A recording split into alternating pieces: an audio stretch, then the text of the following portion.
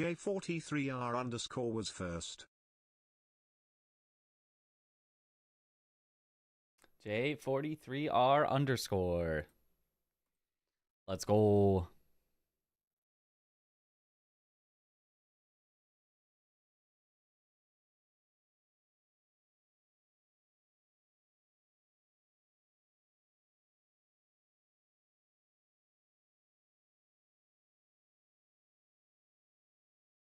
Yo, what up, Yunori? What up, Yaplin? Reliant Robin, the card that tips over. Okay, so I forgot to remove the things we did last time. So we got remembrances last time. We did not do larval tears. We did tree sentinel duos. Consort. Good luck, Mitch. Nidra. Did my card in Mesmer. Did level 10 Skidoo. That one I don't really know where's the most optimal way to get 10 Skidoo, though. Like, I know all the ones that we did in the DLC, but, like, I just know them because it's, like, they're the ones you pick up on the way to the places. I don't actually know where that... Oh, well, whatever. Didn't do that one. We did clear 2 forges. We gave an Iris of Grace, which was either... Both are in the Shadow Keep. One's by Sunflower. One's at the exit to Rao. Yes. Okay. Hey, really good luck. Just an amazing Top Gear episode. Yep. All right. Sorry. While I gotta clear this up real quick. 2 Kindred Cookbooks we looked at. 3 Ulcerated Tree Spirits we looked at. Yolan and Anna we looked at. We did not do Talismans. We did Ashes of War last time. Ashes of War can go. 6 Parries we did. That one was a weird one. Scorpion Stew we did. Memory of Grace with runes we did. I didn't really look at how to best get those runes, though, is the only thing.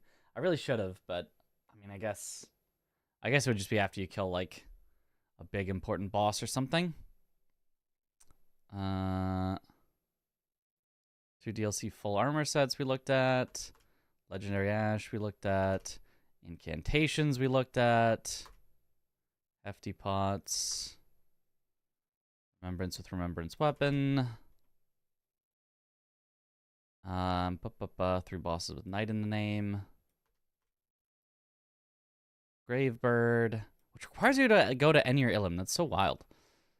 Perfume Bottle only. Giant Hand, which I did with apparently an unupgraded weapon, so. Let's go. Yo, what up, Magma? What up, Shade Wolf? What up, Remo? What up, Meanie? Bear Lion Hippo we did.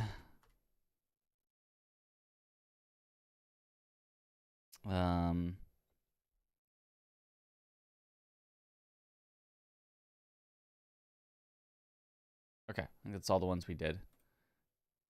How many are left? There's 38 lines minus 1, 2, 3, 4, 5. So 33 left, and it's going to make a 5x5. So we're going to be missing just a few.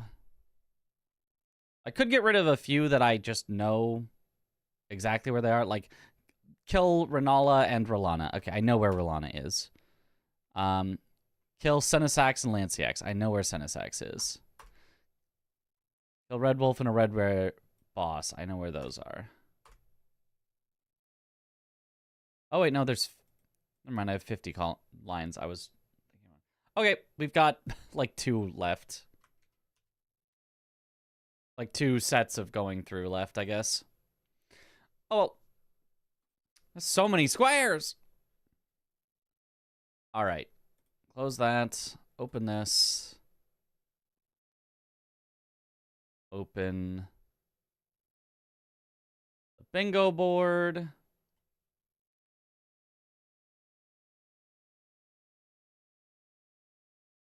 Hello, Mitch. Hello. Finally had the chance to use my channel points. Good luck, Bleed Purple. Yo, thank you. All right. New board. Okay, now the bingo looks like it's working there. Cool. And run the randomizer. Are you a contestant and commentator this time? I am a contestant. I don't know who is or isn't commentating.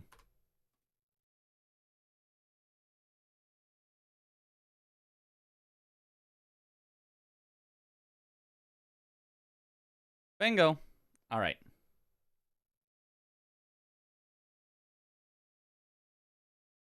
Let's move this. Here we go.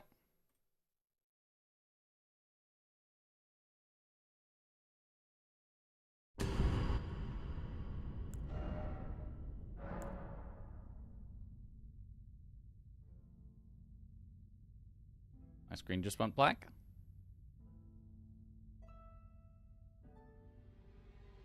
We'll randomize it. There we go. I guess I'll just keep that there.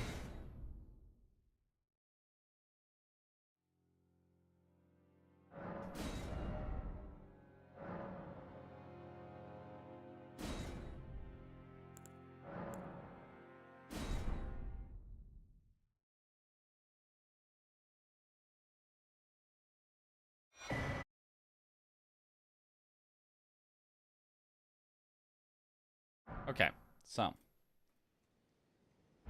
we decided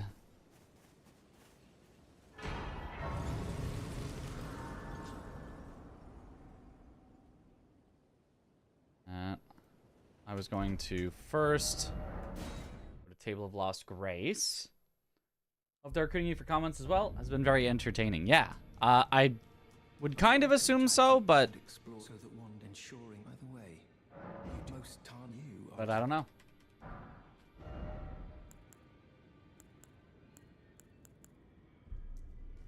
What if you can randomly sell, like, Flame Grant Me Strength or Golden Vow? Because that would make it a lot cheaper than...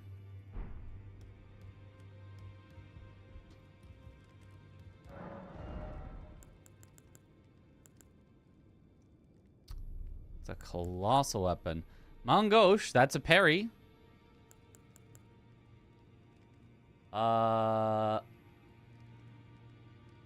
There's nothing that requires parries, but it's so cheap. It's probably just always worth it to buy if there's a parry thing, I would guess. I don't know. I'm gonna assume always buy... Honestly, Dragon Halberd, that's a weapon. That's a usable weapon. That's Somber Stones.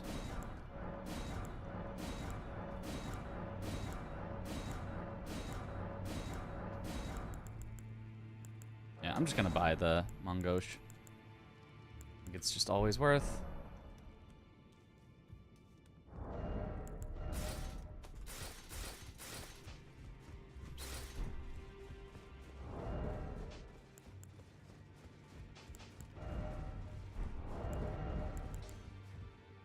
Guess I'd probably just always keep it main hand. There's no like mimic tiers to worry about or anything.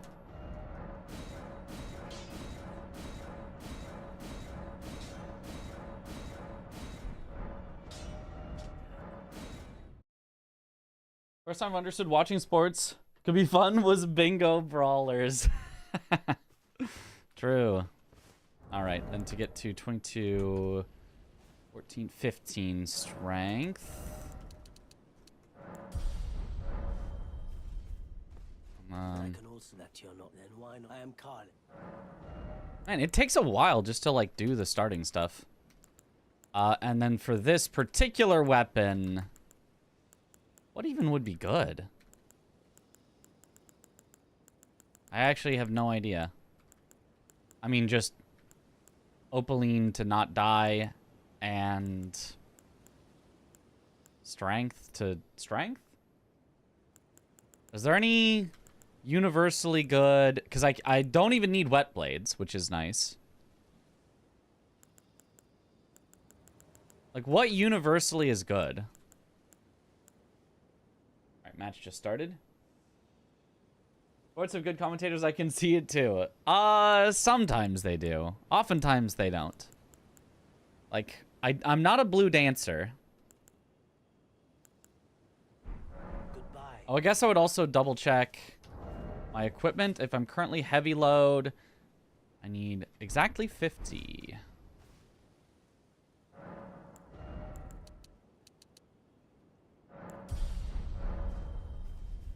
What else? Do I just like... Because Ritual Sword is just too expensive to get as a generic get, I think. I could always come back for things from Kale, but I think we would just always go for, like, Opaline.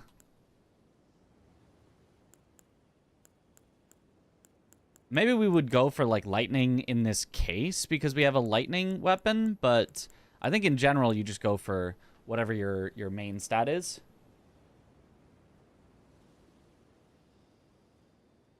Maybe Lightning Scorpion, but hardly universal, yeah.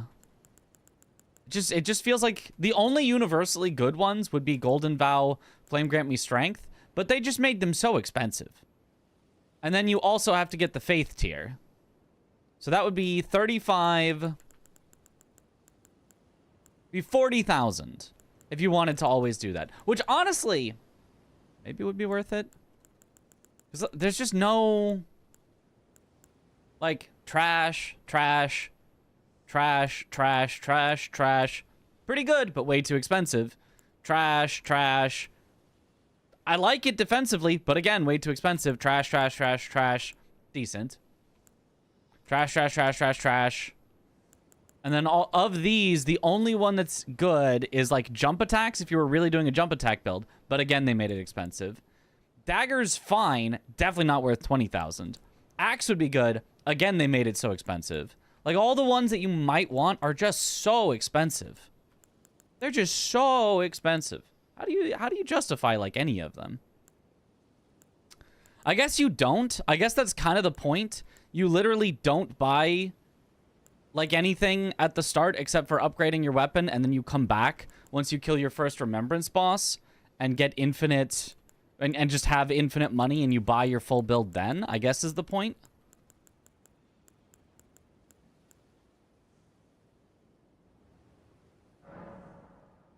In which case, I'd probably just go with Opaline and Faith, and then we'd say we're coming back to get the other stuff later, and then we'd go. I guess that's fine. Nobody uses Vow and Bingo for some reason. Maybe it's too expensive. I don't really understand why nobody... I don't know that anyone even tried it. Golden Scarab, yeah, Golden Scarab is a good one. That I think we would come back for as soon as we have the money for it. Probably even try to get that. You would probably do that after Fort of Reprimand, before we fight our first, like, Remembrance boss that gives a ton of runes. Probably, I imagine.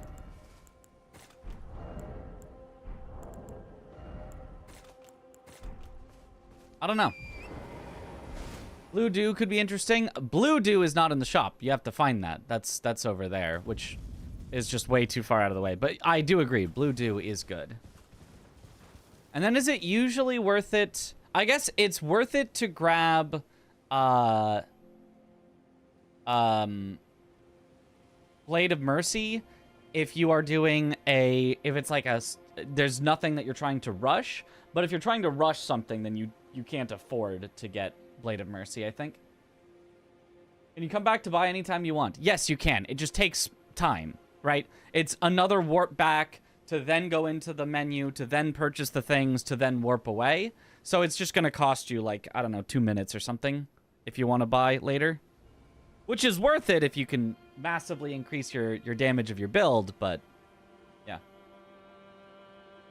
We get to allocate your flasks. I think you have 7/7. You're right. I don't know why it starts at 7/7. Who would ever want 7/7? There's just no way you spend that much mana.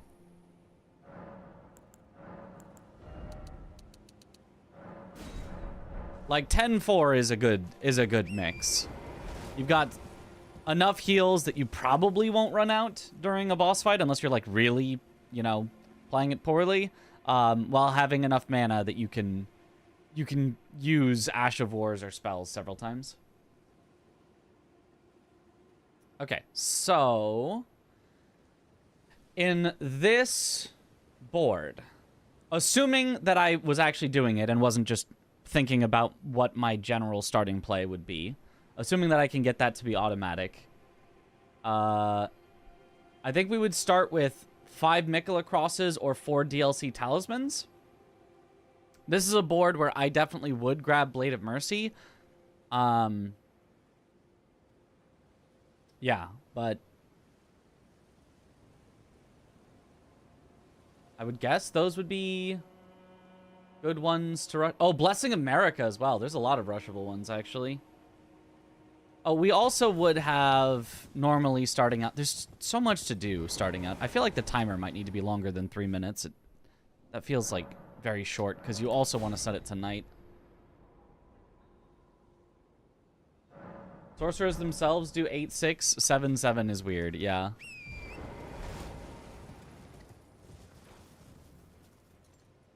Okay.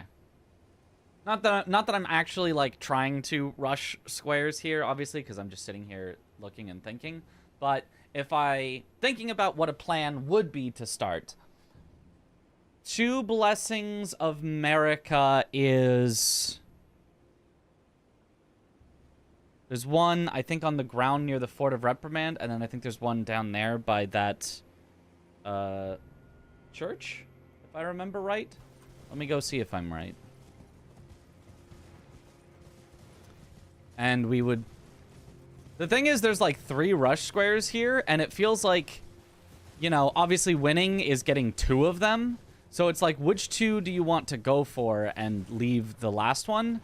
Or do you kind of hedge your bet on all 3, bet that the other person is going to rush 1 so hard that you get the other 2? I don't know. I don't know what the plan would be if there's 3 like super rush squares.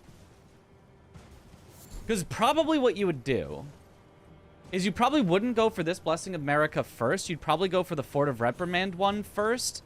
Then you'd warp back to come to this so that even if you get sniped on it, you at least have the Fort of Reprimand already. But maybe that is like slightly extra walking, so maybe that's bad in some way. Okay, and then there's the Blessing of America. Thank you for the good luck. In here?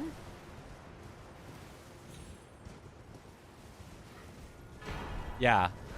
Plus, then you don't have to worry about warping out of here. You can just go right in, grab it. Because you can more easily warp out of the Fort of Reprimand one. So yeah, it would always be the Fort of Reprimand one first if you're doing Blessings of America. And it's super rushable.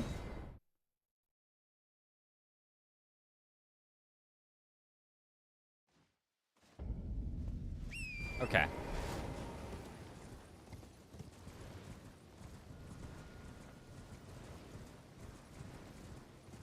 And there's 4 DLC talismans. We were vaguely keeping track of talismans last time. And there's 5 Mikola Crosses. I think if it were me, I'd probably rush Fort of Reprimand here. Grabbing only the Blade of Mercy along the way. And then I'd come back for the other Blessing of America, and then I'd go for... Would I go for talismans over crosses? Crosses, I think, actually take less time out of your way. Crosses is a good one, but I feel like the Blessing of America is so easy to get first. But maybe, what if I rushed Blessings on this board? Again, this is like a very specific board. What if you rushed Mikola Crosses on this board and let your opponent possibly have Blessings of America and DLC Talismans if they go for those 2? Just so that you are way ahead on the map, and a 1 square behind but ahead on the map is probably fine. As long as you get Mikola Crosses first, but if you both rush Mikola Crosses and they get it first, then you're like, uh-oh, what do I do here? But I mean, I guess then even you're only 1 square behind and you have the same map progress. This would be a tricky one.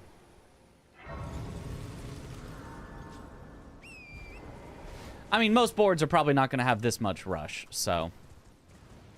Start the timer. Oh, yeah.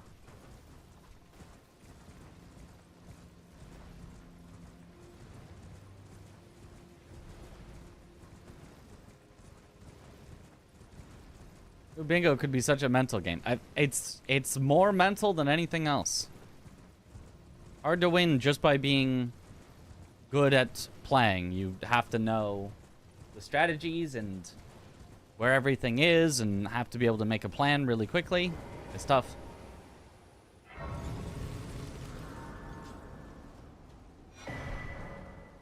Okay, let's pretend like I'm rushing Mikola crosses. You would do this one.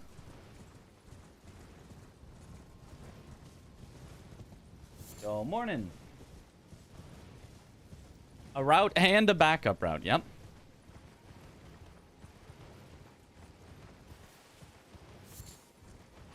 Crosses make sense because you want the Skidoo fragments anyway. That's true, you do like the Skidoo fragments. It's not, like, necessarily to,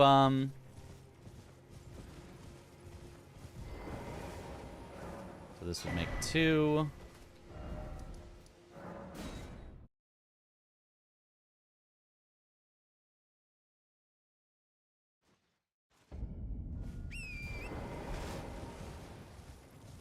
If I did want the Skidoo, I'd kill this Skidoo guy here, but if it's like a race, if you're really rushing, you don't have time to kill that Skidoo guy.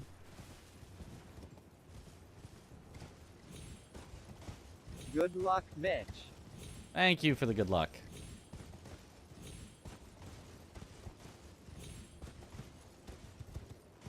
I feel like I'd be really bad at a rush board because I want to be very efficient with my movement and my routing and all that. And so if somebody else really rushes it, like, I feel like even though I can, you know, play well and get to locations in an efficient manner, I'm going to be, like, grabbing the Graces along the way that I'd want to come back to. I'd be grabbing the Skidoo along the way so I don't have to warp back. You know, that want for meta efficiency, overall total square efficiency, would put me just enough behind on individual squares that I'd lose them and get sniped. Which would be tough.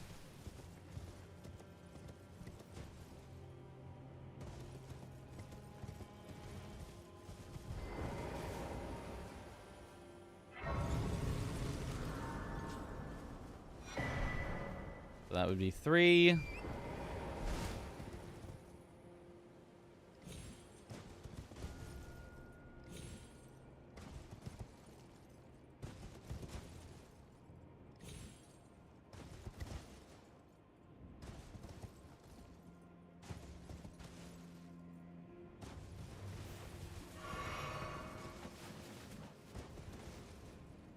There are 15 Mikola crosses in the DLC, then that means there are 5 more blessings than the ones besides crosses, right? I don't know that every cross even has a Skidoo fragment, but also it's 50 Skidoo fragments in the entire DLC. Probably they all do.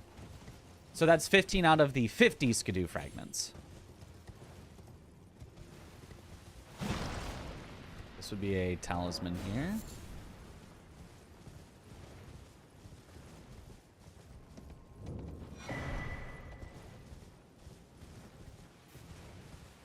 I think my general thought is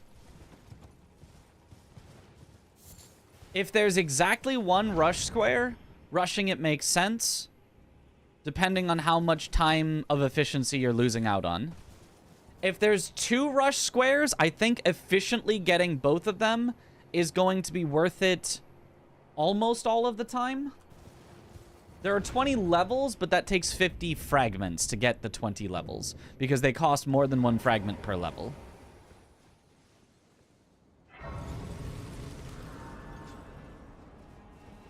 What determines a rush square? One that you can get to very quickly. So, for example, we're just a few minutes into me starting, and There's the 2 blessings of America. Also, I'm gonna have to figure out an easier way to tab out, because trying to tab out of Elden Ring is a gigantic pain. It's so awful.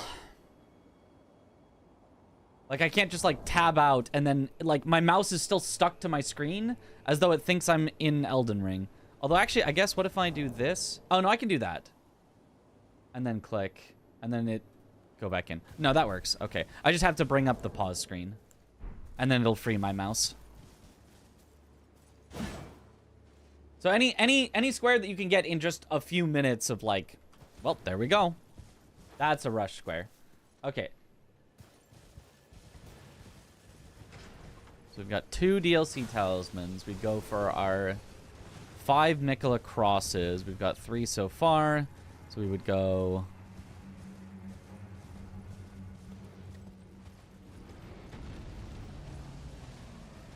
I think we would lose out on Morth Ruins. I don't think Morth Ruins really matters for this particular rush that we'd be doing. We'd go straight to High Road Cross. And then from there, we go backwards into Castellensis, and there's one there.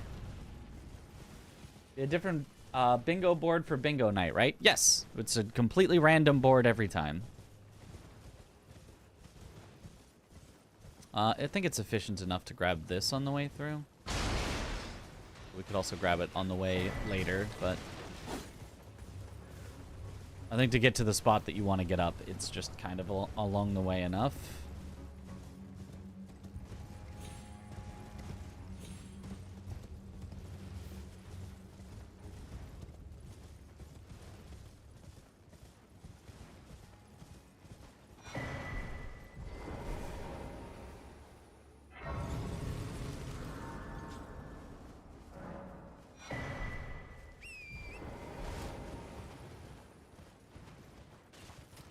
You start the DLC from the same spot. Yeah.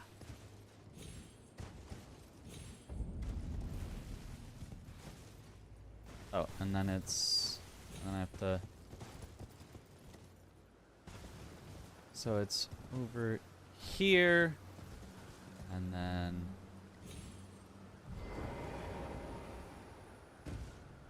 It's that...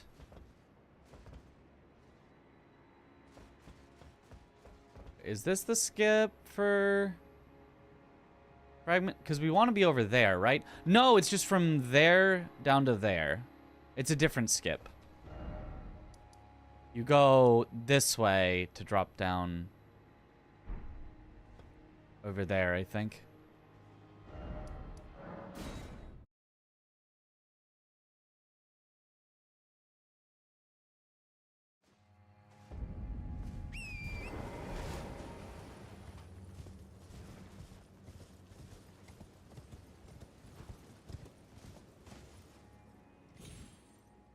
Die from this?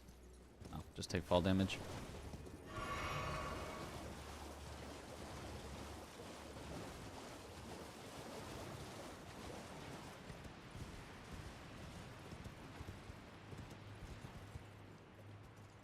Right? This is the...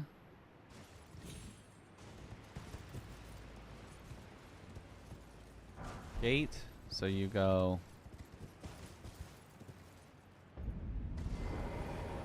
here.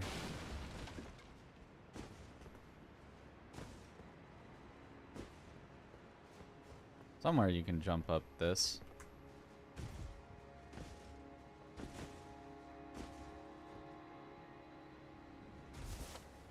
The Nicola cross, yeah, and that would be 5. Okay, definitely not efficient. But that's how you could do it. And then as far as DLC, I think those would be the 5 that you would, like, always go to. I don't see why you'd do any other 5 than those 5. Someone's gonna get those 5. I guess they're not mega efficient because you get this one, which is out of the way from what you'd want to do early, and getting to this one is just basically a complete waste aside from the skidoo.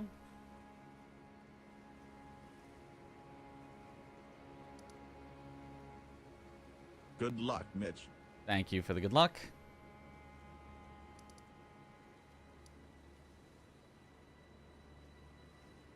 So then... Yeah, because there's no Mikola Cross there or there. I mean, there's a cross like all the way down here. There's 15 in the DLC? Yeah, I'll be honest, I do not remember there being 15. That seems like too many, but I believe it. I honestly didn't even remember the one at Castellensis until I saw people doing it in Bingo. Okay, anyway, DLC talismans. That's the next one we should think about. Talismans. Google said 15. Sure.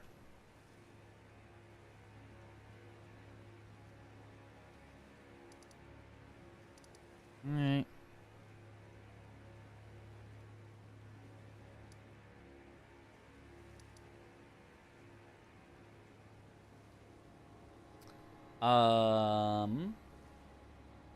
Talismans. There's obviously one we got in Scorched Ruins, Blade of Mercy. Great talisman, even one that's worth using, so just like could be worth grabbing even if you're not going for talismans. There was the Dread talisman, whatever, behind the Fort of Reprimand.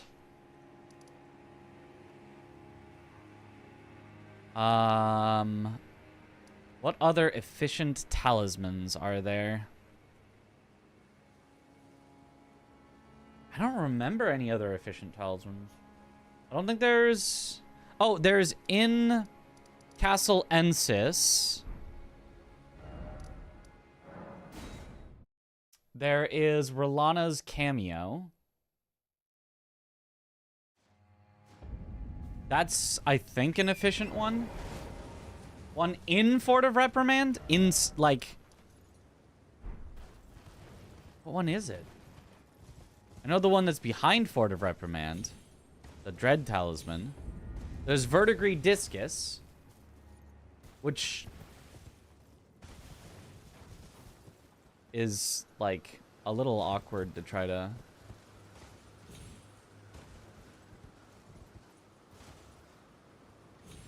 Oh, that's the wrong one.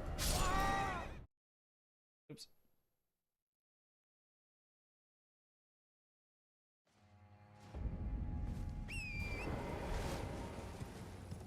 I gotta find, like, the best way to perform this jump quickly. So that I'm not waiting and wiggling and losing time. Because it's right here, and you just kind of go off and turn around like that. Seems easy enough.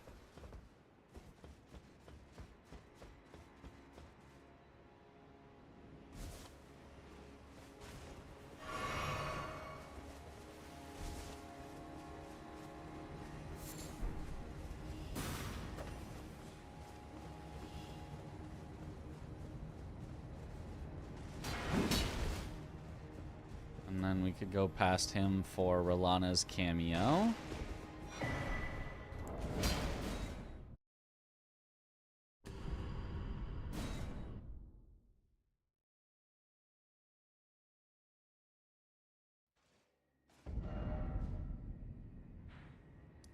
And then let me look in the Fort of Reprimand, because if there's one there, those are 4 efficient ones. Those are 4 very efficient ones then.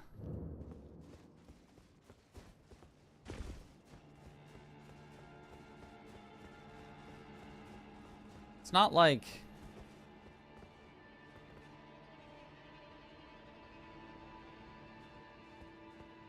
There's a talisman in here?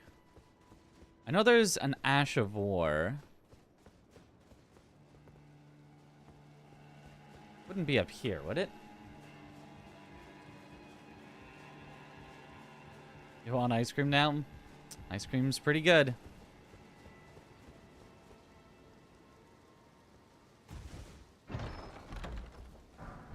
No, it's a smithing stone. That's a bunch of smithing stone 8s. What a weird prize. Oh, wait. Do I remember, actually? It's like...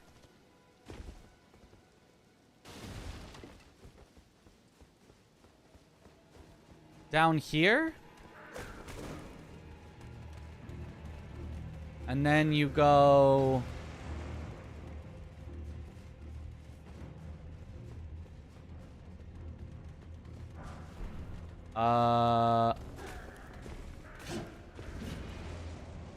Wait.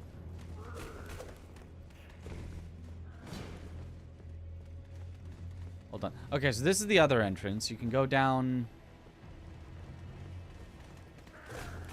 either of these. I think the other one would be better, and then...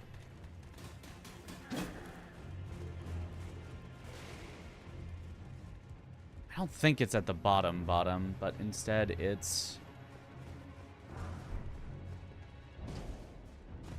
around here.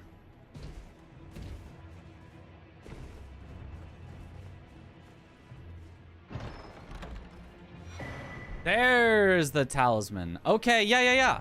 Okay, that's 4 efficient ones. Let me go check on my pathing for it. Okay. Yeah. That's 4 pretty efficient ones. Rolana's cameo being the least efficient of those 4, but it's not bad. Is there any other talismans that we would consider? Yeah, so you drop down.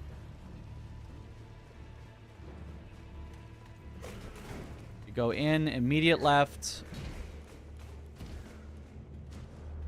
Immediate around, and you're right there. Super quick. Bop, bop, grab it. Quit out. Get out of here.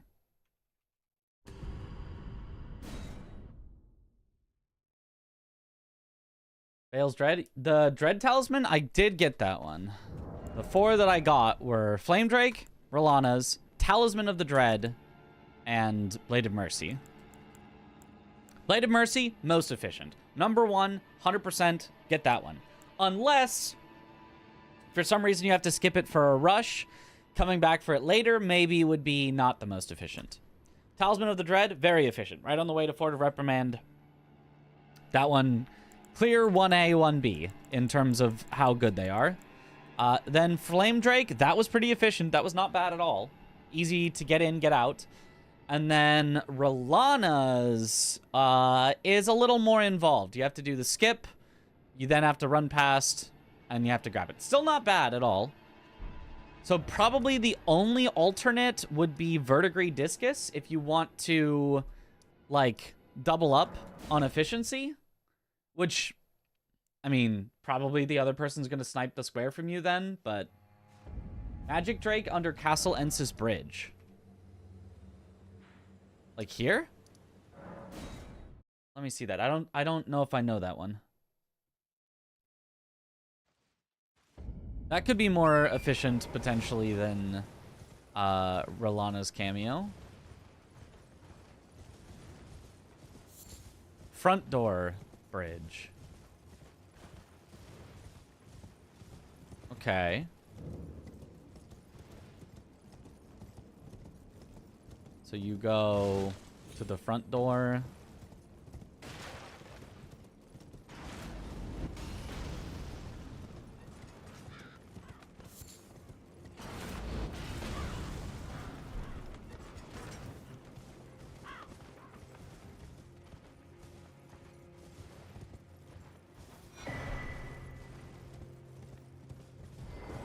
Under this bridge?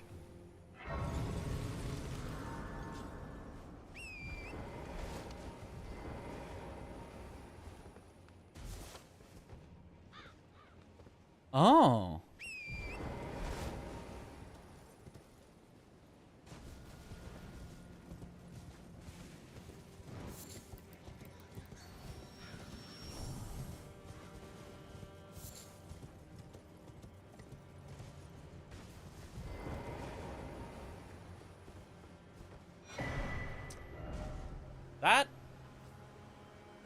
That depends. I think that's a good one. That's a great one. And it's going to depend on whether you want to get to High Road Cross immediately. In which case, I think getting from High Road Cross to Rolana's cameo is going to be faster than going from 3-Path Cross to here, because you have to go across this bridge, which just takes some time. But If you have a pathing where you already want to go across this bridge, or if you can just go Fort of Reprimand and then you're done, you don't need to go to High Road Cross right away, then I think that this is better. So it's all about, like, the amount of time. I think Mikola's Cross to Rilana's is faster than 3-path to here. But I think that 3-path to here is faster than Fort of Reprimand to Rilana's. Make sense? Oh, that's going to be confusing in an actual match, but if I can remember that, that's good. That's a good one. So, going over it again in my head. Always Blade of Mercy, always Talisman of the Dread, almost always Fort of Reprimand, probably 99% of the time Fort of Reprimand, and then either Rilana's or Spelldrake. Makes sense to me. DLC's map might look small at first, but different layers of the map make it huge and confusing. Yep. And it's like, it's kind of jam-packed with stuff, too. Like, it's got, like, every spot has just so many, like, things that you miss out on. Like this. Like this that I didn't even know was there. What's the backup strat in case your opponents get to those first? Go to the next square. That's always the backup. Go to the next square. Right? Reevaluate and go to the next square.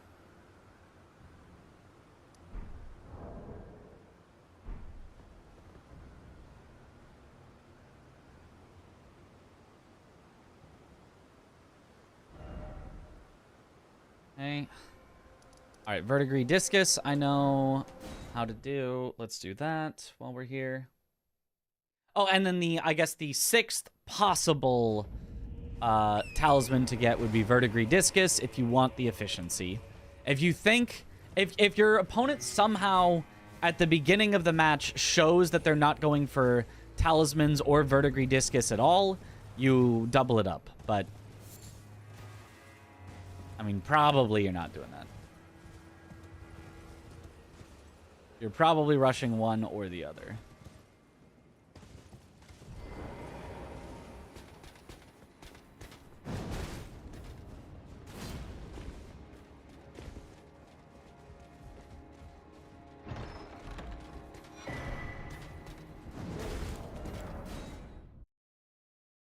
Speed is a necessity.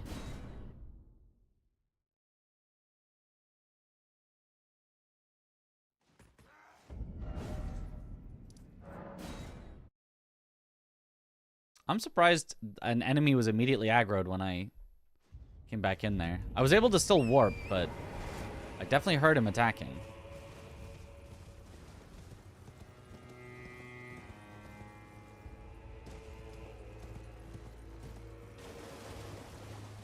That wall is weird. It shouldn't ever be lethal, I don't think, but it's weird.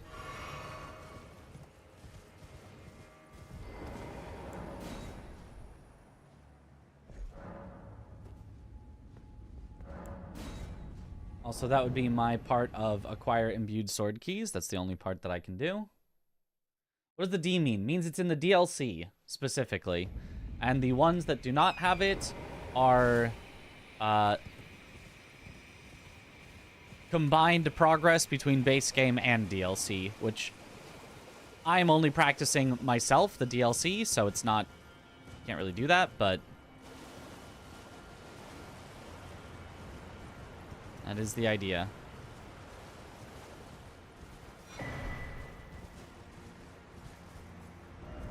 Okay, that would be Verdigris Discus.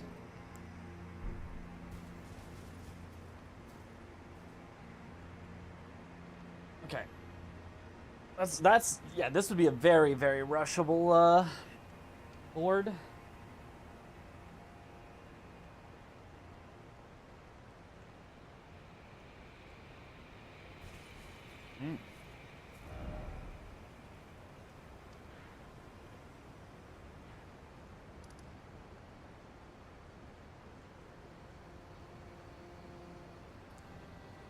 Okay.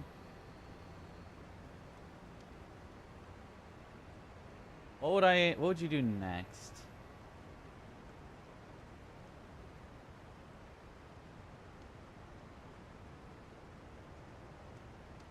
Or just what would I want to do in this case next? Well, 3 NPC bosses and 3 NPC dropped weapons is probably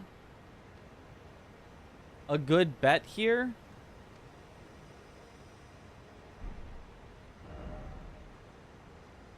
Oh, also, this isn't for a square. I'm now kind of just going back to like general thinking. What's this character's level? 11. Although it's secretly higher than that because it's got cheated in vigor, but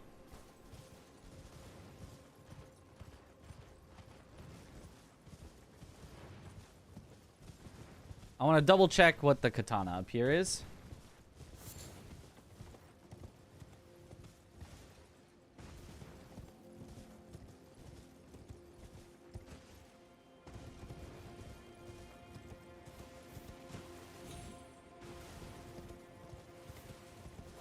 I went past the ones. The Ash of Wars are never swapped around.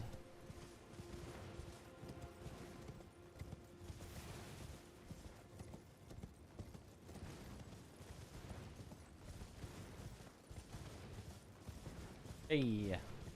Don't consider the vigor, it's a fresh character. Pretty much, yeah.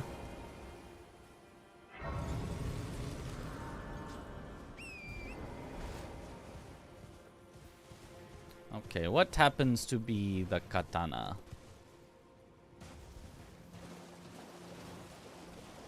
Use katana? Well, in this case, I found a good weapon. Okay. I found a good weapon in the store in the Twin Maiden Husks. So that's what I would use. Let me also see if I wanted to check out the greatsword from Milady. I can keep it one of the best weapons. Well, I cannot consistently get any specific weapon. The weapon locations are randomized within their weapon type. So I can consistently get a katana, but not a specific katana.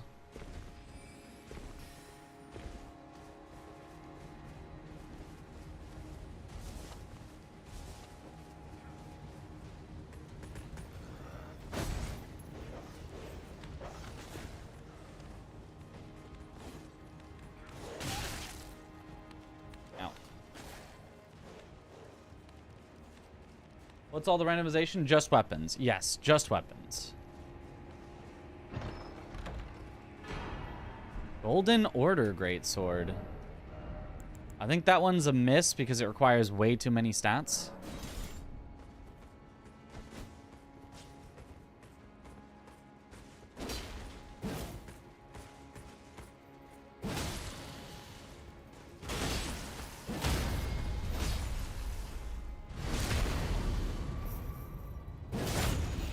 But it's got your classic greatsword moveset that's pretty nice.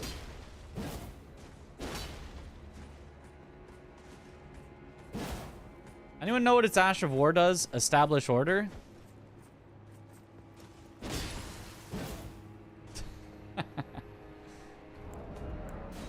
Is it a buff or is it the swinging attack that the Misbegotten do? I'm not familiar with it. Yeah, me neither. Because I know that the Misbegotten that has it, like, puts his arm out to the side like that, does the pose, dabs on him, and then, like, swings at you. But I'm not sure that I can do that. Oh, yeah, I can. Yeah, okay, it does do the swing. But I assume then just the putting your arm out to the side, I think that does an explosion? Love randomizers, they're never predictable. Well, a little predictable because we knew it was going to be a greatsword. It just happened to be this greatsword. I mean, in this randomizer version, obviously I would just use this. I would not go for Milady, but I just want to know, is Milady a pretty consistent pickup of something that is pretty good? It's the swinging attack. And the explosion and then swinging. Okay. A buff would have been better, but I guess that's fine. At least I think a buff would have been better.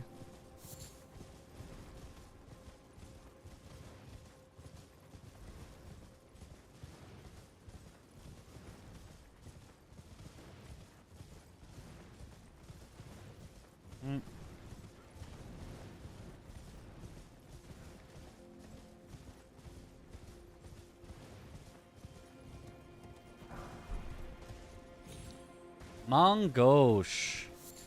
Well, that gets us our parry thing. Now I have 2 Mongosh. Yeah, I don't think that this is, like, ever worth checking.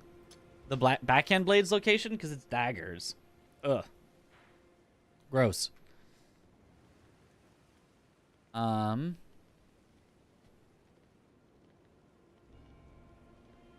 Yeah. Okay, so next, I think in this you would do... This is like all the NPC stuff. If this were the actual board, NPCs would have ridiculous, like, importance. It'd be unlikely you get NPC bosses, NPC invaders, and NPC dropped weapons all in the same one. But that does give me a chance to think about all the NPCs that you can kill. So NPC bosses, there's obviously Ancient Dragon Man. There's Dane.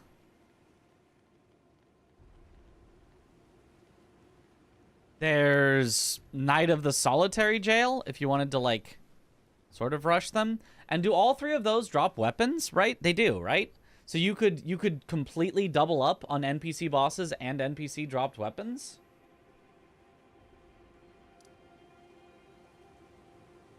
Alternatively, for NPC invaders, you're going to kill more instantly to obtain its armor. How do you mean instantly? In order to kill more, you have to kill Queeline, who is an invader. You could then kill Moore, who is another invader, and drops a weapon. But you would lock yourself out of healing the wounded kindred of Rot, so that's a no-go. NPC bosses is probably going to be the toss-up between you and your opponent, possibly. Like, if I go for NPC bosses, but my opponent went for faster weapons, they went straight for, like, more or something, then, yeah, they could snipe away 1 square, and then I'd just get the alternative square. Moore's shield doesn't count as a weapon.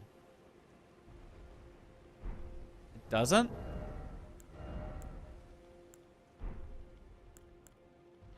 I mean, I guess? I guess. Okay. Sure. Okay. Shields are not weapons. Okay. So, what ones can you get then? You can get Dahugaka. Solitary Knight Greatsword. Dane's Fists.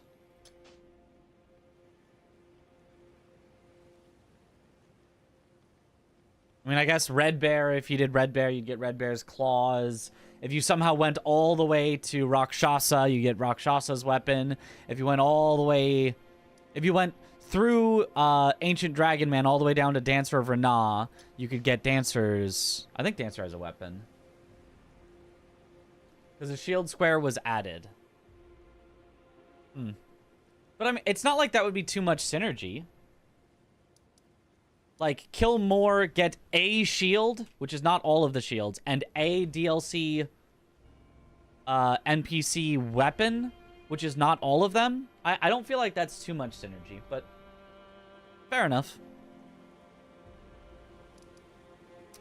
What other NPCs? Is that all the NPCs that drop weapons? Just Ancient Dragon Man, Dane, and the Knights of Solitary Jails? Then? Is there an invader that drops a weapon? I guess if you went all the way through and did Iris of Occultation, you would get... Oh, Loger! Not a boss, though, but you're right. He's not an invader either, right? He's just an NPC that drops a weapon? Yeah. Interesting.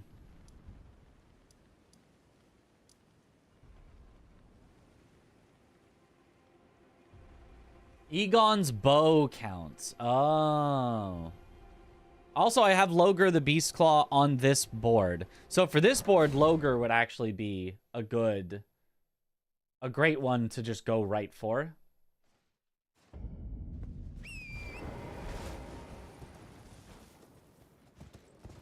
Is Bowles a boss? Bowles is not a boss, nor is he an NPC. Moonrathil is an NPC, and Moonrathil does drop a weapon, I think.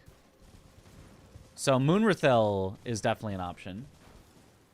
Also, oh, there's Moonrathil Carrion Knight on the board as well. So yeah, Logre and Moonrathil would be... Yeah, this... I mostly don't know the, like, super quick squares. So, in my practice, we're getting a bunch of super quick squares that you can just go and do right away. Hey, Logre.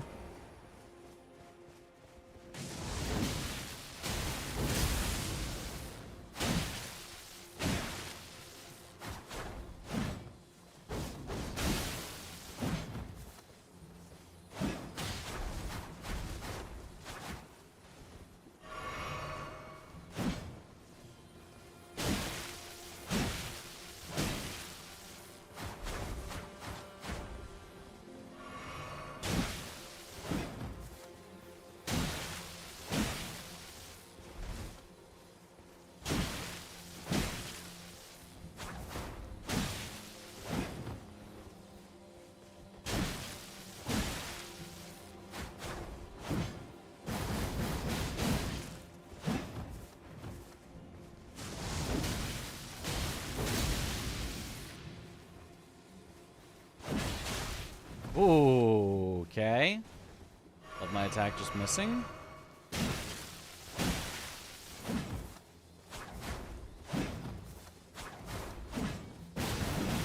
Oh, love my attack just missing.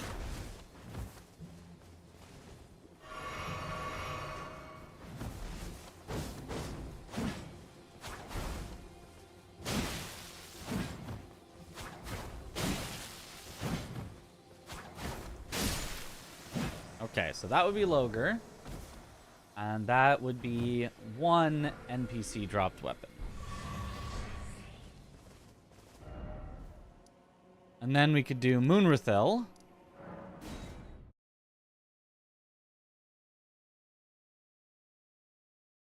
What about Dane? I don't remember. Was he a boss or an invader? Dane is a boss, and technically you invade him. He does not invade you. So he is a boss, but not an invader. I don't think any of the bosses are invaders, if I remember right.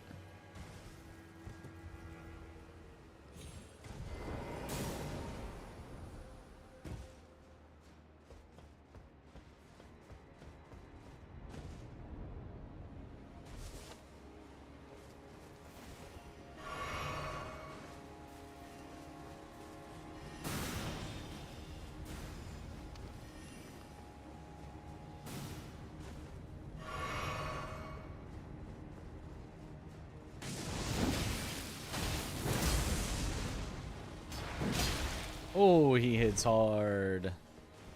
I think that might one-shot if you have no armor.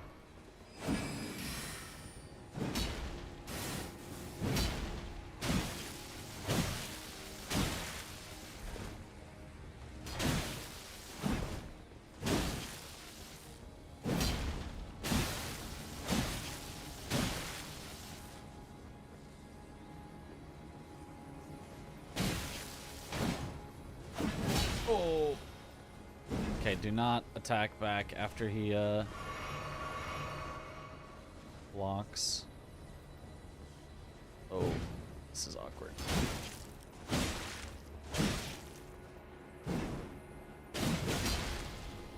Oh, he's got poise.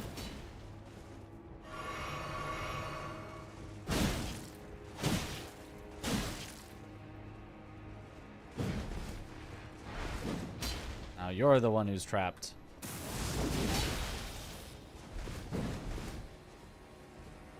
But I'm still the one who's scared.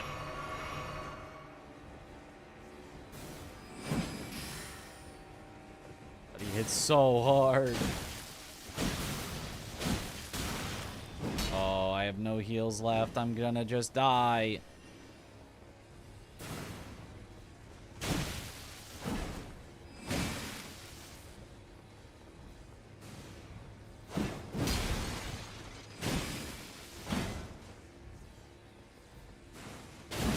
Ah, yep, he just has too much poise.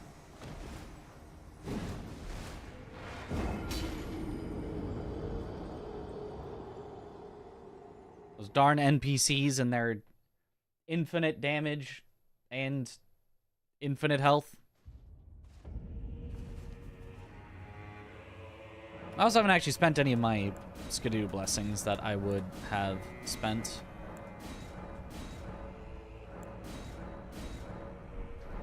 Let's just go to 4. That should be plenty to simulate early game.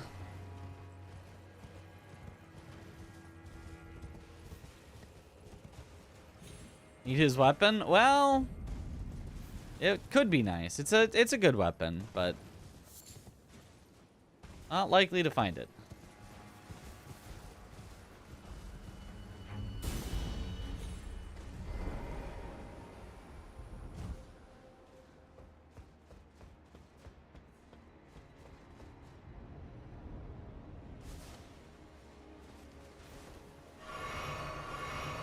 Okay, so I think if they're shooting at you, you have to just walk up and quit out, and then hopefully they won't be. I say hopefully because I don't actually know. You're allowed to level up. Yeah. It's just I don't like have a lot of runes to level up, and other things are more worthy of my runes right now.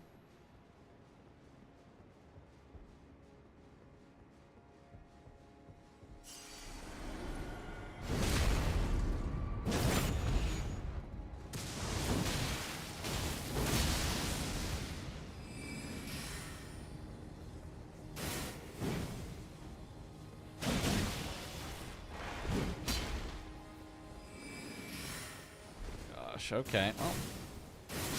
Yep. I knew it. I just... Once I got stuck on the door, I was like, I'm not going to be able to get away from him.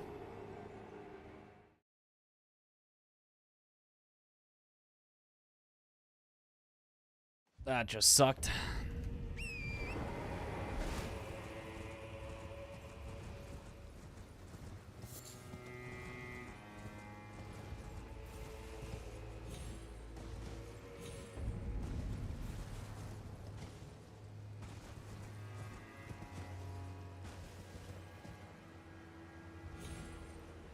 What? Okay, weird. That's the first time that has not gotten there. Okay, so be wary of that.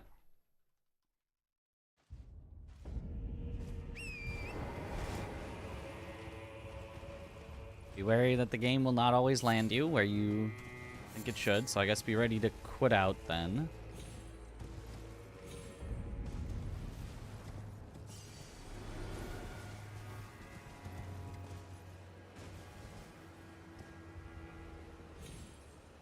Ugh. At least I can quit out. Okay, so that I'm going a little too far. You want to go early on it.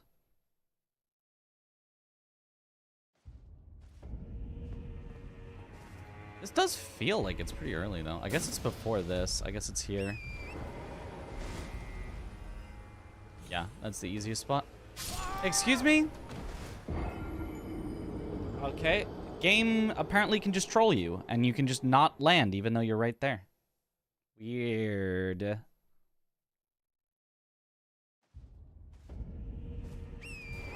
You can be in exactly the right spot, and the game can say no.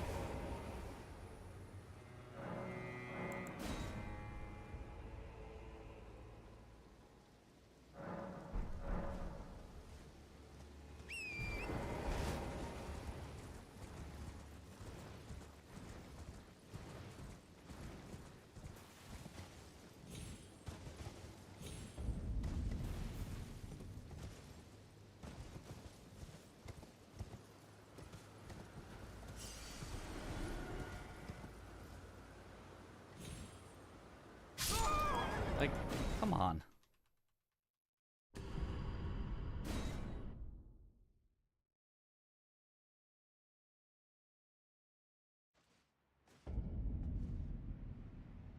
Huh. Okay, somehow that worked. That's not how that's supposed to work, but I'll take it. It's in my favor.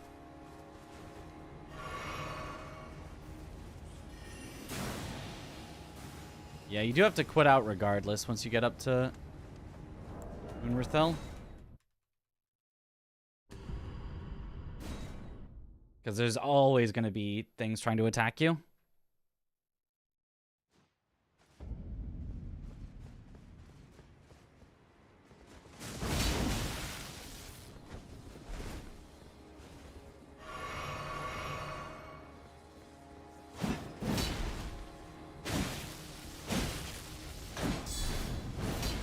Oh.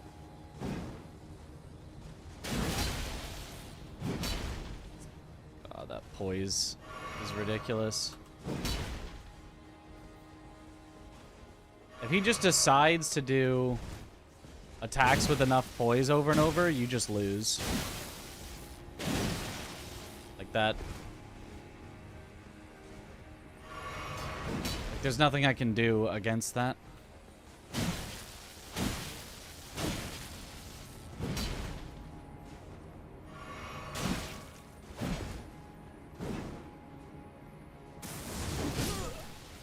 Yeah.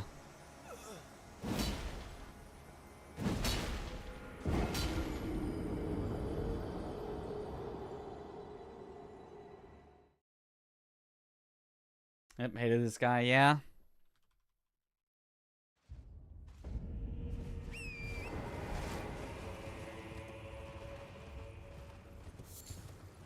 They truly do not know how to make any NPC encounters be good.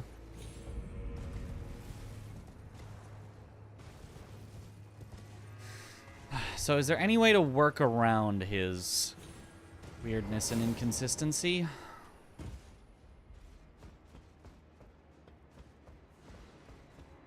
I mean, you could play it like an absolute snail's pace and never attack except for like after his most committal attacks. Seems like a really bad strategy, but you could try. If you die this guy multiple times, would it be better to abandon the square? No. The only reason you would abandon the square is if you don't think you can kill this guy.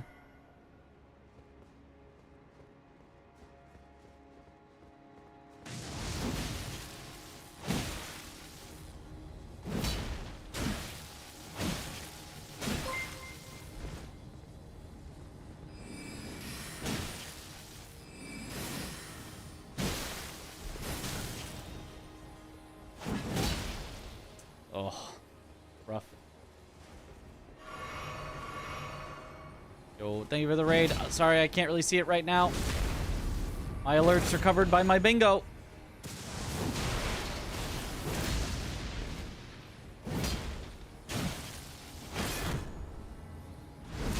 Well, if he's just going to be nice to me, it's pretty easy. I do feel like I could use some more practice on him, though. Go ahead and heal up, so I can get a little more practice on you. So if you only attack him after his attacks... I don't think he can hyper armor you.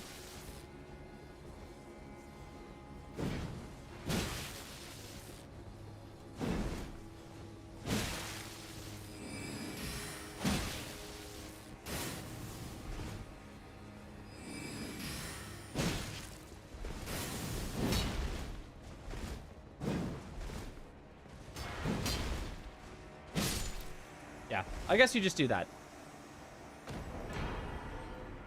Yo, Poetry Stud, thank you for the raid. Welcome on in, Raiders. Hello, let's go. Crafted Blade Greatsword. Yeah, this would be a big miss on the Great Swords this time, but that is a second NPC dropped weapon. Yo, hope the Elden Ring is going well. Fast-hitting weapons work really well versus him. Hit him before his hyper armor starts, because you don't get hyper armor at the start of an attack. You get it like more as it's about to unleash. So yeah, if you hit fast enough, I can see that, yeah.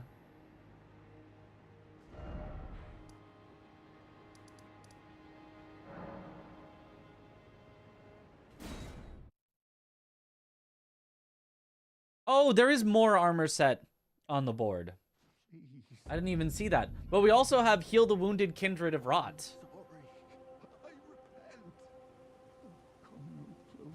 So if you wanted to heal the wounded Kindred of Rot and acquire Moore's armor set, you have to give him the potion so that he, or you have to tell him to be sad forever. Is that it? I don't know the sequence of events. We'll have to figure that out. Also, let's figure out what happens with Egon here, because I don't see any reason that we need him for something.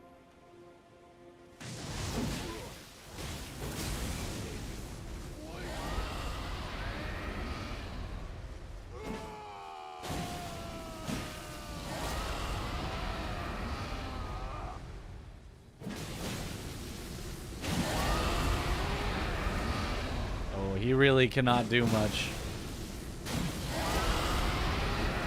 He's just trying to let you know to stop, but we do not stop.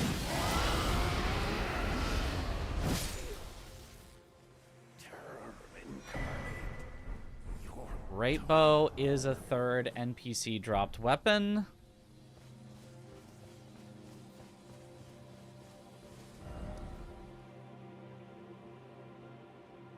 Head straight to bed, but have fun. All right, have a good one, Poetry Stud.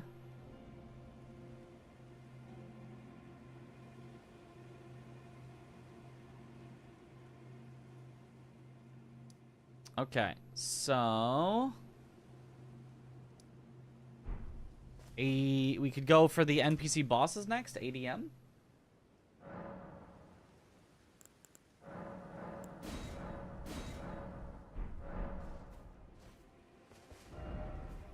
How long would that take to complete Moore's quest for those two? I have no idea how to get Moore's armor set without... I could not tell you how long, because I do not know.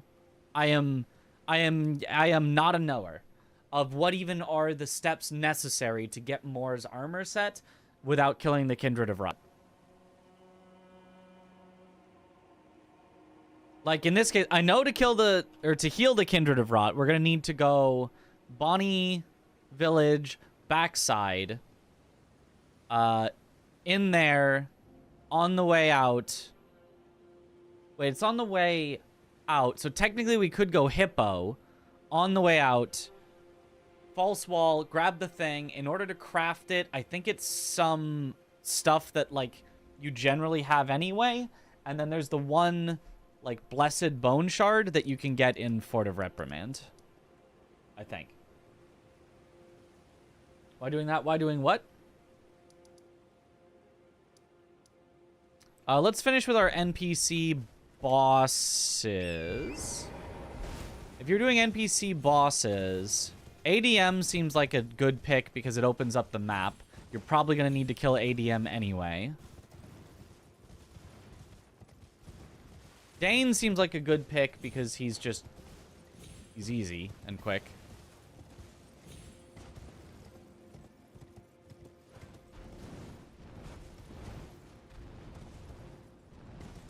And then...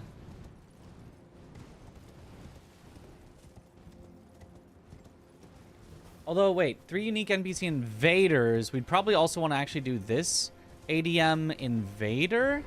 This is at least one of the possibilities. More is another possibility, but we don't want to get ourselves locked out.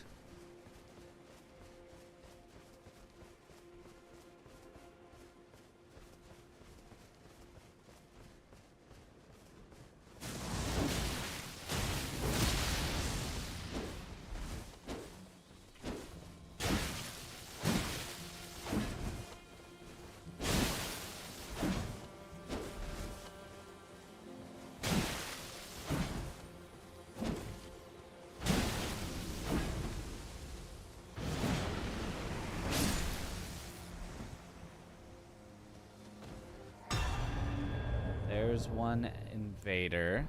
Queeline would be another that you would almost always do. ADM, Queeline. More if you can, but in this case we'd get ourselves locked out of 2, or well, only 1 square, but we'd get ourselves locked out of a square, so we wouldn't want to. In an actual match, it could be worth it to get more set and NPC invaders quickly and lock yourself out of Heal the Wounded Kindred, but curious how I will do it. Bingo, Oh, dude. This first live practice against V-Swed. How... Yui? That smoked really hard. I don't know who... yeah, I don't know who that is. I thought you were saying you and then, like, mistyped at the end. Who's Yui? Ow.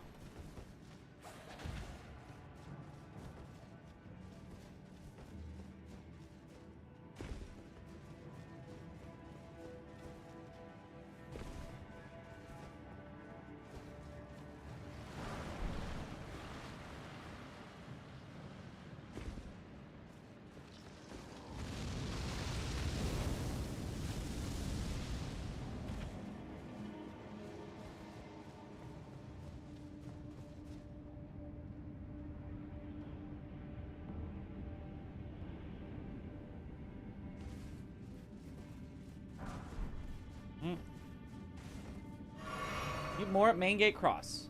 Give him Forager Brood Cookbook 7? There's no way. Break Rune at Shadow Keep. Tell him, put it behind you. Fight him later and get armor. Or tell him, remain sad forever. Find his body near Church of the Crusade. Loot armor. Or kill 2 Forager Brood Mortivates. Get him, get armor. Those first 2 steps are almost certainly just not necessary, right? You don't need to give him Forager Brood Cookbook 7. There's no way. The rest of it, though, okay, tell him to be sad, and then his armor is just at the church. That one makes sense.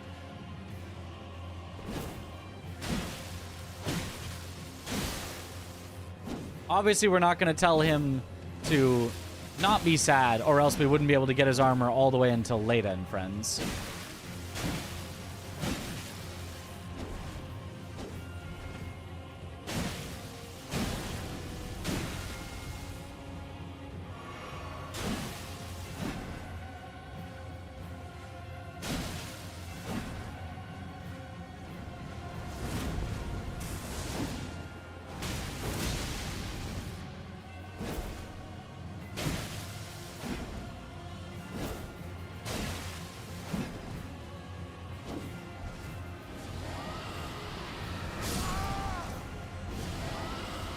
Well, I pressed roll, but the game said no.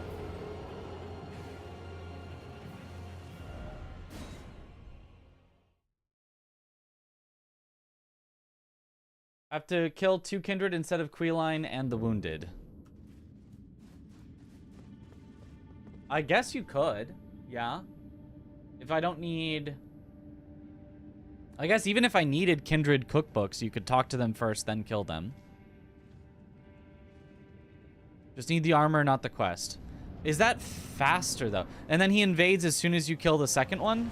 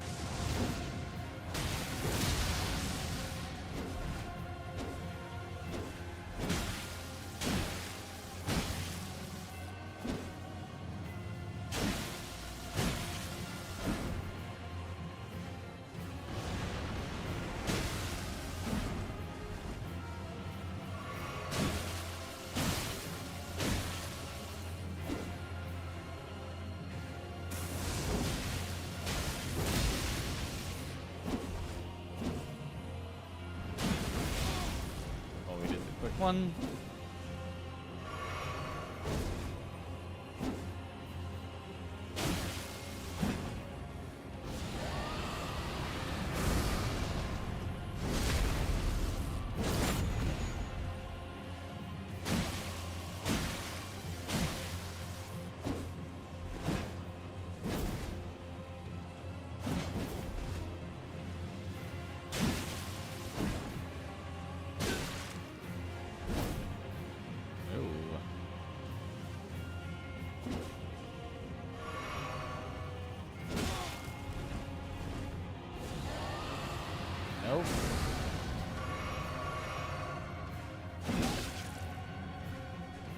jump attacks.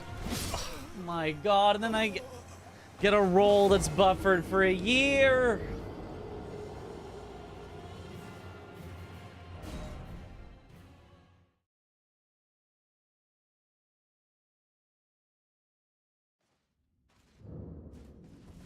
Oh, that's so annoying.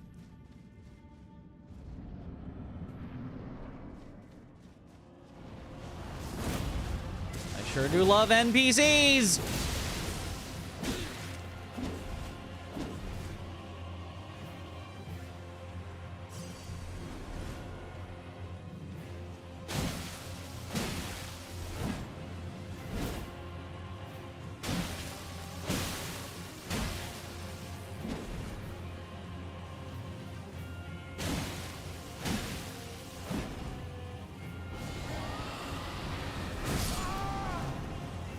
Sure, that hits me.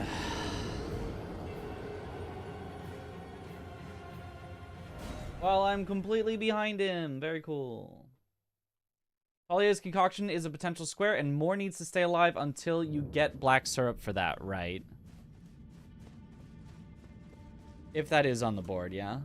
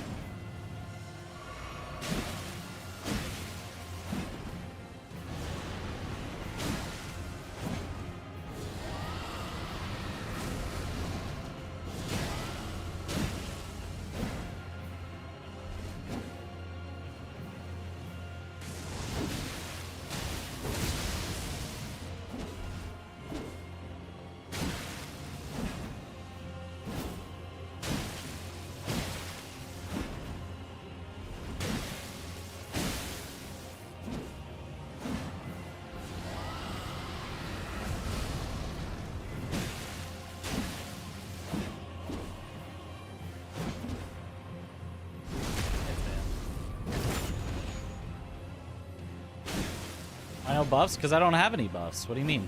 Oh, I guess I do have the flask that I forgot about.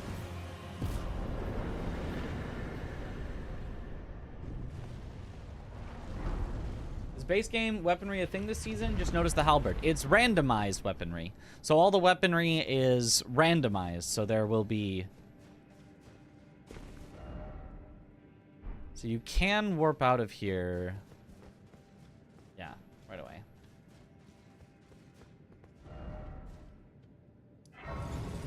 Well, did I say this season? This event. There's no... The season is not... There's no official season announced or happening, but for this event, they are randomized.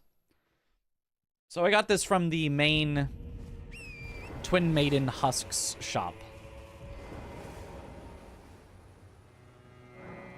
The same seed for both. Yeah, same seed for both teams. It would be very unfair if not. Okay, but now, theoretically, I can now purchase all of my build. Now that we have finally killed a boss that actually gives stuff. Actually gives runes. We could get Ritual Sword. We could get... What would be good with this build? Oh, the green turtle is worthy enough. It's good, but I don't know that it's worth enough. Then grant me strength. Golden vow.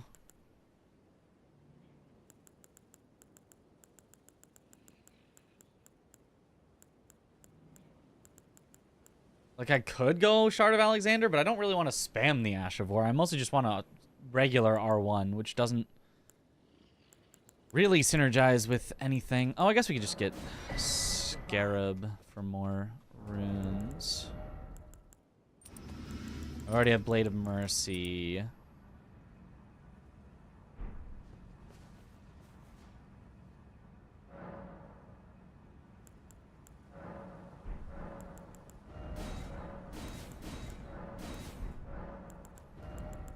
Level up our faith to 15.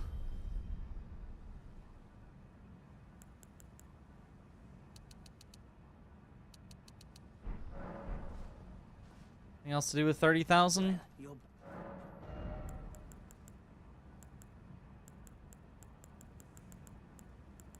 We could go Rotwing. We do attack fairly quickly. It's not like quickly though. I don't know that there's anything else that's like super worth. Could go Lightning Charm, but like, or not Sacred Lightning Charm, but I don't think that's good enough. Honestly, Bull Goat might be decent. It's very cheap.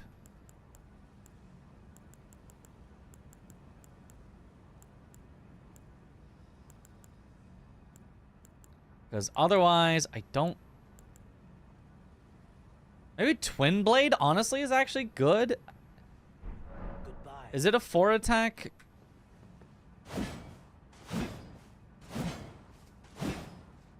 I don't know. It'd be hard to get that full 4 off. Nah, I think Twin Blade's bad.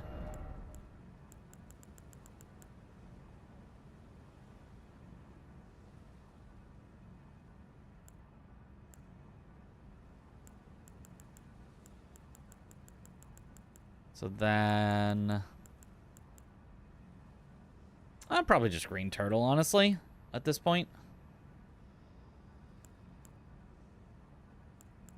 Either that or Dragon Crest Great Shield to just live.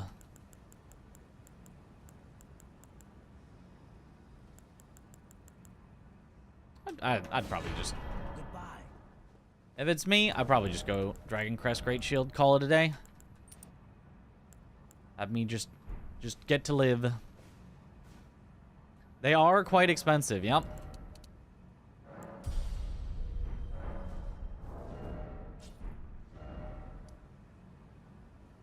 How goes the practice today?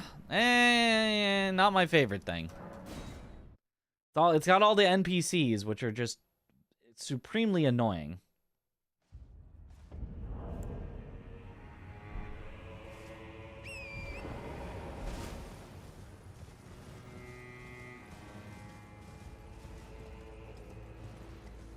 It's all about deflecting hard tier. That would be a great one, but we're not taking down a Furnace Golem for it unless it's on the board.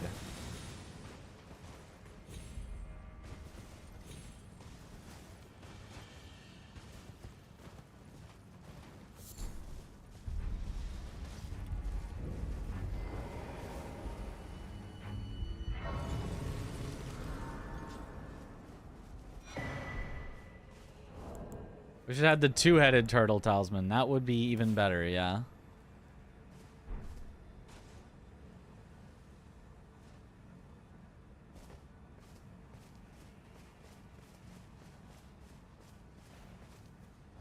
Also...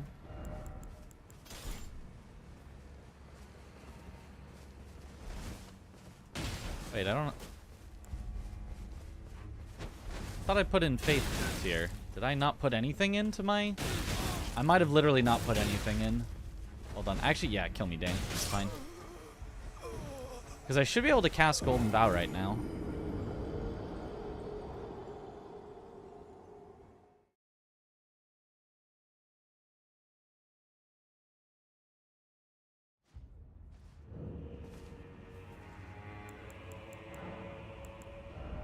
Ah, yep, I just didn't mix it. Okay. Understandable. Have a nice day.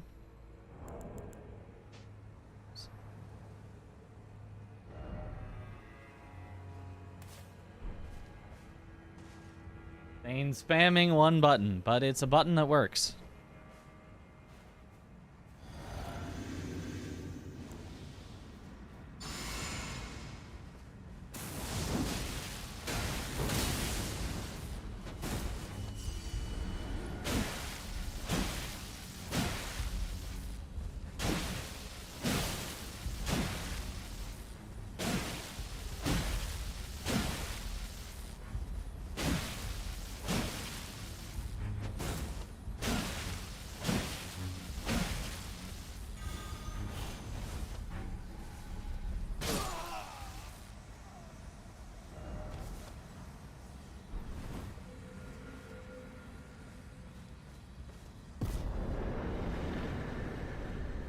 Okay.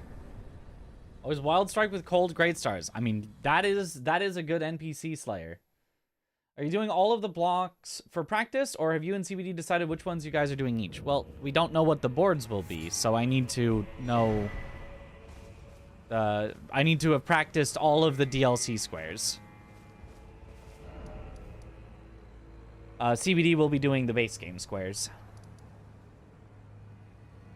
Okay, and then third one we would potentially do for NPC bosses would be Knight of the Solitary Jail. Unfortunately, I can't mark during load screens. It keeps your mouse locked to the screen during load screens.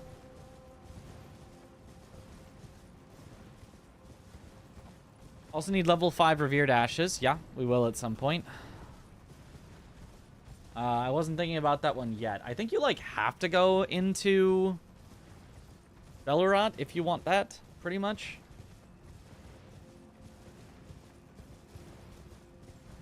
Like, I don't know of anywhere else that you can get a good number of Revered Ashes.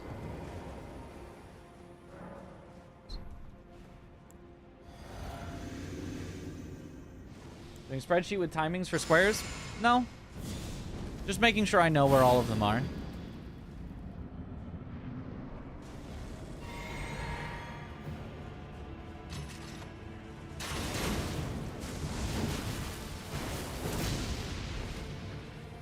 No Falks incident here. I've got enough stagger on my weapon to prevent you from shooting me infinitely.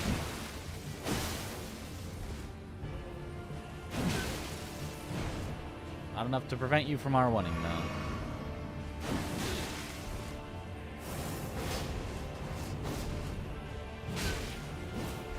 Really? He gets to attack back out of that faster than I get to?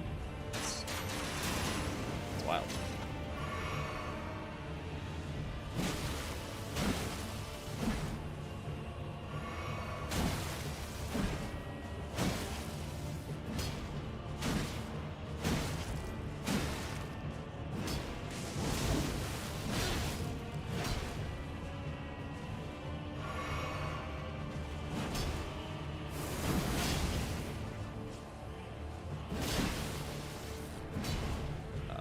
Armor.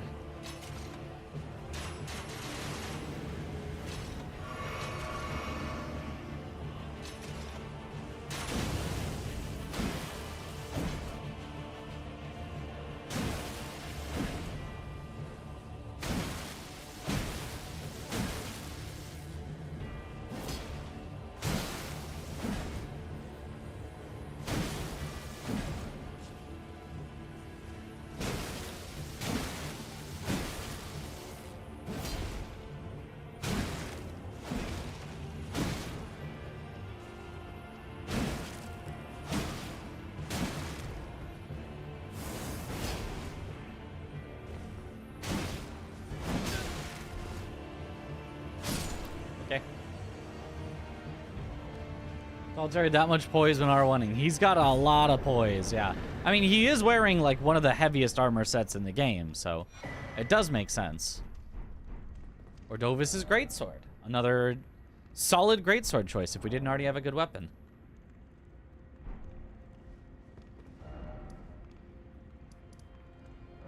Okay, so let's go Queeline for NPC invaders. It's unique NPC invaders, so in this case, getting more to invade us would be a good idea, but I do also kind of want to see his quest. I don't think you can do his quest, then get him to invade, right?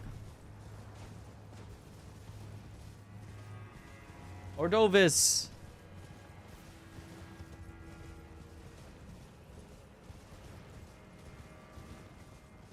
Yo, what up, spookers? Going all right? Most of the jails are solitary. Why is this specifically called out solitary jail? Probably because he's, like, trapped in there because there's a bunch of birds outside. Like, I think the other ones probably could leave if they wanted to, but... Or at least the nameless mausoleums, I guess. Those stripped of the grace of gold shall all meet death. The jails, I guess, yeah, are all very solitary. You're like in your own alternate dimension where there's like nothing else.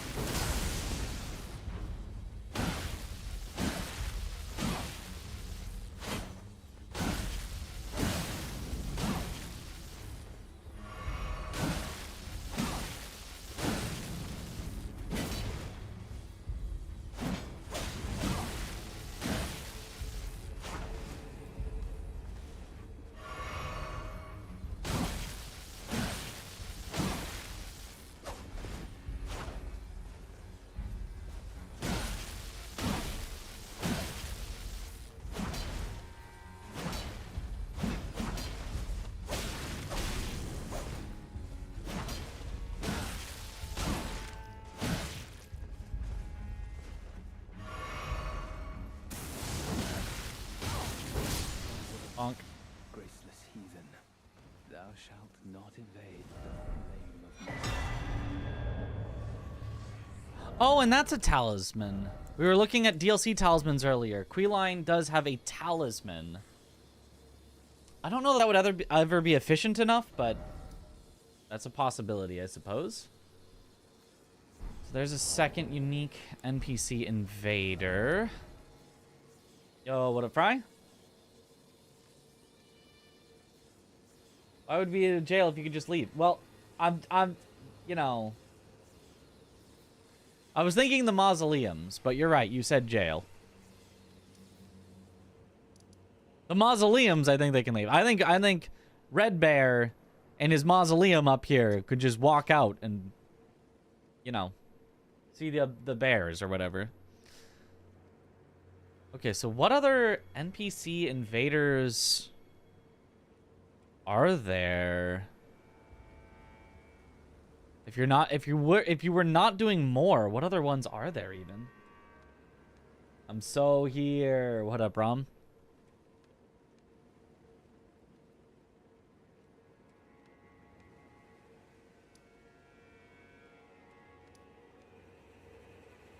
Could you heal and then kill the wounded kindred?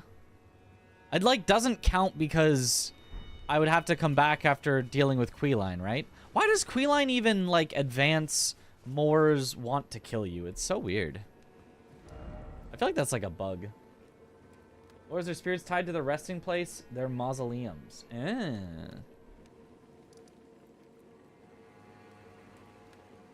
Can anyone think of any other NPC invaders?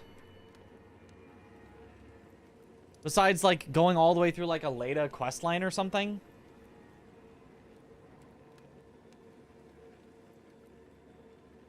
Or do you just kind of have to make it more?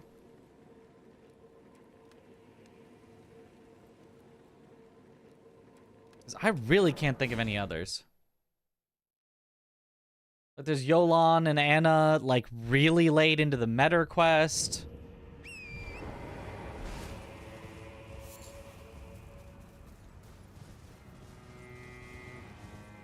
Nope. Yeah, I don't know. That seems like you're kind of just forced to do exactly those three.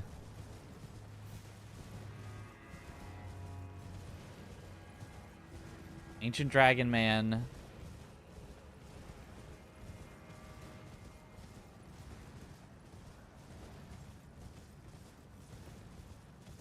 Logar counted? No, he's not an invader. He's just chilling. He does not invade.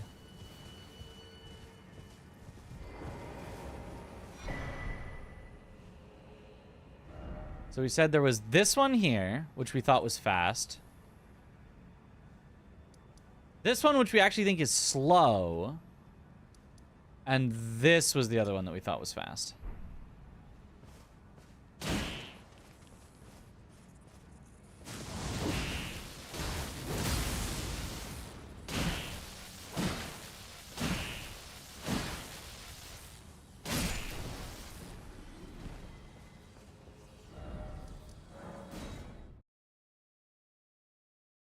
Invader right at the start along the ridge late at midnight.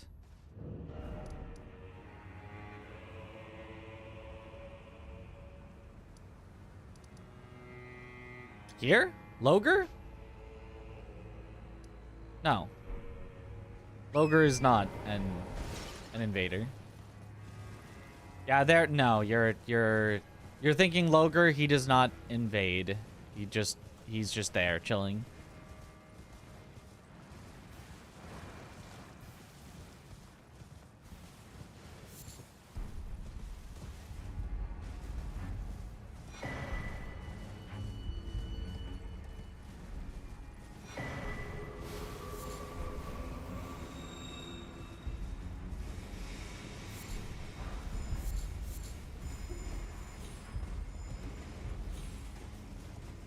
Okay, so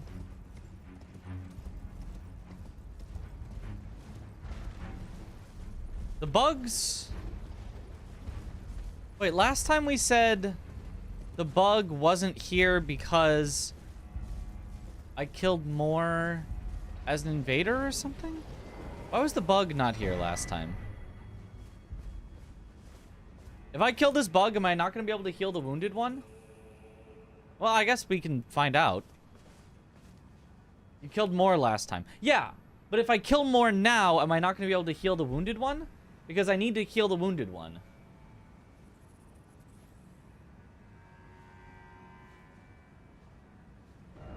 Hold on. I wanna understand how some things work. So we're gonna do some things in some weird orders that might get us locked out of things, but that's okay. You kill this one kindred of rot, you're good. Well, I'd be killing 2 so that I can kill more. That's the whole purpose of why I would be killing them, to kill more.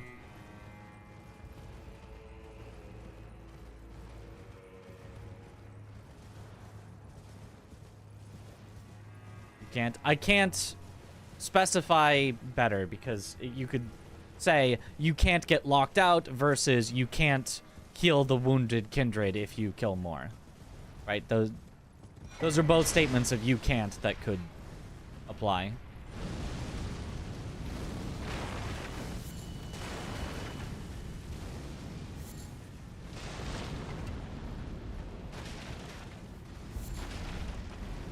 Because with the delay, I'm not going to remember exactly what I said, you know, a minute ago that you're responding to. You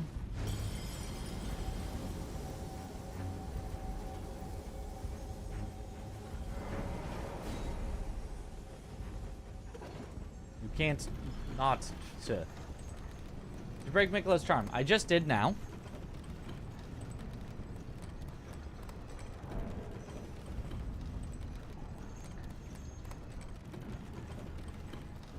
Prove the FPS fix was real. And some people still don't believe me.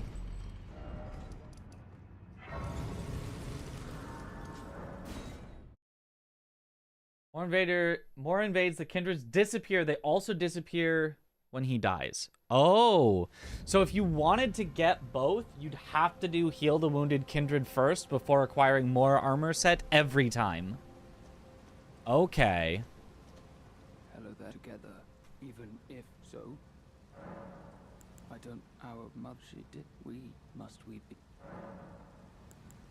Ah, yeah, so literally all you have to do is break the seal, come to here, say remain sad forever, and then go to the church and he'd be there. I think that's even faster than fighting him, but I'll say I don't know for now.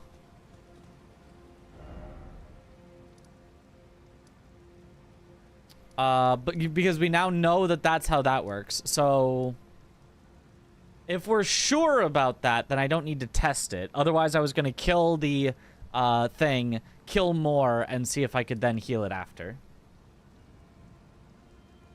You gotta heal the kindred, you'll just be dead there. Right. Can't say that I don't never not dislike it when people aren't unwilling to avoid not saying nothing about things they don't not disagree with. No. Okay. So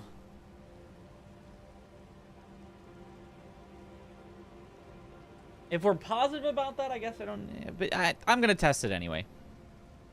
The actual healing the kindred part is kind of shrimple, so I'm just gonna test and see. Well, let me test it the other way. I can only test one way because he'll be dead.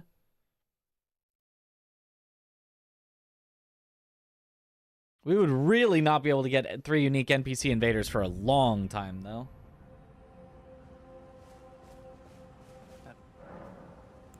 I don't our mother she did we must we be. Sad forever. Do I want to test it this way? No, I know this way will lock us out. I know that way would lock us out. I'm pretty sure. Let me test the killing more as an invader. The save states? I could. Was Bingo Season 5? No idea. Hasn't been announced. This is for a Bingo weekend event. Because on boss rush modes in the new patch? Ooh, we're going to have to do that then. Boss rush fist only? Okay. That's probably too much. That's probably... Should not sign myself up for that.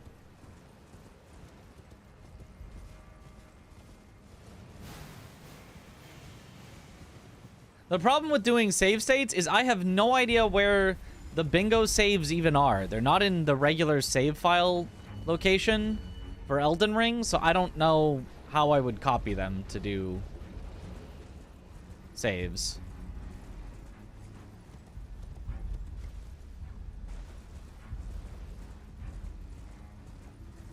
All right, I want to make sure I know how this works, so we're going to start with this.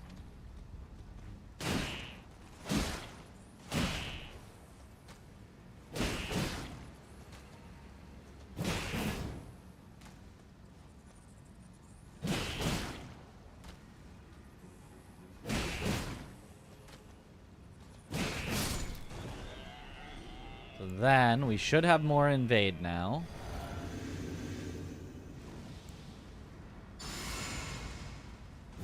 Right? There it is. One of the forager brood. Oh, I hurt more than one of the forager brood.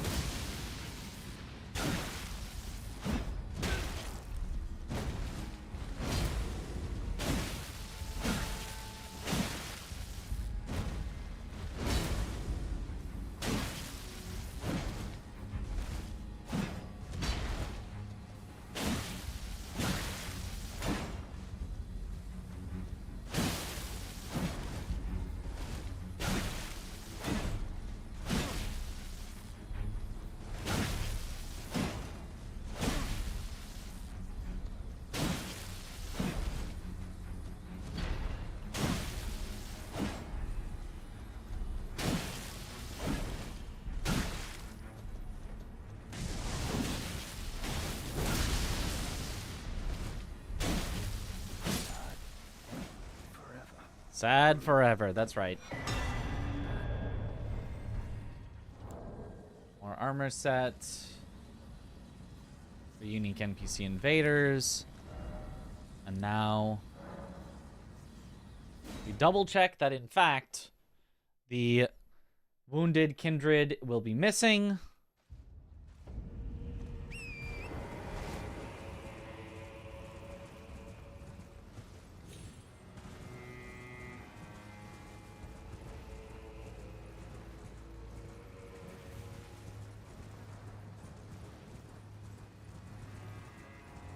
Two new boss rush modes they posted on the Discord about an hour ago. An upcoming update will have gear and skill presets? Presets? Oh, for the boss rushes? Or... Otherwise, I don't think I really understand.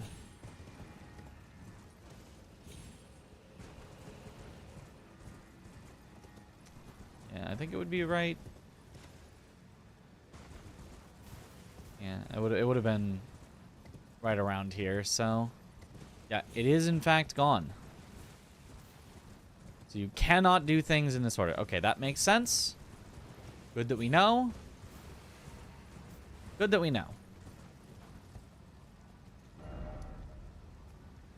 Okay, so I can still do the stuff pretending as though we were gonna heal the wounded kindred. Also, have predetermined gear and skills. There are 2 modes. That's actually really cool then. That's awesome. Hopefully it's like really challenging. Hopefully it's like low, you know, level and low gear and stuff. Because that could be awesome.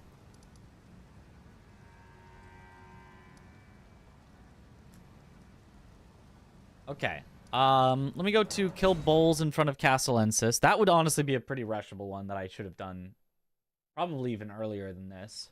But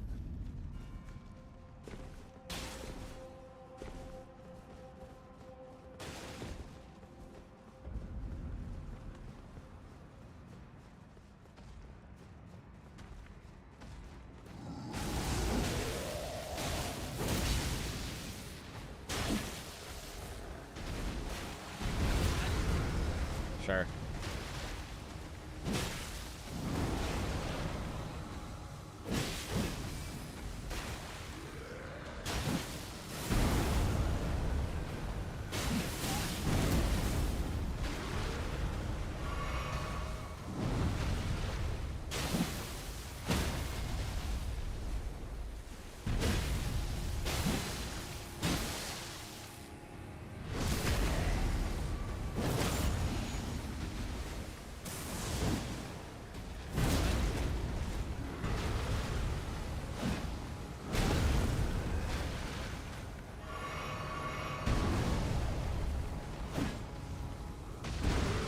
This type of weapon is especially bad for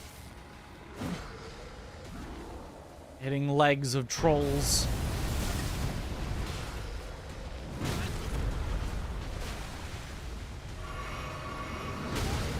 Ugh. Can I stop?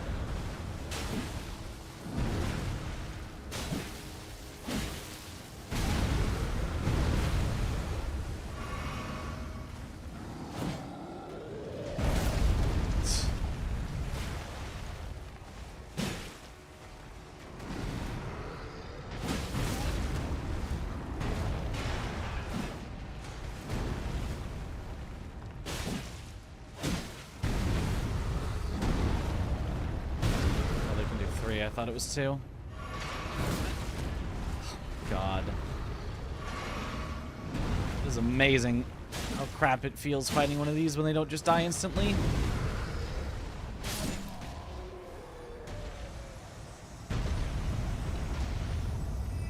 Everything is just an AoE of 1,000,000 and lingers forever.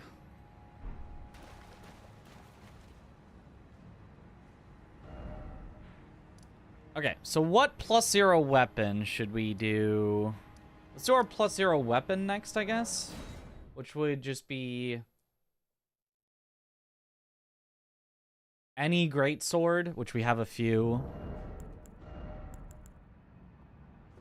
As long as there's one I can actually wield. Probably just Ordovis's. I'll need a little bit of dex. And then we do,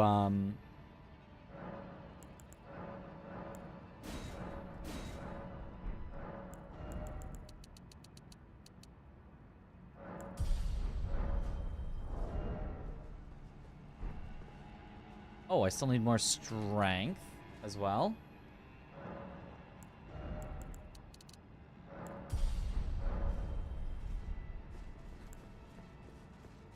There. I'm heavy, though. There's medium.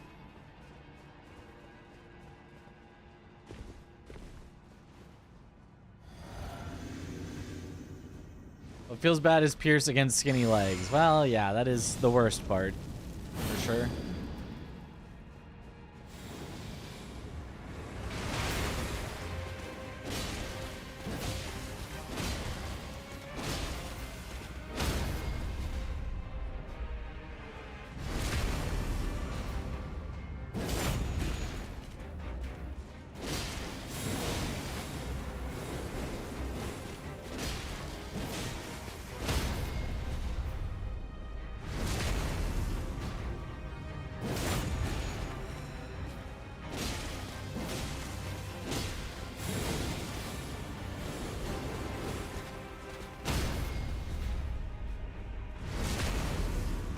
Yeah, as long as you can bully him, +0 weapon doesn't really matter that much. Just get yourself a great sword and you're fine.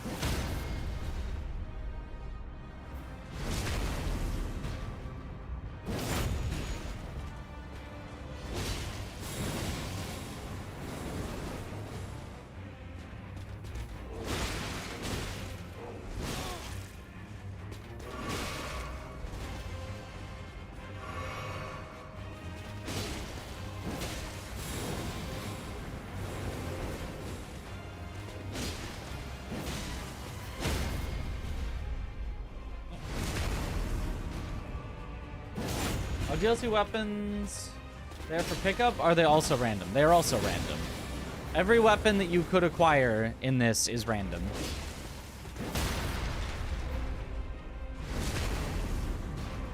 However, they are random within their weapon class.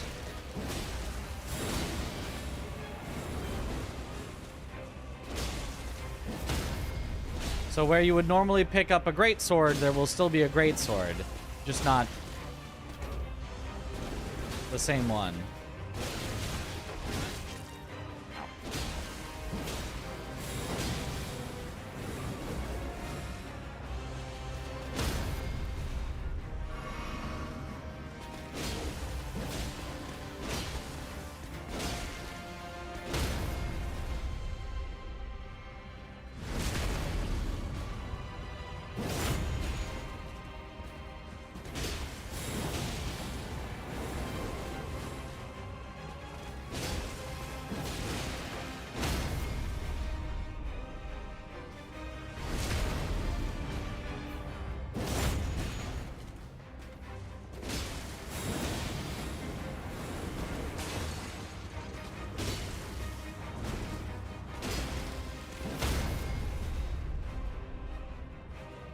takes a while with a +0 weapon, but it's not the hardest thing.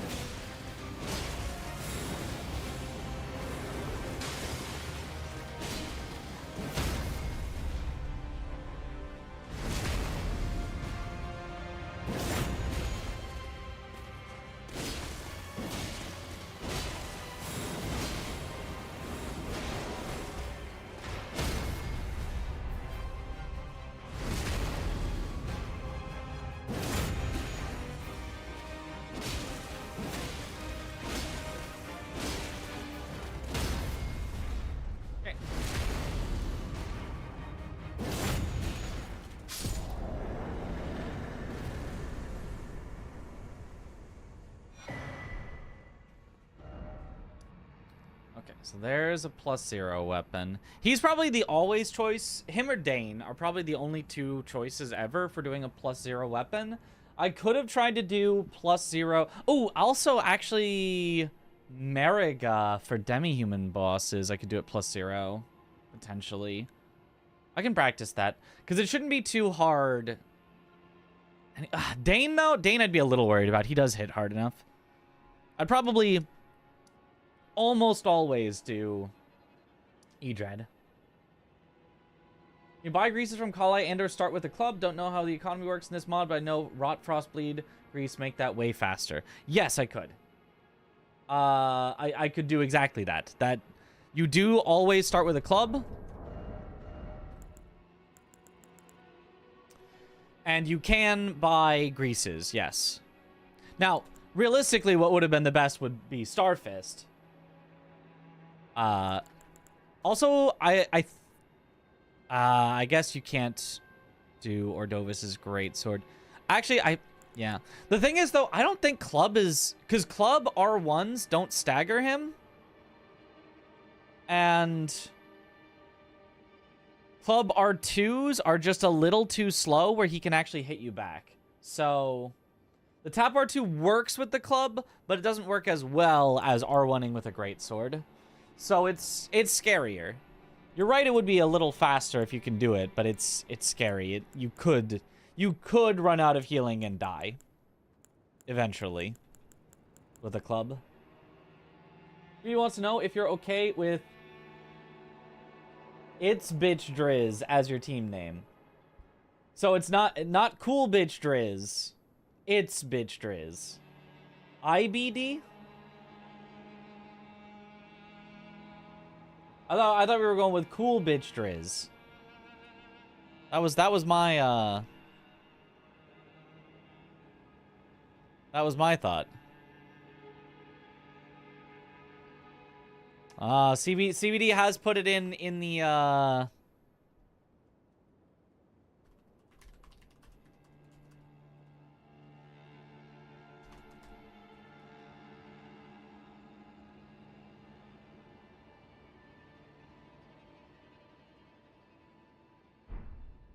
inflammatory bowel disease. Yeah, see, now here we're got problems.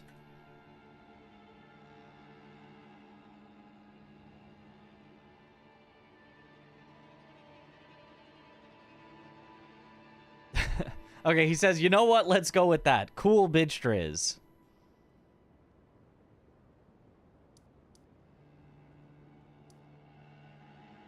Okay, so what next? We can finish off the idea of heal the wounded kindred, even though I can't actually do it. Shut up, I have the stats.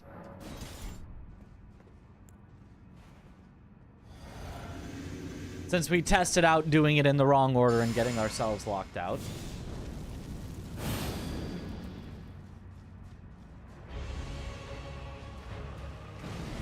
Oops. Bad.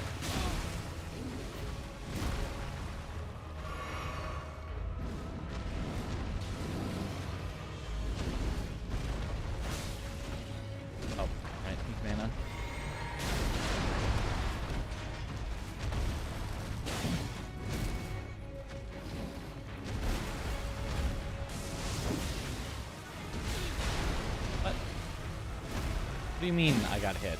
By what?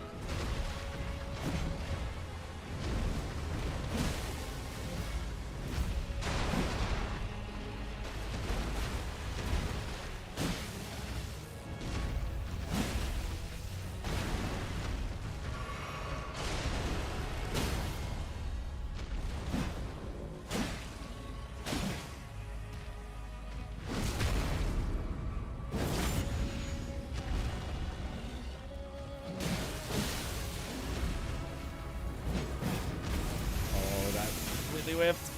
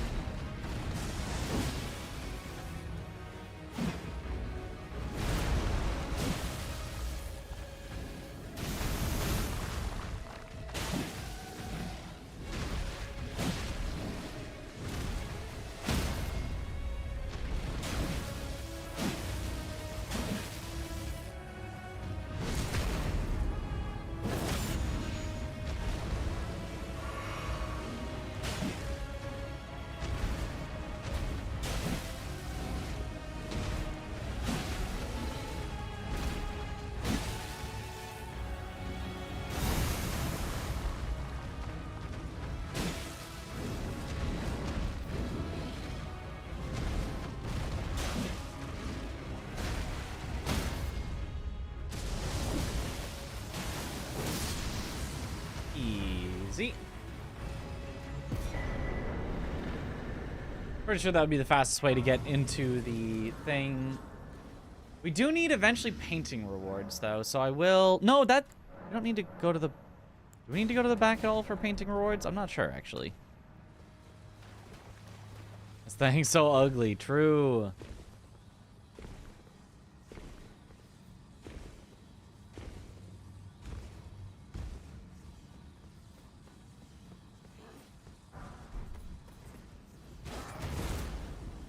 Okay, so...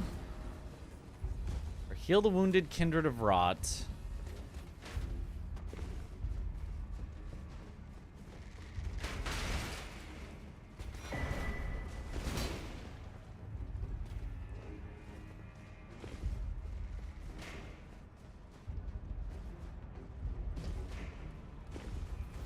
Jagged Peak has one that gives you the transformation square too. Yeah, and you get to that from here. You get the painting here, if I'm not mistaken. On the way-ish to Jory. You get the painting here, then you go to the Jagged Peak, and you get the transformation, right? I also want to know where the other transformation is. Is it just kill Lamenter for the other transformation? Or is it in Lamenter's jail? I think it's kill Lamenter for the other one, right?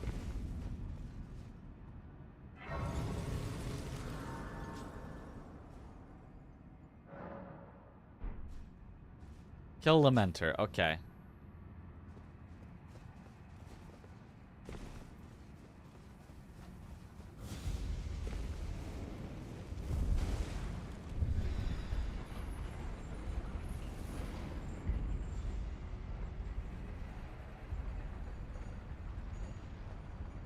Yeah, so the one that's harder to remember is the painting one, and the easy one is Lamenter. Lamenter's simple. I don't really need to practice that, so we'll... I practiced Lamenter last time, actually. So we'll do the painting one for this, which would also be the more efficient one. Okay, so now let me see what is needed to craft it. Are the bosses only DLC too? The boss, I'm just in the DLC, and everything that I fight is regular DLC stuff. Excuse me? Item crafting? I don't have the... Oh, I don't have the crafting book. I forgot you have to buy that.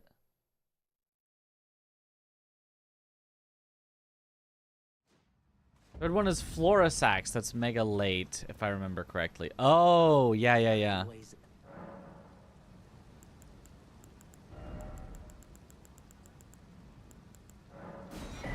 Goodbye.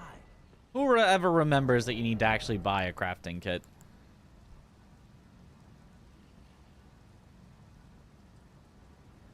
Okay, it's black pyre flies, which are just in the middle. Spirit gravestones, found mainly in Gravesite Plain, and then Blessed Bone Shard. I forgot to grab any as we were running through Gravesite Plain, but I know there's some right over here.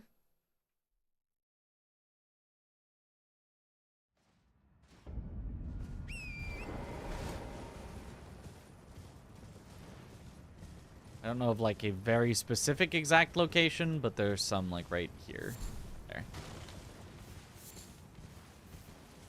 And then I think there's also some that's closer over here. Like at the start of this that you would grab on the way in. That I would want to remember. Maybe there isn't. There? Some like over here? Maybe not.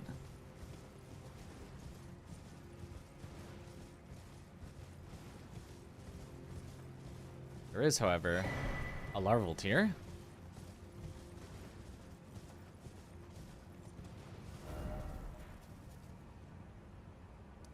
Okay, and now we pretend like we go heal the wounded kindred.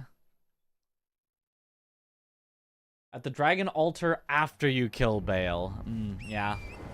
But if you're heading up to Bale anyway, you kind of might as well do the painting unless you have synergy with Bale.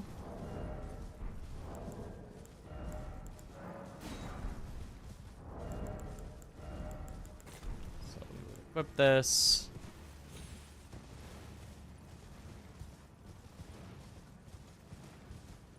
You get... Is there a certain time to mark healing the kindred? I forget. Or do you just plop down the sun warmth stone and then as soon as the kindred starts like standing up, you're like, mark.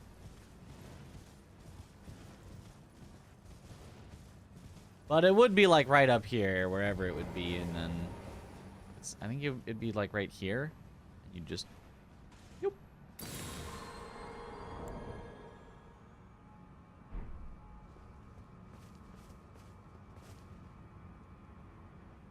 Giving her the concoction, not giving her the concoction, or giving it to her and admitting it. Yeah, I don't remember the whole thing. I think it's like the default one, though. I think you don't give her the concoction. How are you feeling about your odds of winning bingo? Feeling good. Feeling like we've got a good shot of it.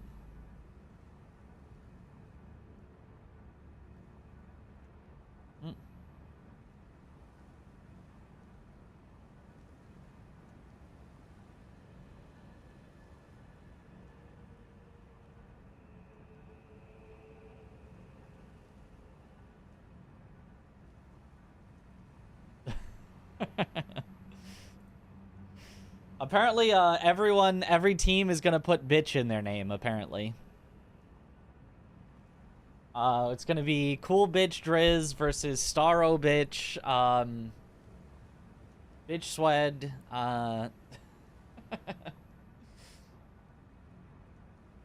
Ooh, current schedule. I'm probably not supposed to leak this, but apparently current schedule is,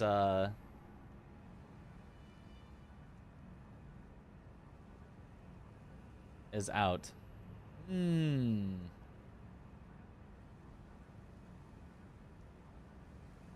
I'm not seeing a lot on the schedule, but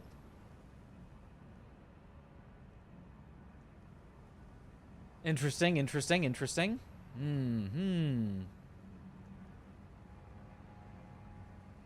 3, 4. Oh no, that is the whole event, because there's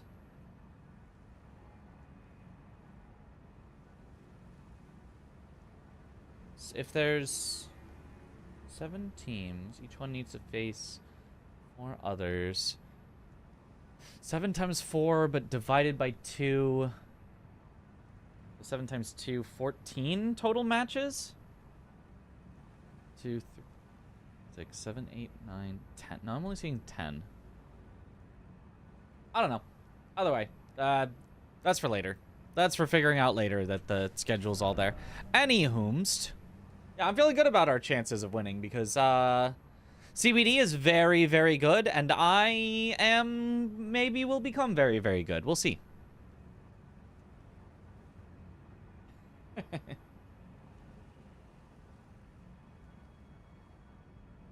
Why, bitch? Because somebody said it in chat and we thought it was funny to combine CBD, and then it's, how do you combine CBD with Mitch Riz?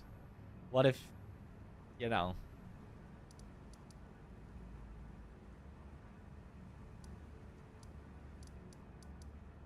Okay. Where was I going next? Where was I going? Bring that back up, the bingo thing. Now I've got myself all turned around. We could go transformation next, Hydrate. which we also need painting rewards. Thank you for the hydrate.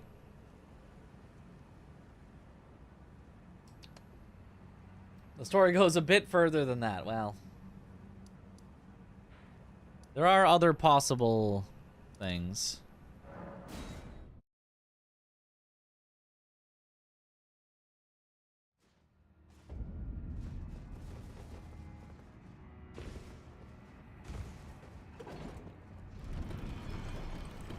Okay, so painting rewards. There are 3 paintings and 3 locations. I should learn all 3 of them.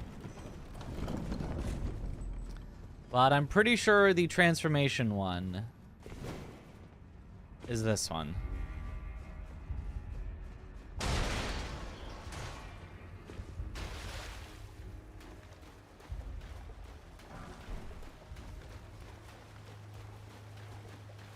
I don't know, you played mouse and keyboard? Oh, yeah. Because I am based.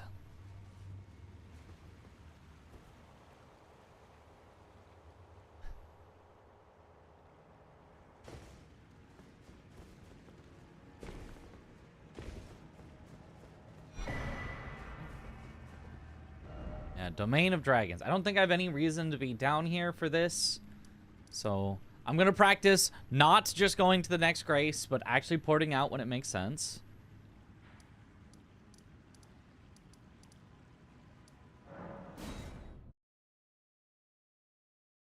Same with DS3. Yep. And Sekiro. And yep.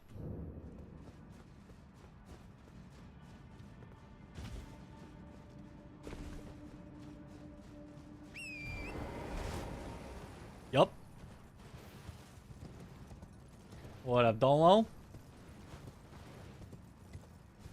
You know, we weren't sure you were going to approve that name, but...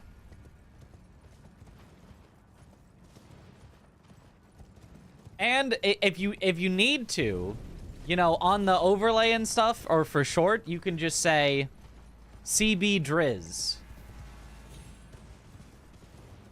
See, we planned it all. If you need to, you can just say CB Driz. It's a weekend event, so I'm like, whatever's, yeah. And Team CB Driz is currently in the lead. Perchance.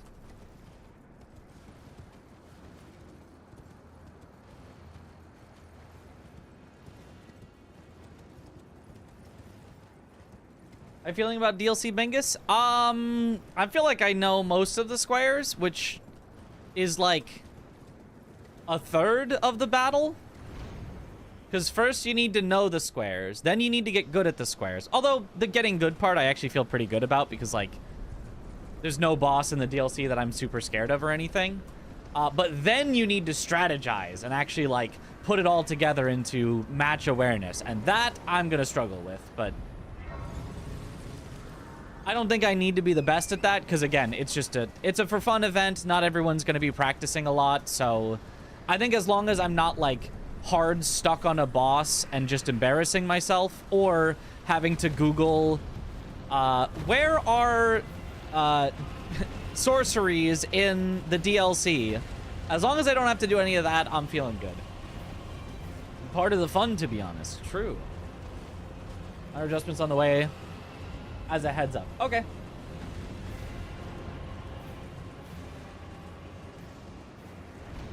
No worries. I am an expert at adjusting.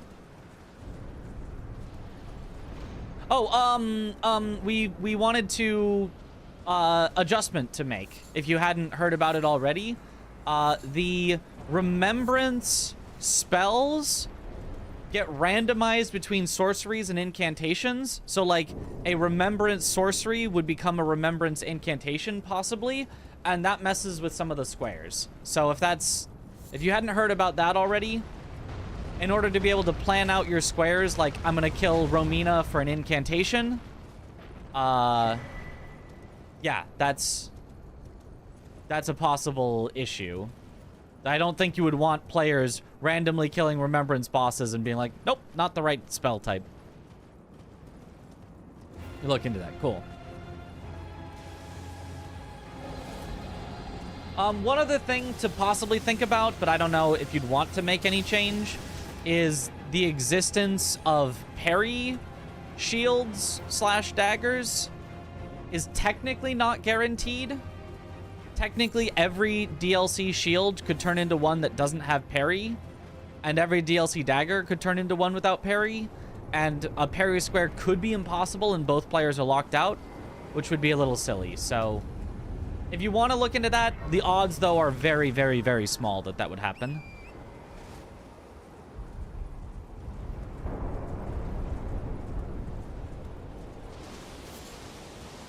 So if you wanted to guarantee that there's a location that always has parry on it or something, I don't know.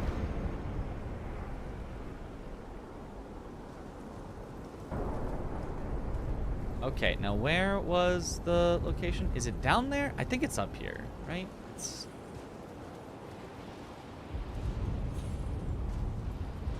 No, is it down there? I feel like it's right there. Which is, you go like this? Yeah. Is there a faster way, though, than going all the way around?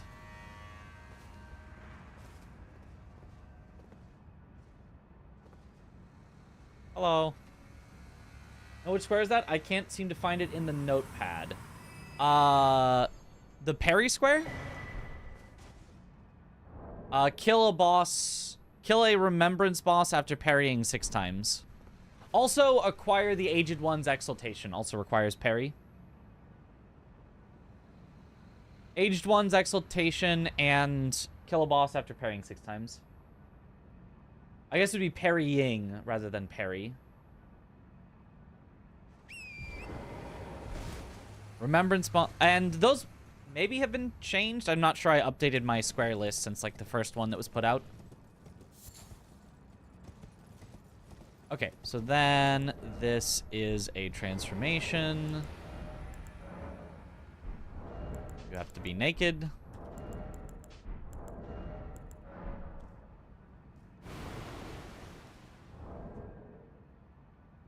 Okay. And that's 1 painting reward. Cool, cool. That was base game plus DLC bingo this time. Yes, but it's 1 person in the base game, 1 person in the DLC. It would be hard to have both in one bingo. Like, 1 player doing both. Unless... well... if you had a bunch of graces unlocked, it could work. But otherwise, I feel like 1 person would just end up in the base game unlocking a bunch of stuff, and the other person would end up in the DLC unlocking a bunch of stuff. And, like...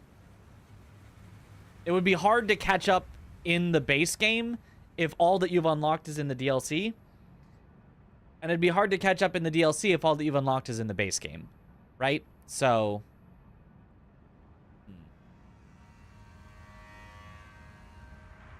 unless you have all the graces so you can just kind of go wherever you want.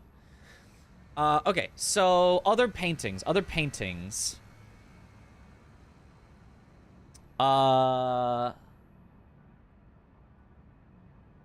other paintings...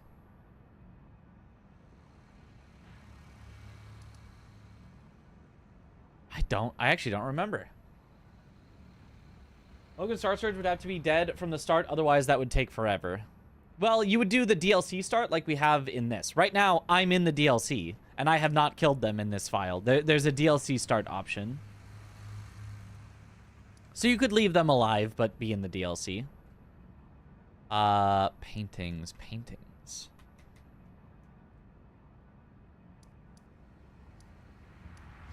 Is there one in...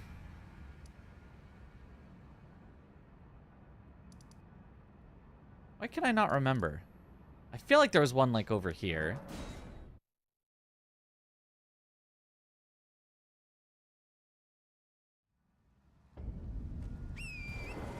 Maybe that was a spot to finish one? Prospect Town.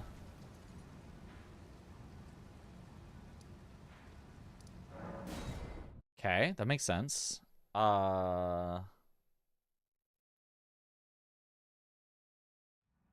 it? Do I remember one in Prospect Town? Man, I do not remember these. Past Prospect Town, and the reward is by the Great Katana Pond. I did... I think I remember the Great Katana Pond. Okay.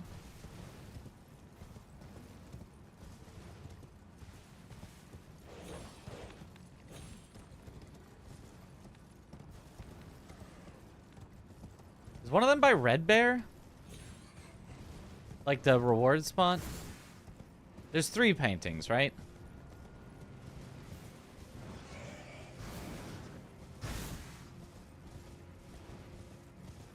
Or is Red Bear's mausoleum? Okay, cool. At least I remembered that.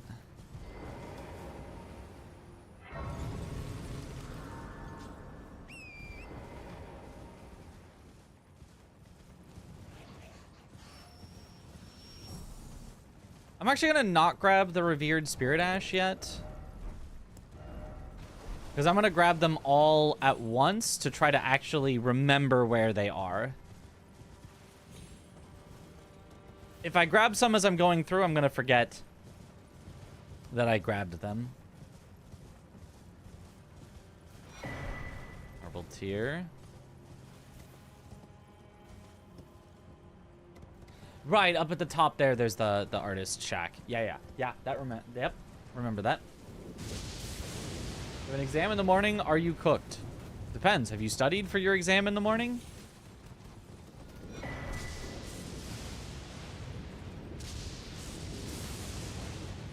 If you've studied, then presumably you're not cooked. You'll cook the exam.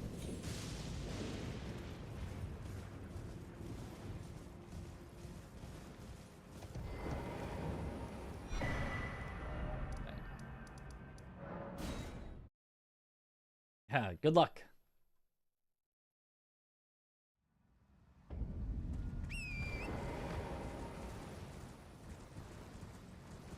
Only studying?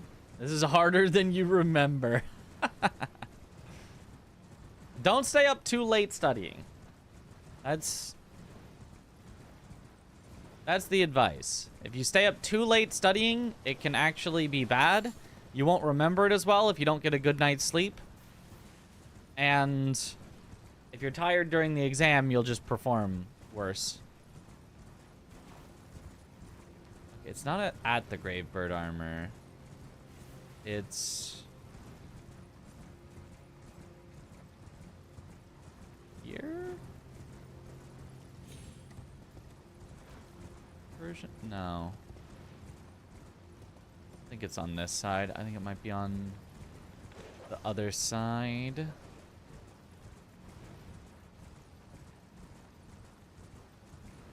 Stay up too late watching Mitch instead, yeah. Over here, though? I kind of felt like it was right over here.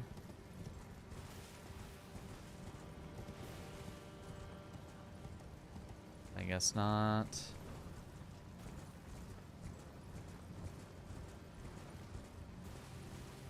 Instead, it's over here?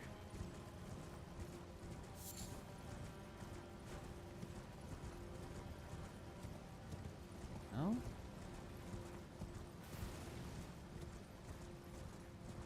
No? Why did I think it was...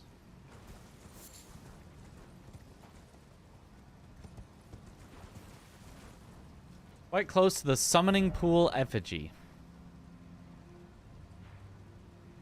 I'll be real with you. I have no idea where that is.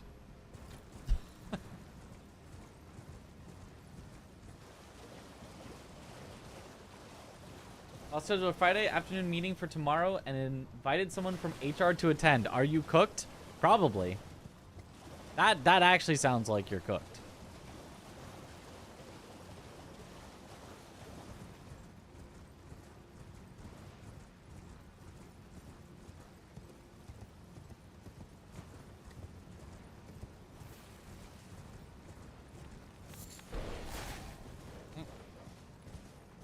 South on the hill. Oh, it's south?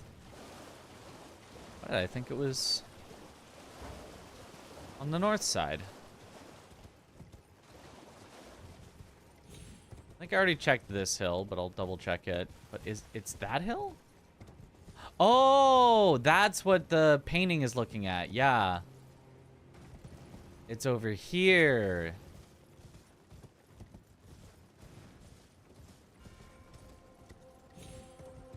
There it is, yeah.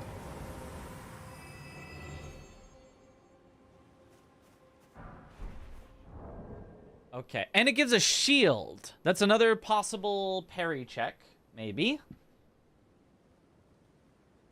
There's our second painting reward. Now, does anyone remember where to find the third painting? Not the reward, which should be at Red Bear Mausoleum, but the painting itself.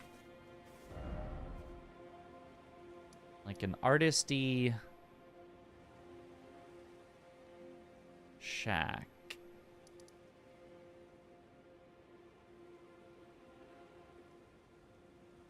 It's in like the finger area? Cave southeast of default backhand blade. Oh, it is over there. Okay. Source ruins. I thought there was one there, but I wasn't sure.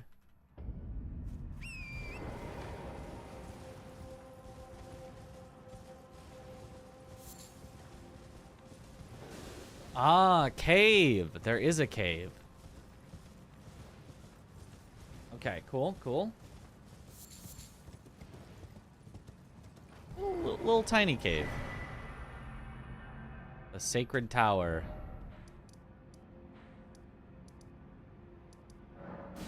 And then this one, it would be a long run to get to. So this one you could do if you needed to, but if you have Ancient Dragon Man, you'd rather probably do the other two.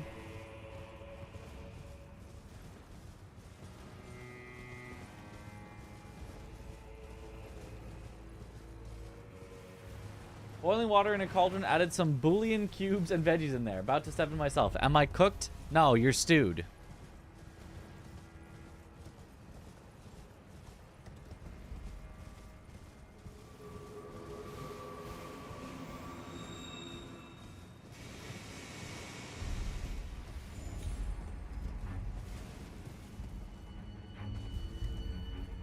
Stewed plus L plus ratio.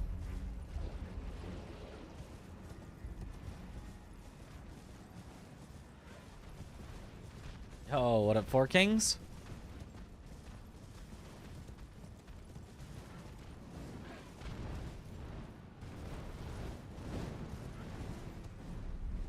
Yeah, this board is a lot faster than the previous one. Got all the fast squares on this. Well, not all, but mostly all.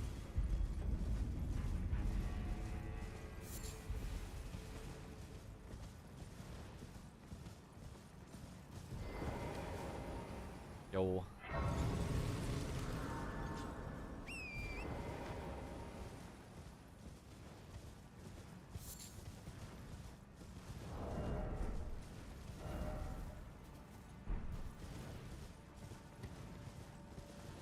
Okay, after this, we'll need a remembrance boss to dupe and upgrade.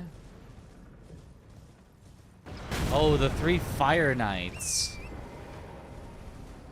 The one by Mesmer. Oh, we can practice the, make salsa fall down cheese.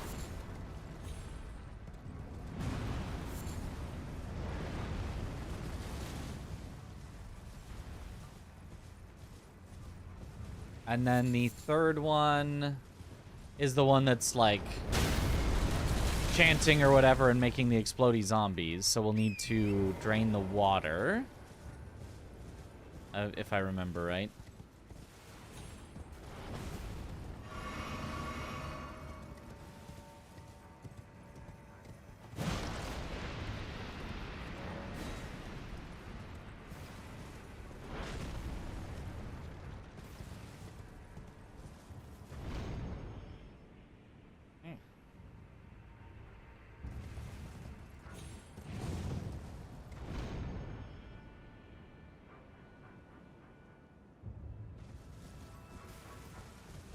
Okay, and then where exactly is...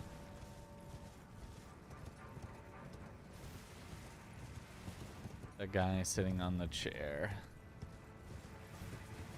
I also still find it so silly that the painting in the dragon area is like showing a perspective that you can't see because it's all covered in the clouds, and it just like clears up when you get there. So the painting itself is like no hint of where to go. So it wouldn't be like down here, would it?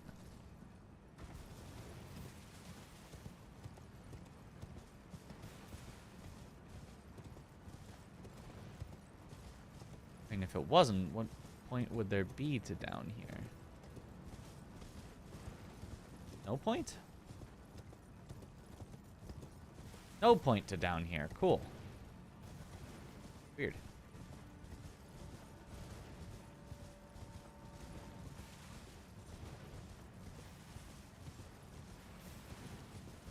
The Dark Souls Remastered, you love it. It's such a good game, yeah.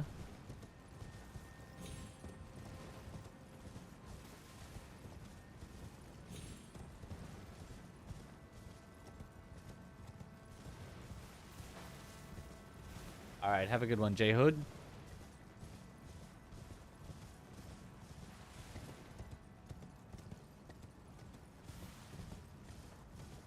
It's looking at the tower. I guess it would have to be on the west side. Good luck, Mitch. So once we land up, stay right. So land at the top, stick to the right side.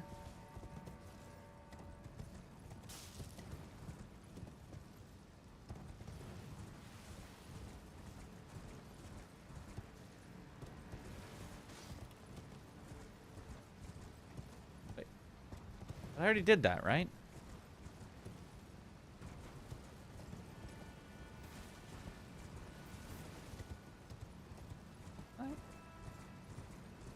Maybe it's, but don't go down. Stick to the right-ish, but don't go down.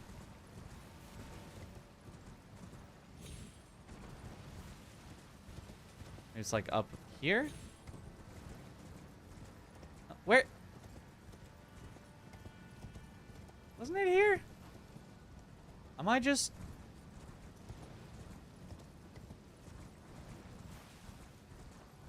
Is it in the middle?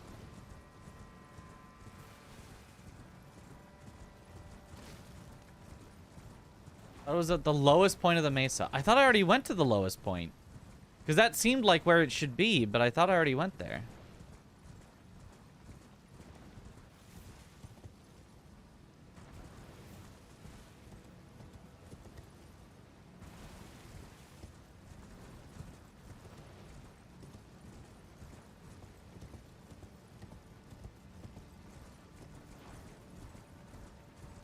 Is there an even lower... No? Ah? It's definitely at the edge. That's what I was thinking. Ah! I have the Sacred Tower painting.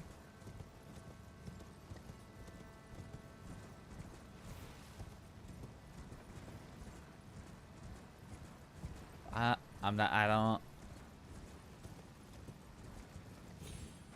I myself at the lowest point, but it's definitely at the edge, yeah. It's definitely at the edge, and it's definitely looking at the tower.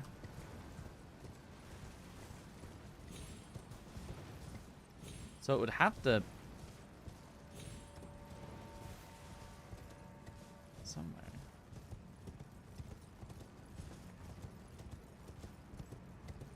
Does the ceiling tree have to be burned for it? Maybe? That actually might be the case.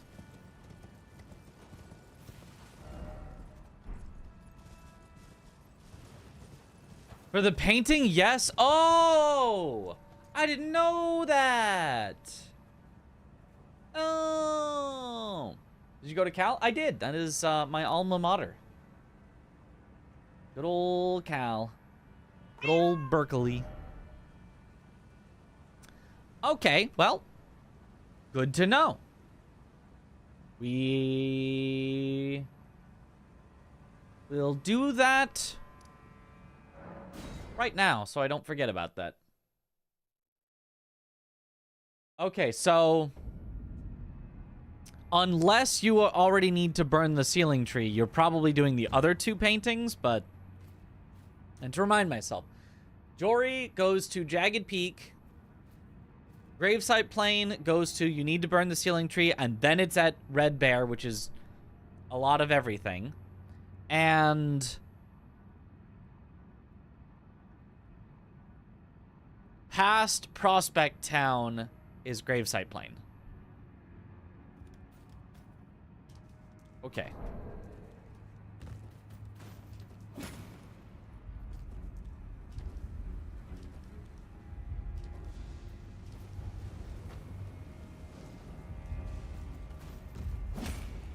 I'm gonna practice my...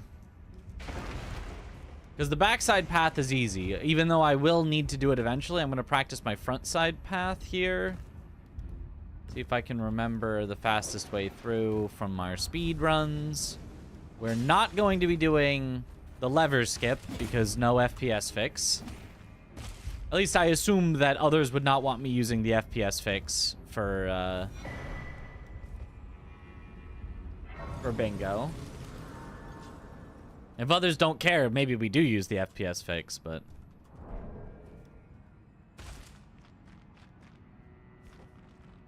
I imagine that at least Tom would be like, no FPS fix.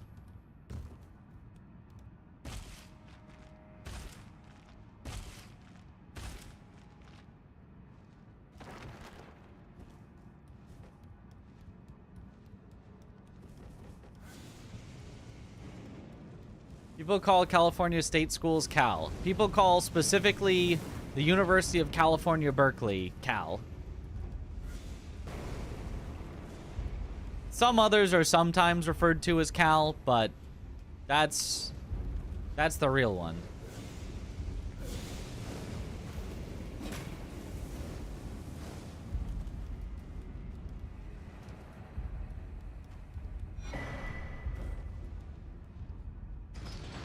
What's my favorite Souls? Sekiro, if you count it. If not, Elden Ring. Oh. Weirdly tiny jump. Ever seen an abbreviated school name? Not some sort of U in it. Yeah. You could do, yeah, U Cal, but... Nah, just Cal.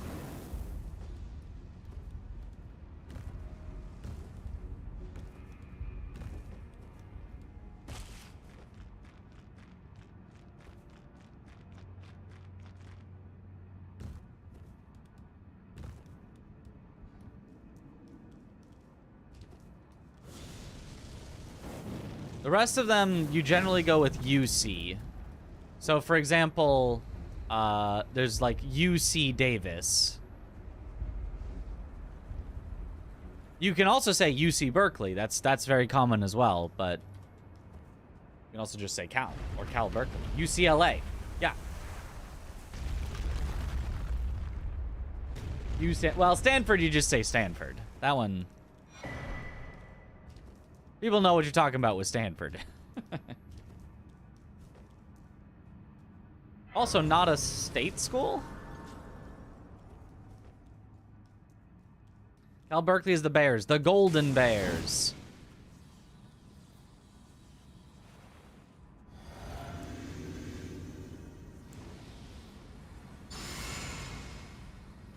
I believe we're not allowed to make anything fall off anywhere. So I can't make this Fire Knight fall off. No L's, no ratios.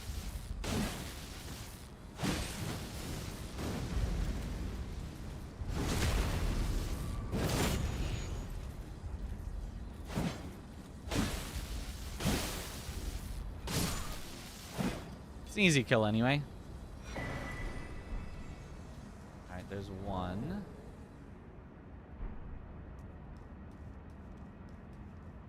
All those bears in the Bay Area, yeah. All of them.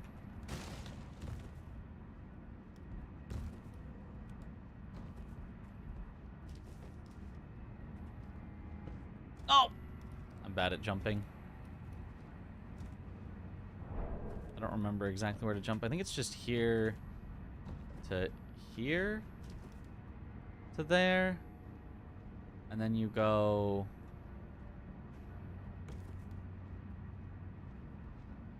Oh, right, you jump around. You line yourself up here. You jump around to then go...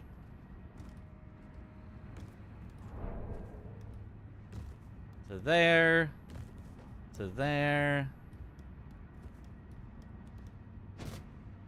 around to there. And then we're at the backside. Which I don't even know if that was necessary at all for this board, but I just wanted to practice it.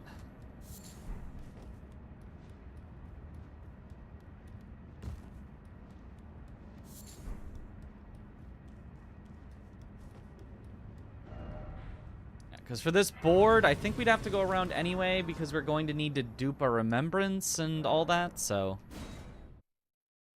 My goat is back? Although, wait. I said I was going to first burn the ceiling tree. Which I believe still makes sense to burn the ceiling tree right now. So that I don't forget the last painting.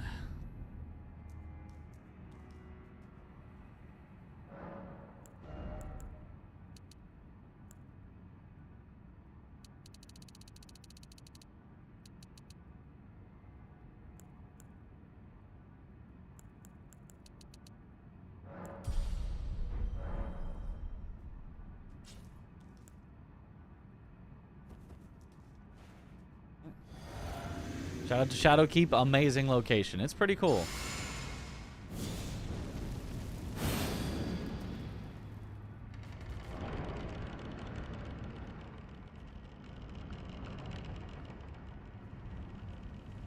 Wash you.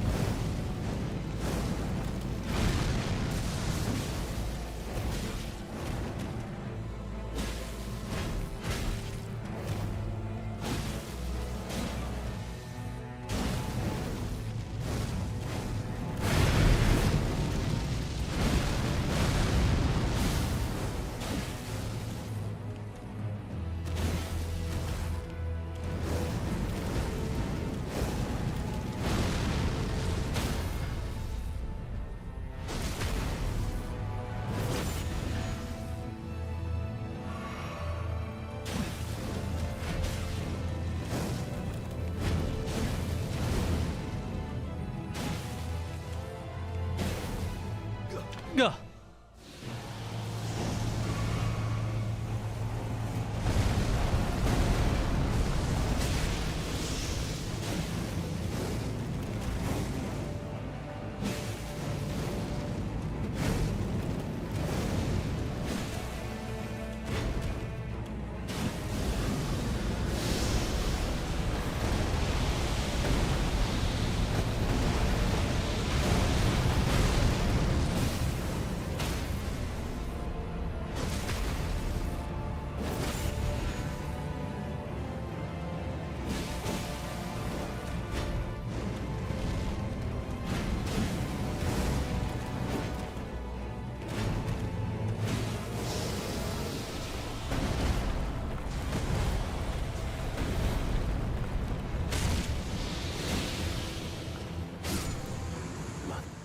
Mother.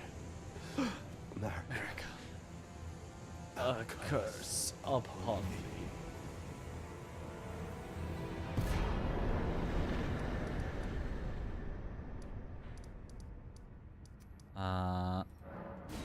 And then we go back, and then we go out to Rau. You missed a ga. You know, we didn't get prepped for the ga, to be fair. I didn't think we even really needed to.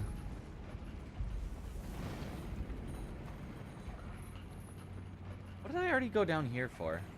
Oh, it was for the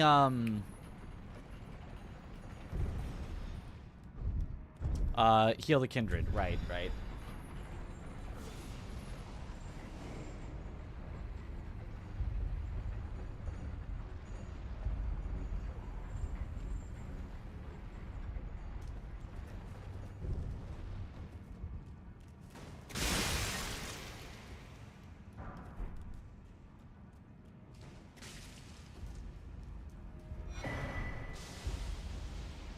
Remember where those are. That'd be great. We've got an Iris of Occultation here, which we know that we get in Fort of Reprimand. And we give to either Queeline or Anna. In this case, obviously Queeline. No questions about that.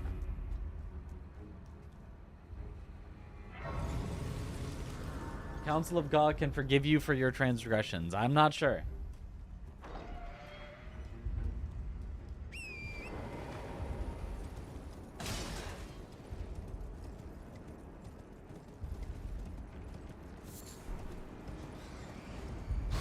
We now also have a remembrance, so we could dupe it.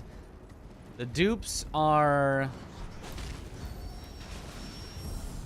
the Finger Ruins and, well, I guess it's the 3 Finger Ruins, because technically the cathedral is a Finger Ruins.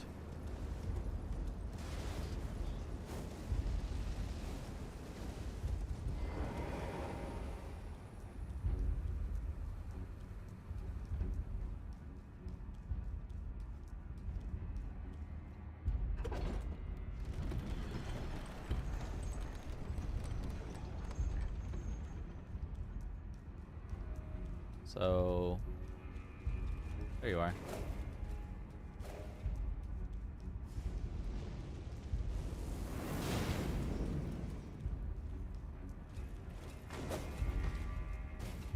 Ah, wait, aren't we not allowed to gravity kill though? Wait, why didn't CBD say we're not allowed to gravity kill things, but then he also said I should learn this gravity kill?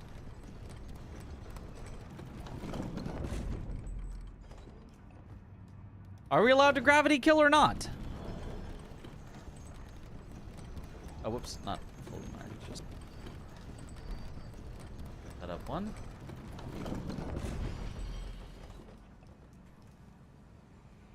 You said NPC. And it's not an NPC.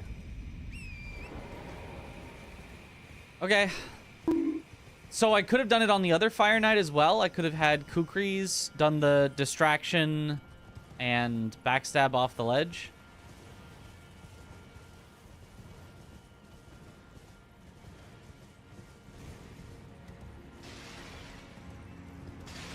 Not that it's really necessary, but it would be a little faster.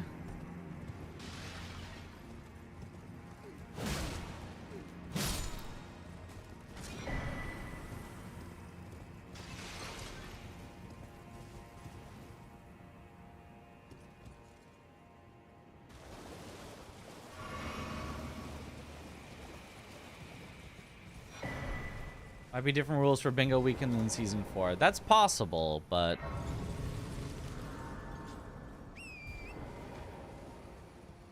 He said no bosses or NPCs. Okay. DLC was the rule. He didn't know about base game. Gotcha.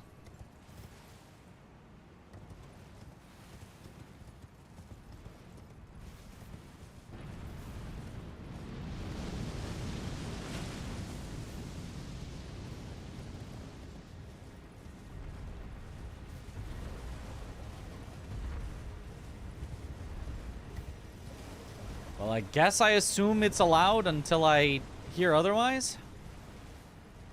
And learn how to do it. We sort of learned how to fight them regardless last time. Sort of. We didn't really learn how to fight them, but...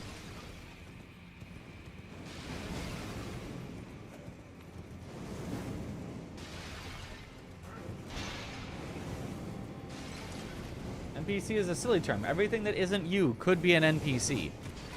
That's true. What would you prefer as a term?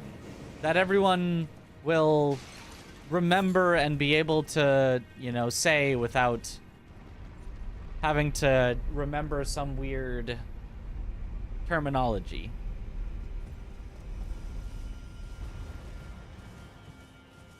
The talkie. Perfect. I find myself thinking of them as bots. Again, everything is kind of a bot. It's an agreed definition in Elden Ring, right? It is true that it's a silly thing, but it's just what people are gonna remember, so...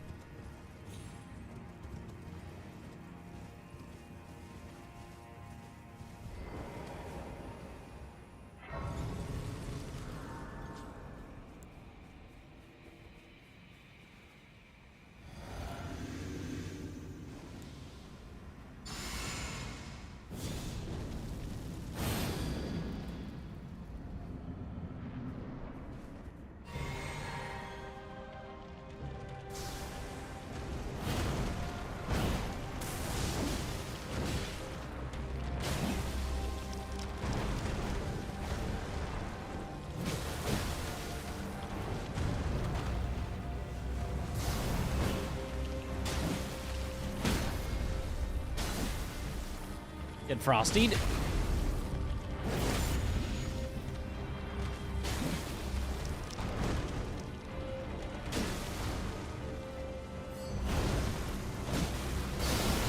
As I expected. I was already rolling out before she even did that. I'm 10 steps ahead of you right now.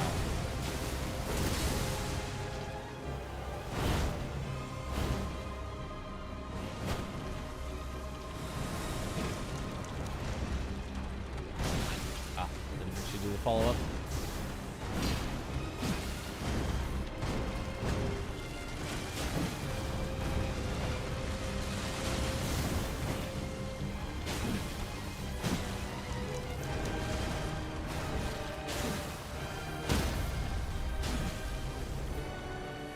Easy.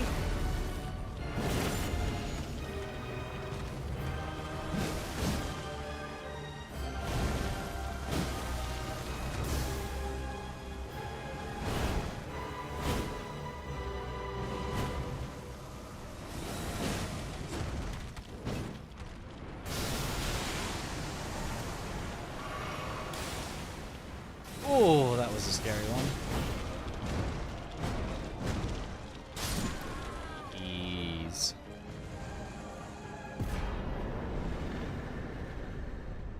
Okay.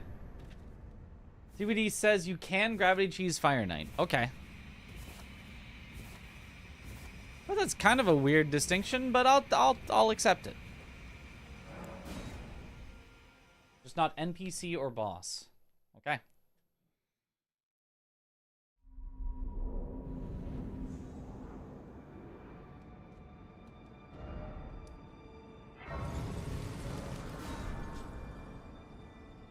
Okay, so now that I have this, now I go back to the Red Bear and we get the thing. That's so weird that you have to burn the ceiling tree. Like, I understand. In order to make it perfectly match the picture, you have to burn the ceiling tree because it was... the Enirlim was not sealed in the picture. But also, in the picture on the Jagged Peak, it was a clear sunny day, which was clearly before Bale got there, and then it just magically clears up and become a clear sunny day, even though Bale is there. So, could Enir Illim not magically clean itself up, and you get a preview of how pretty Enir Illim used to be before it was burned?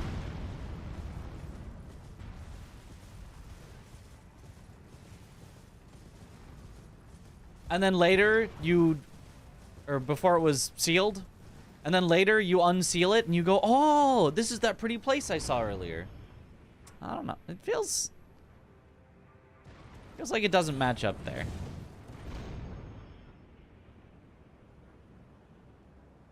Okay, so now we think it's at the lowest point.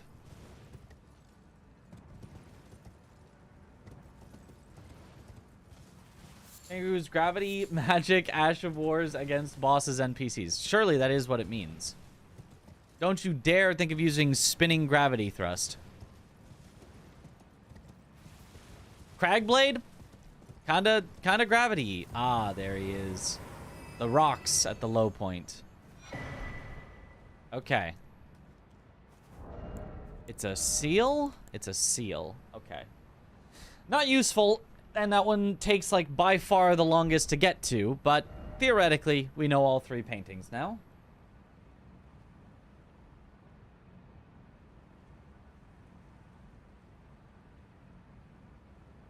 What would gravity cheese taste like? Would it be good on a burger? I would imagine so. I mean, you can use a lot of different cheeses on a burger, and pretty good. Okay, so duping a remembrance. Obviously, the standard way would be here. But let's say that I've somehow never gone around the backside of this. Hydrate. Would it actually be faster to go to the finger ruins? Over the hydrate.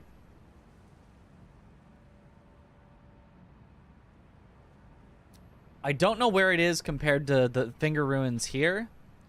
The one in the hinterlands. I mean, theoretically, since I did the skip, I could actually get to the hinterlands, but I'd have to go to Bonnie Village and then to the hinterlands instead of just going to the church. Like, that seems hard to justify. But the one in the hinterlands, if the super rare situation that you used it,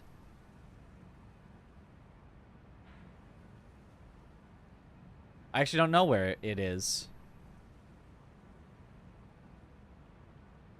Every cheese attracts every other cheese in the universe with a force proportional to the product of their mass and inversely proportional to the distance between them. They're all gravity cheese. Oh my goodness. And inversely proportional to the distance between them squared, actually.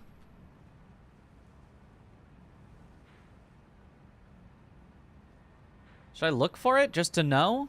I probably should look for it just to know. This one is obvious, and then I want to know... Let's look at this one, where the, I think it's right along the way. I think it's actually... I think that one actually is a good one. But the Weird Al song didn't specify that. Oh.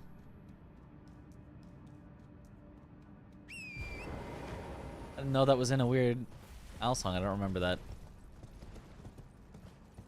Feels like it'd be in, like, Albuquerque or something. Then the moon has the most gravity of all cheeses. Yes.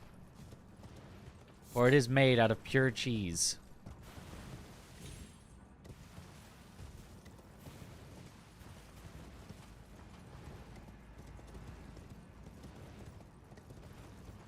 The Pancreas song. I don't remember that one.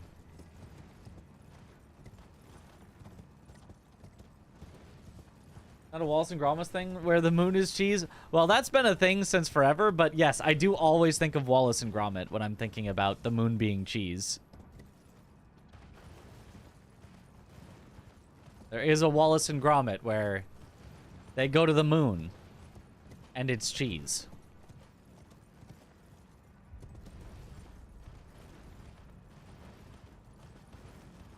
Cheese, Gromit.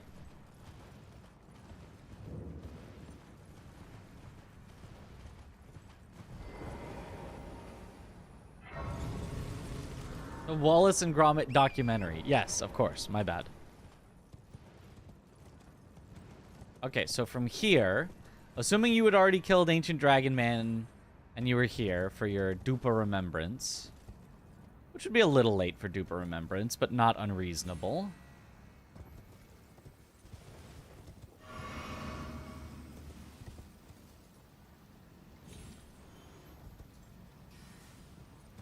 No, it's not. It's not the one I was thinking of. Is it? It's like the other entrance. It's like if you walk in normally from this way, it's there. So we'd have to go all the way down in and all the way back out, I think. Which wouldn't be the worst thing. Also, what is even in this shack over here?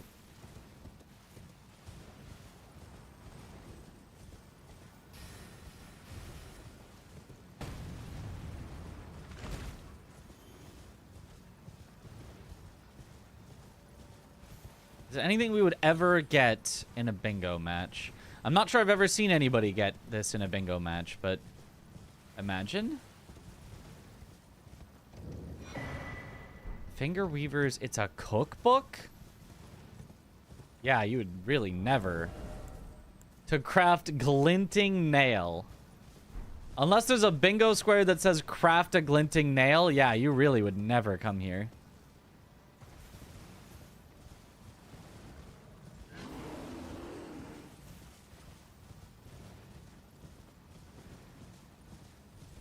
That's so weird that, like, this feels like such a semi-important, like, secret location that you find.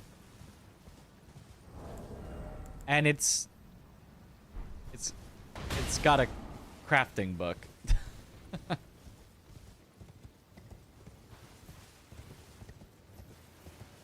Which, I mean, I guess is not the worst thing ever, but...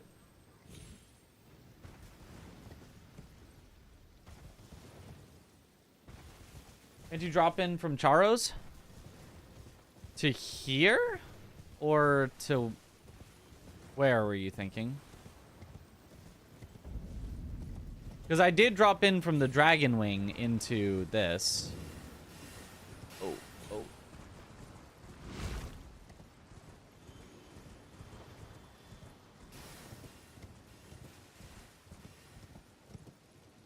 A square that says visit all the shacks. DLC in a nutshell. I don't... How shacky would a shack need to be? It's probably easy enough to define.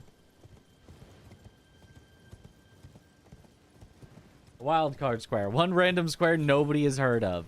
Imagine if that had been in like the season 4 finale. Final center square. Craft a glinting nail. No Googling.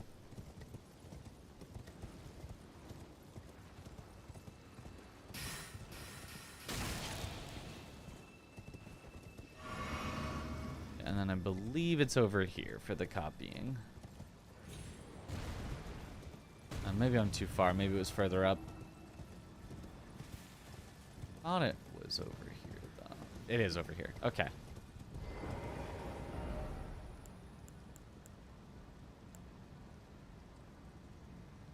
I'll just duplicate one.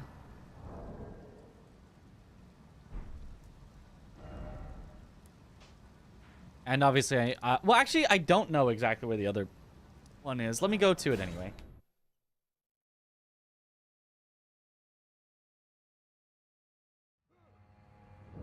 Yo, good evening. What up, Fikri? I know that there is a mausoleum outside of the church, but I don't know the exact location and like if there's any particular pathing to get there. If Remembrance Reward is randomized, yeah. I said I was not going to pick up Revered Spirit Ash along the way. I have to remember that I just picked up my first Revered Spirit Ash on the way to Bonnie. That's an obvious one, but as I'm planning out how to get to level 5, I need to think about all the possible places.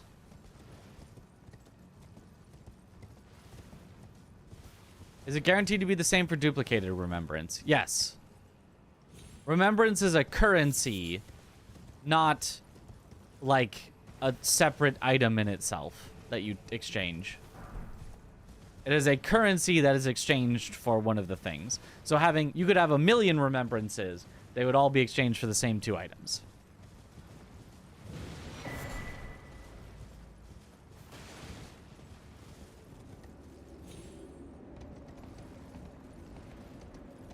My hair is so good, dying to know how you style it like that. I don't style it at all. I don't. I come out of the shower. I dry it.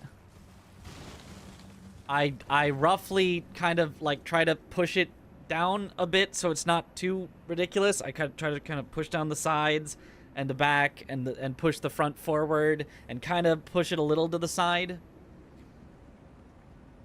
And then within a few hours, it's just a mess anyway. Not styling is a style, I guess.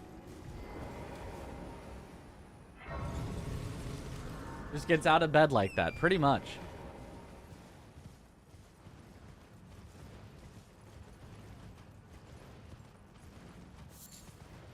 Amazing jeans, thank you. You missed Mitch lore? You missed it all. I told my whole life story up to this point on every excruciating detail, and you missed it.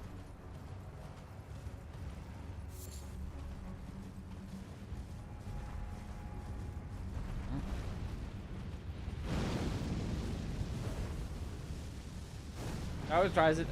His personal life, live-in stylist, visits his streaming room and streaming mansion and does it for him. He doesn't do anything for himself. That's right. It only looks like I'm streaming from my tiny bedroom. But that's a set. It's a set within my mansion to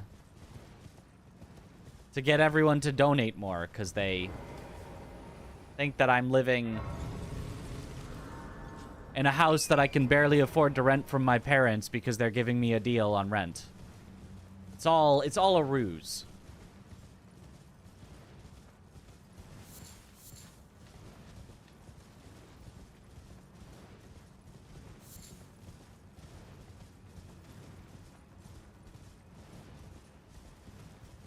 Are American bathroom faucets not a swivel type? Some are. They don't swivel.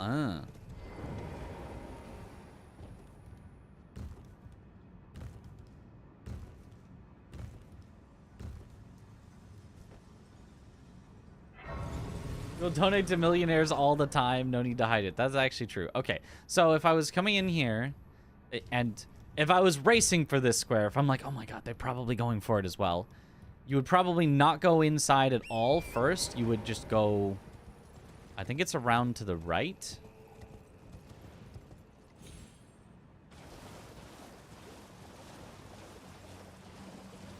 To get the thing past the graveyard. Yeah, and back here.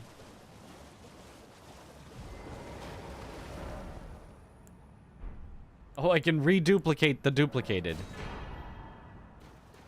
Okay. Whereas if I think I have time, I would go in, grab the grace, open the doors, walk out, and then get it. Because that would save me a lot of time not having to run back around and grab the grace. American bathrooms are an ergonomic nightmare, to be honest. Every part of them is just trash on a fundamental design level. Sometimes even dangerously bad. Dang. Okay, so let's upgrade a remembrance weapon to max now.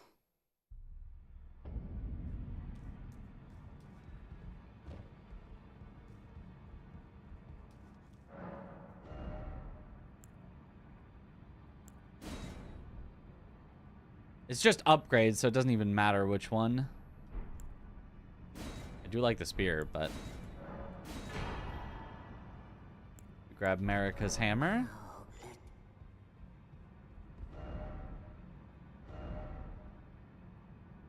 Needs electric shower head heaters, though.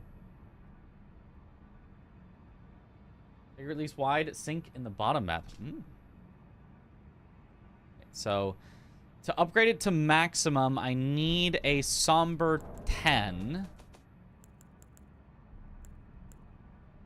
And you can get a Somber 10 in the DLC from the Ghost Flame Dragon on the way to Ons.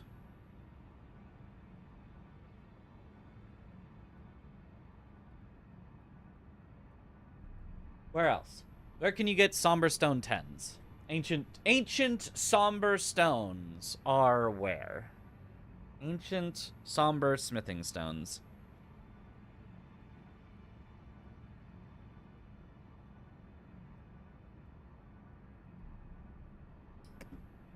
I might have to just look it up.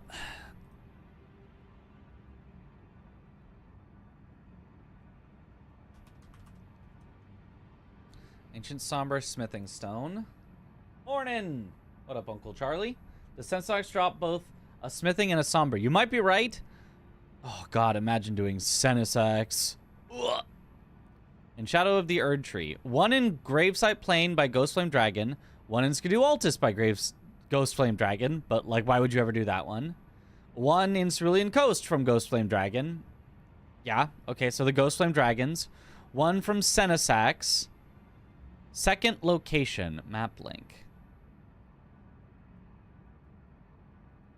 There's one that you just pick up in the Jagged Peak, apparently.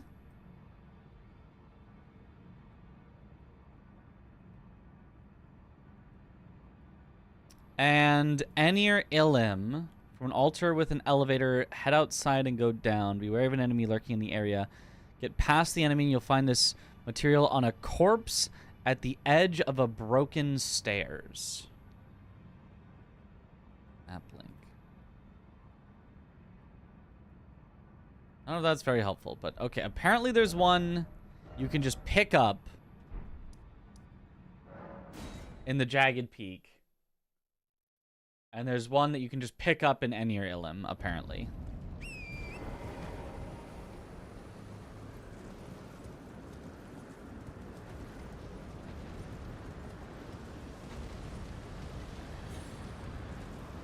Might know where.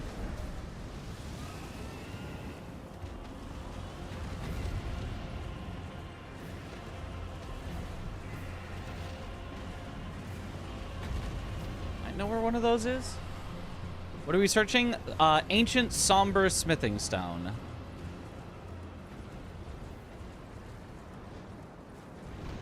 To get a remembrance weapon to max.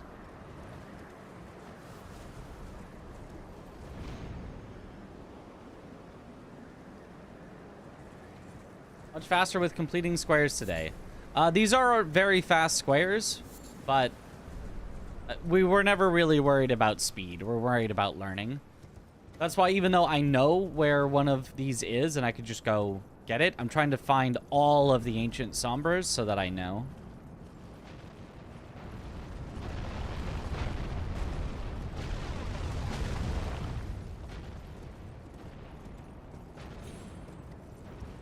Be like...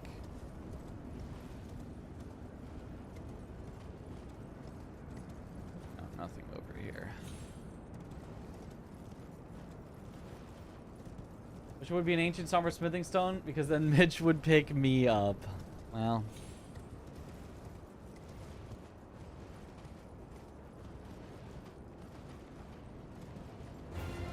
Look, I can still pick you up. You just gotta be on the same map as me, you know?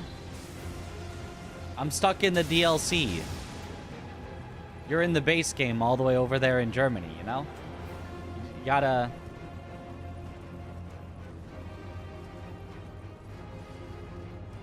Both on Earth, that's the same map. No, no, no. We're definitely different expansions here.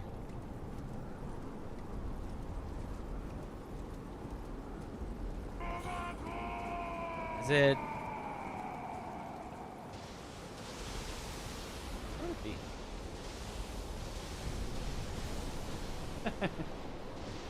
Why even play the base game now the DLC is out? Why even? Yeah. Yo. Draco, thank you for the sub. Welcome back to the bunch. Enjoy the emotes. True, why even? Big loading screen if you travel from Germany to the US. So I'd consider that different maps. See?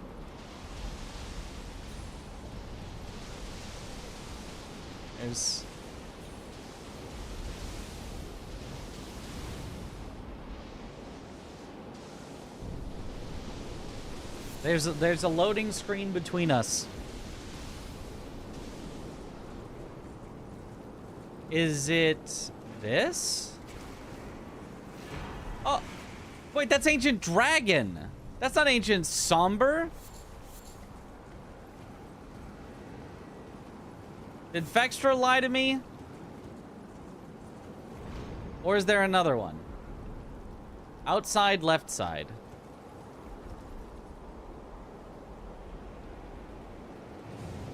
Okay. Fextra always lies. They always do. They lie as easily as they breathe.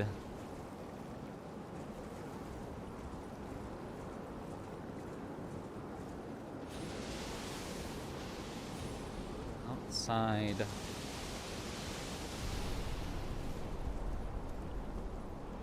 Left side. Over here.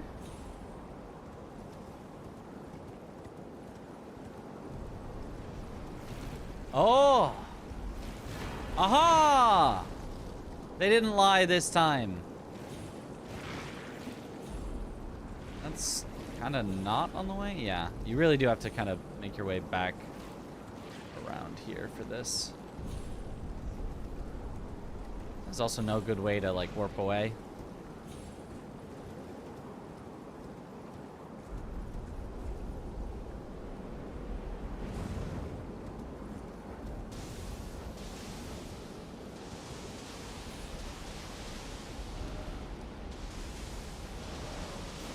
Okay. Get all my legal advice from Fextra. You're telling me it's inaccurate? No, surely not. Look, Fextra may have lied to me all the time, but they'd never lie to you.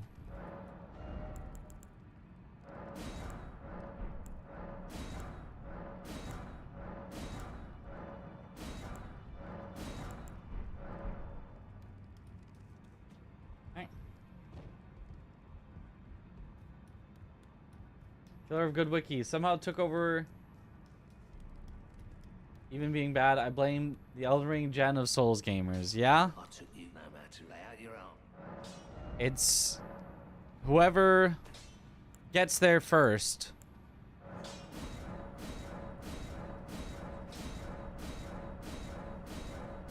Not whoever's the most correct. Alright, upgrade Remembrance Weapon to max. Yippee! Alright, and then the other one, it said there's one in Enir Ilim. After a room with an elevator somewhere?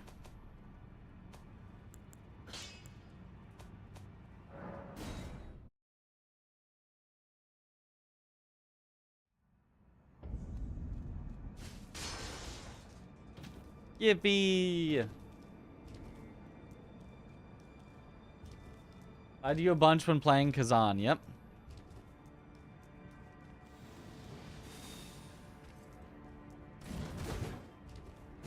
But it's hard for any other site to, you know, reach the top of search results or anything when Fextra exists. Okay, so it said, from the altar with an elevator,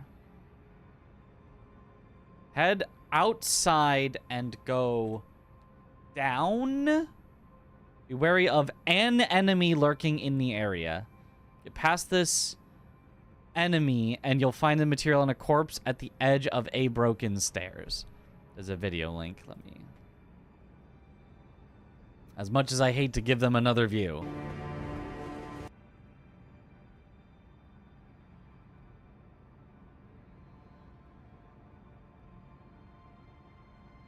Oh, Gravebird armor.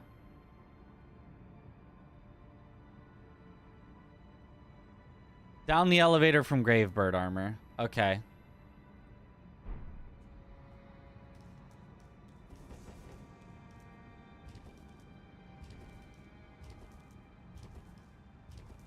Wikidot, yeah.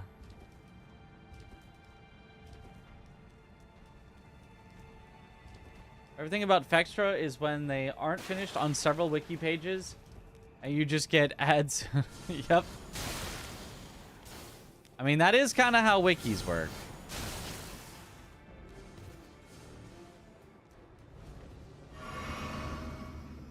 Better that they say we don't know than that we say we do know and be confidently wrong.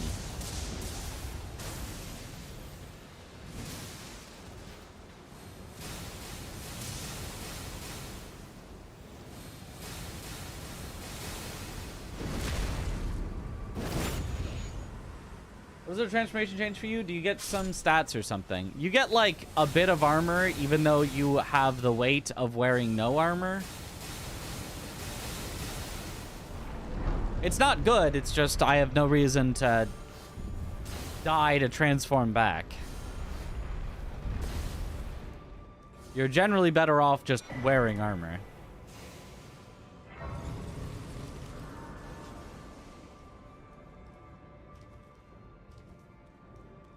So you could always do any Ghost Flame Dragon, Senesax. You probably wouldn't do Senesax because you can just grab the one that's past Senesax, but grab the one past Senesax.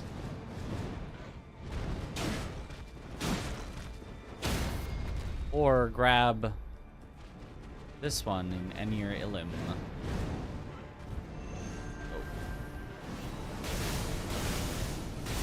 Yeah, you can see it doesn't have a lot of armor. Ah!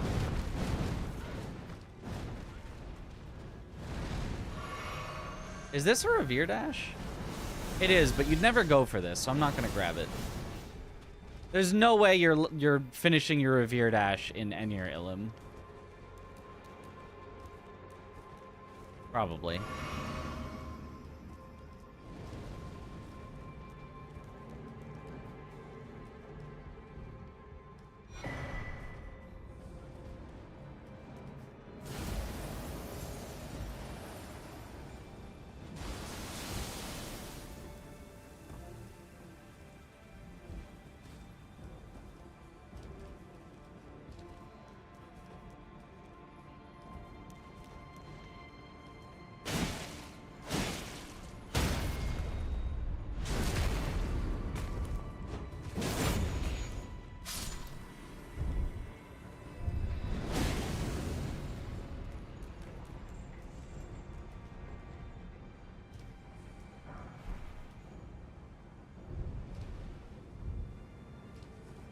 So it's Gravebird.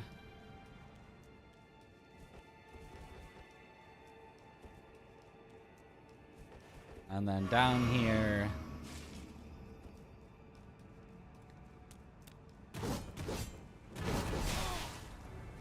Grab the Somber Ancient Dragon. If theoretically we have a board where you want to burn the Sealing Tree super early, that's a possibility.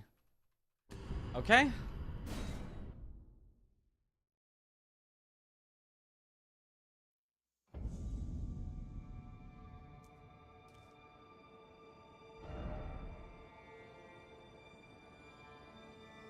Into BloodborneWiki.com, we're the champs.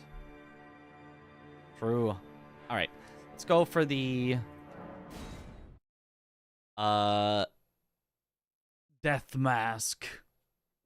Winged and Salzas. Common Bloodborne W. I've saved some of the silliest ones for last here. Another Bloodborne W as usual. Some of the ones that I have the least idea of how to do. Not all of them, but some of them. Oh, I am so here.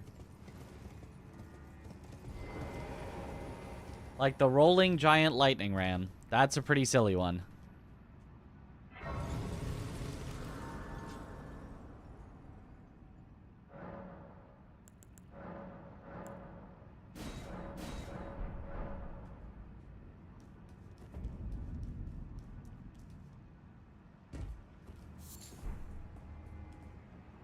This was such a, like, non-fighting board, aside from NPCs.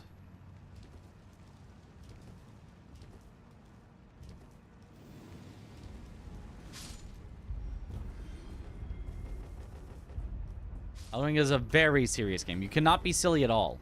It goes against the entire integrity of the game if you were to be silly. So don't even think about it.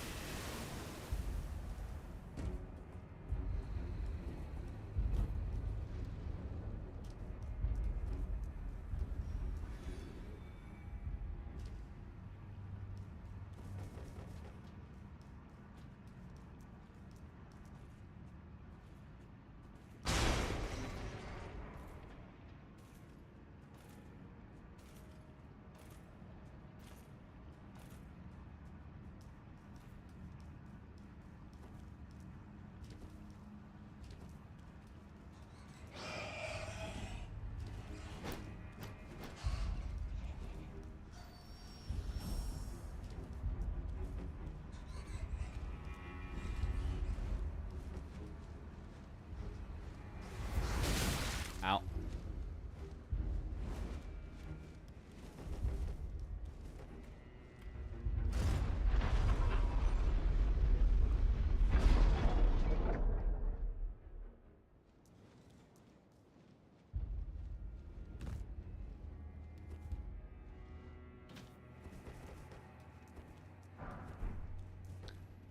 Why would I grab that? I don't need that. I know I do it in the all bosses speedruns, but this is not that. It's just a waste of time.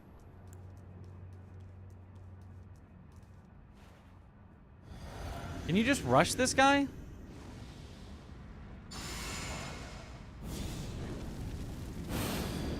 I'm not so sure I can with Actually, I think you kind of can, because then when things explode, they hit him too.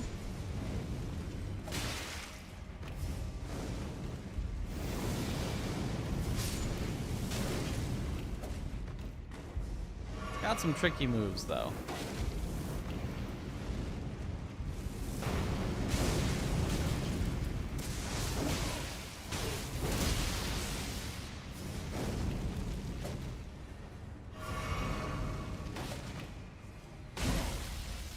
Not a lot of health, though, at least.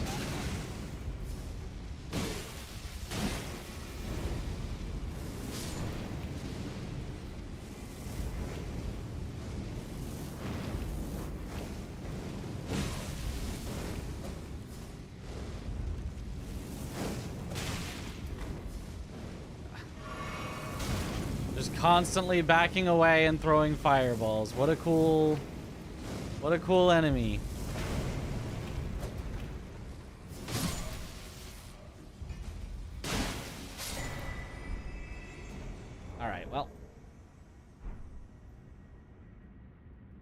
Why are Fire Knights so extra? Because it's faster.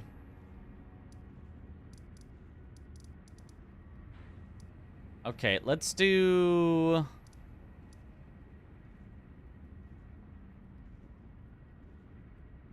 Demi? Let's do Rolling Giant Lightning Ram. 'Tis a silly one that we haven't done yet. That's a pretty cool looking attacks for not having a real health bar.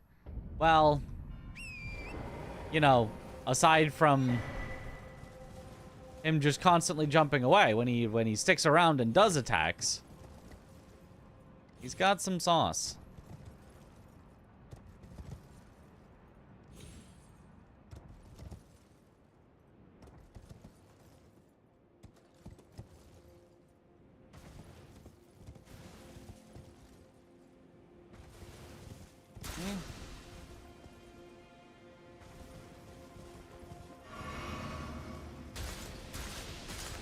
Or bring back the scary nights from DS3. DS3 nights were all scary.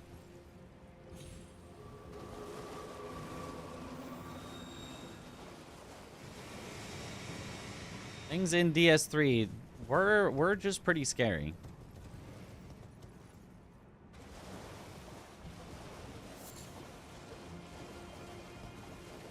Most elite enemies, whatever you want to call them, in Elden Ring are extra. In the DLC, they're extra. Yep.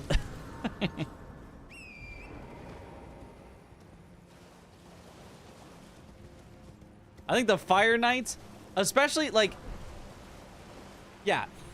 The Fire Knights, the named Fire Knights that give special rewards are extra. They're definitely extra. But even just the regular Fire Knights that are not elites, they respawn, no extra items from them or any, they're just a regular enemy, are already so extra.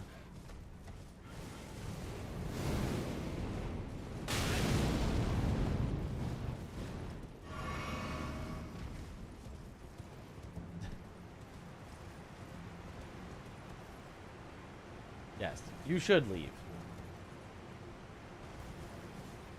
Fire Knights and the Ennier guys. Fire Knights, Gravebirds, Curse Blades.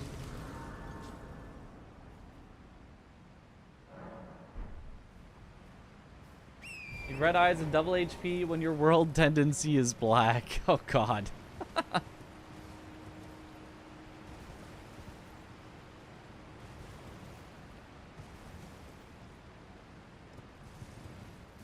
World tendency.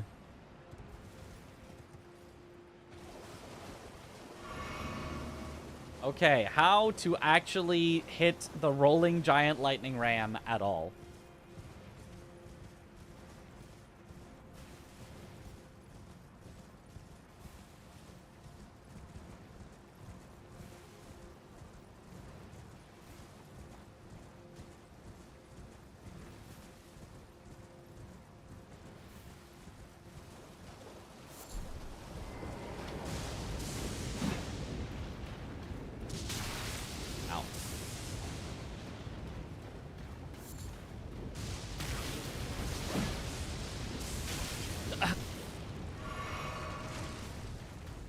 If you just wait around for it in the water, you're just gonna get zapped.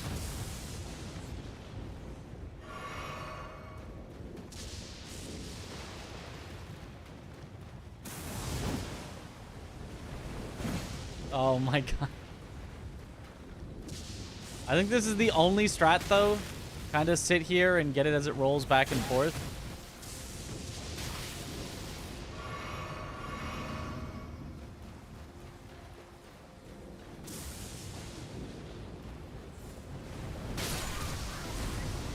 Oh, got it eventually, yeah.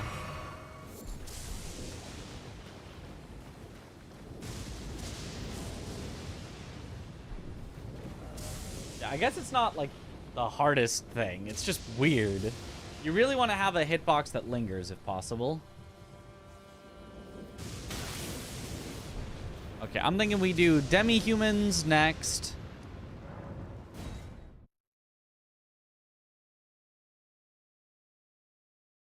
Golden Rams are your favorite wildlife in Elden Ring.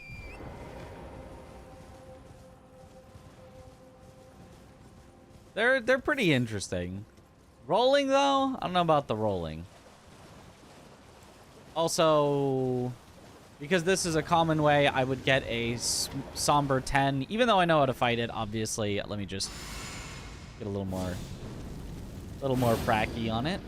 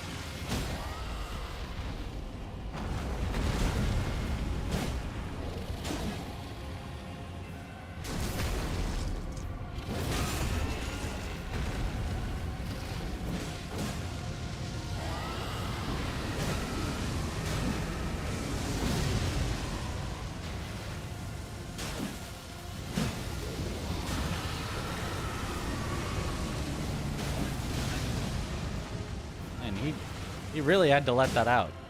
Twice in a row?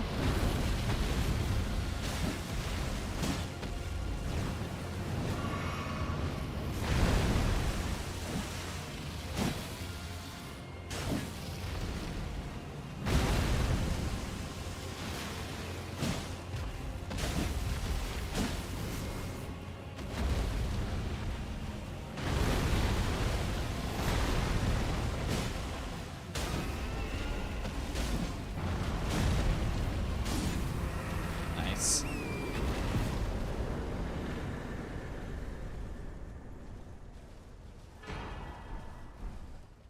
Okay, there's a Somber Ancient. And that one has a Dragon Heart. If we were doing the Dragon Heart Square, that's a good one. Magma Worm's a good one. The Dueling Peak Drakes, or even just the single Drake, I think are all good ones. We're gonna go work on randomized Elden Ring. It'll be only weapon randomized. It's not full randomized, it's just weapon randomized, like I'm doing right now.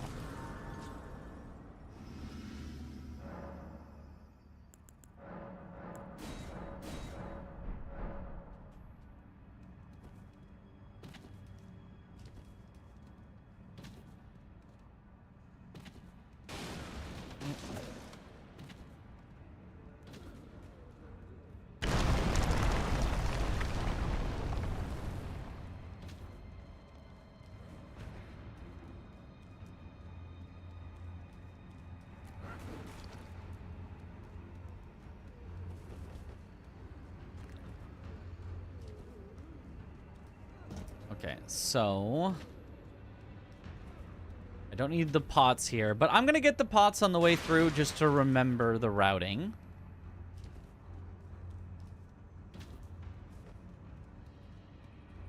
Against the other person, we'll have a better weapon for the start. No, because we'll be on the same seed. Randomizers, you can do a seed, which guarantees that it's the same. Like, every time that you do a particular seed, you always have the same stuff in it.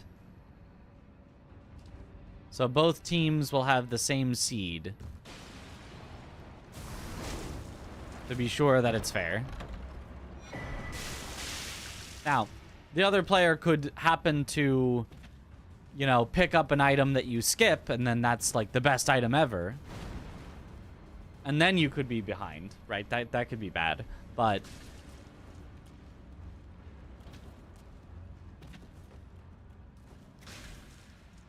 if you both picked up the same weapon locations, you would both get the same weapons. Character looks like a starving Argonian from Skyrim. Yeah, that, honestly, yeah. Pretty much a lizard man. Well, more of a dragon man. Just look at that dragon face. So dragon. Okay, so we said...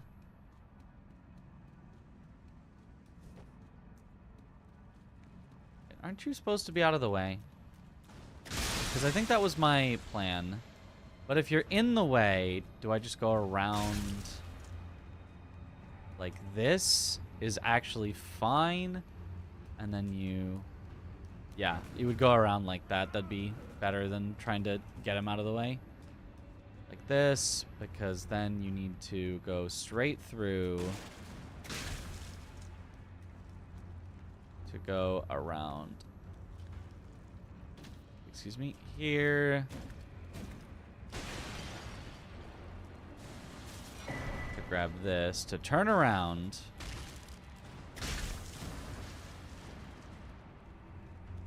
Here. Through here, keep left. Up on this, grab the other one, and then to continue through, it's just like this. All right, cool. I remembered.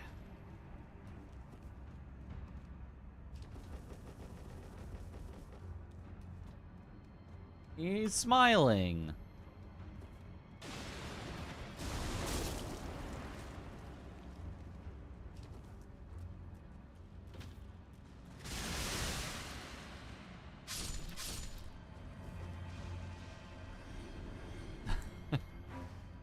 Yeah, the dragon definitely needs some orthodontist work.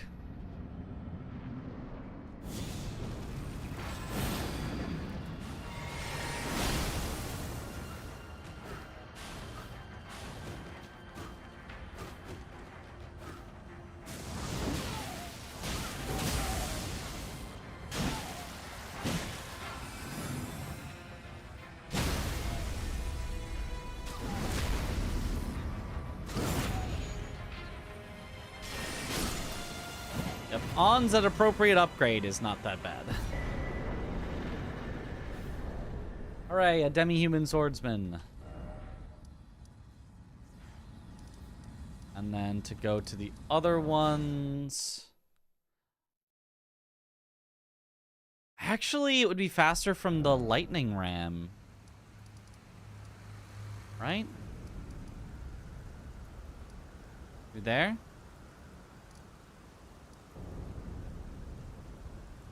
Actually looks kind of similar.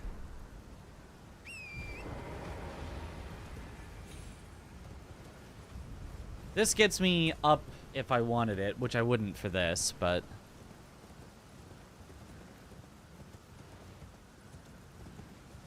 The sharp teeth of a carnivore. But that makes no sense. We all know dragons are herbivores. Herbivorous nerds. Studying words and books all day.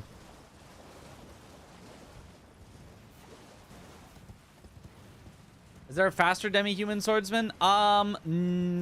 Probably not faster unless you're already there. There is another one near Mariga.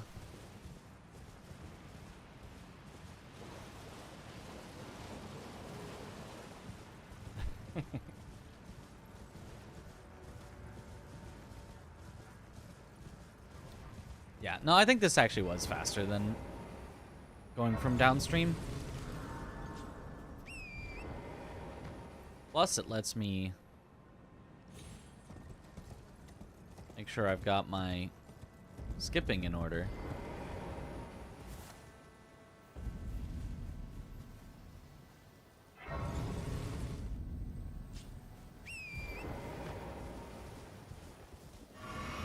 There's almost certainly a faster way down there, but if it works, it works.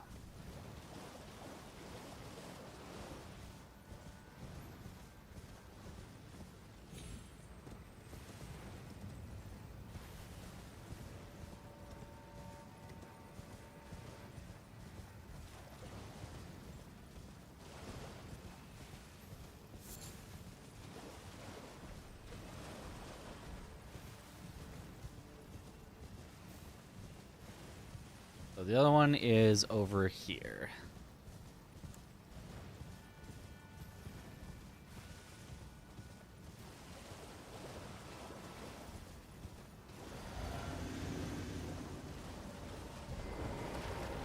Not a boss, but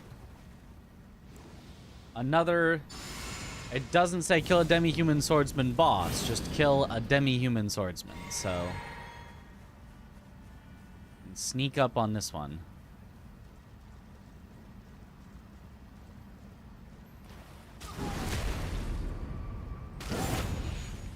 Instant half his health. Oh, I do lightning with my attacks, so it actually like spreads out. That's so unfair.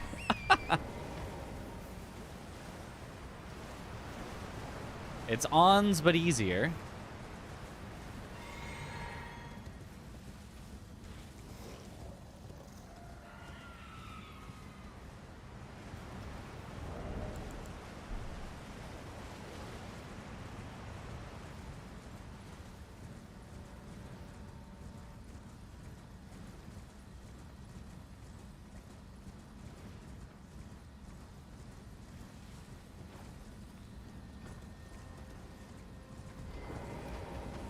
I want to try doing +0 Demi-Human Queen, because I think it shouldn't be that bad.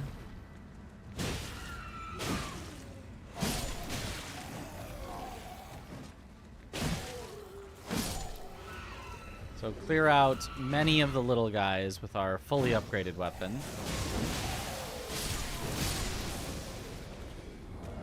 And then swap to the +0 Ordovis's Greatsword.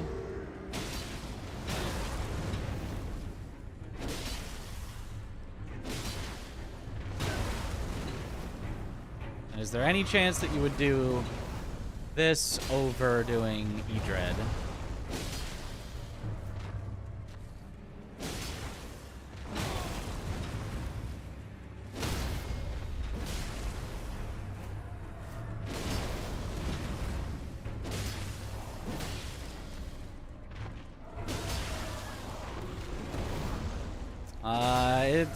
It's kind of rough. It's definitely doable, but you'd want to clear out like the entire area.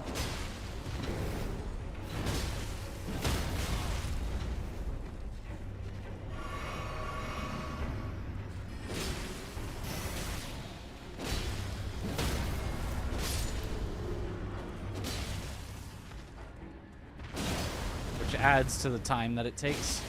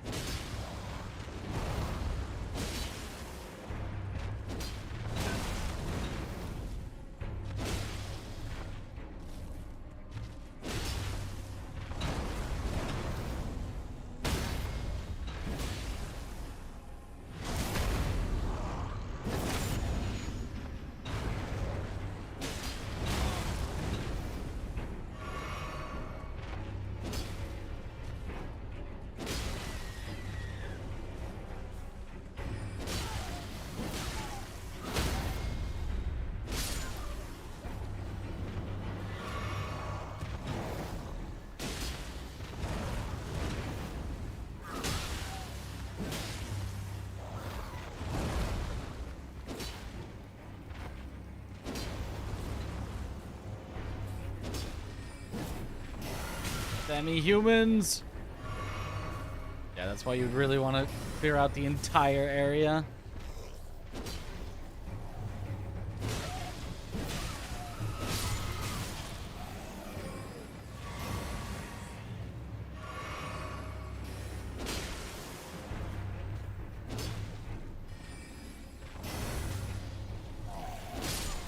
Okay, at least her magic hurts them.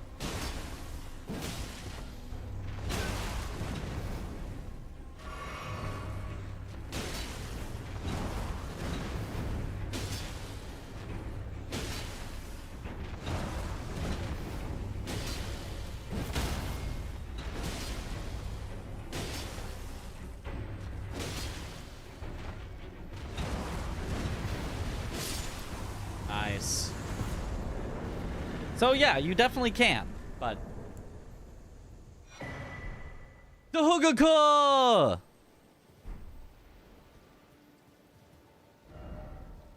Whoa, she drops, because she normally drops a katana, so it can become a great katana. The Hugaka.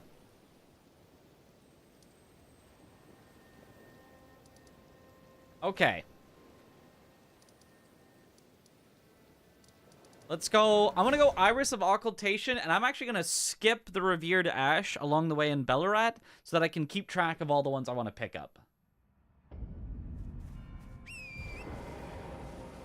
Always be when you have an upgraded weapon and are all juiced up, scaled Skidoo. Yeah, no, I was doing that with a +0 weapon. That's why that took forever.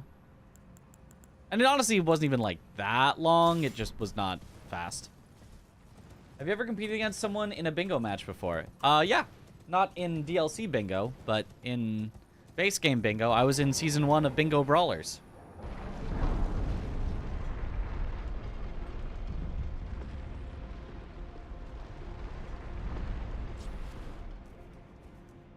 The Hugaka. So I'm not gonna grab that revered ash for now because I wanna think through the revered ash that I can get. I wanna know. I wanna remember. I want it to be in my mind, not just automatic. I mean, it should be automatic too, but I should know where they are. An OG, yeah. I mean, that first season did not go well for me, but been at least doing it for a while. It's very stressful. Very, very stressful. Unimaginably stressful if you have not done it yourself.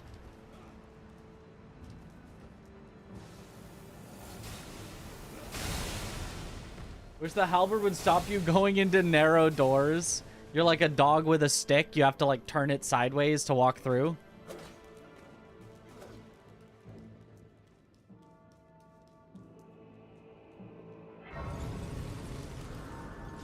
That would be very funny.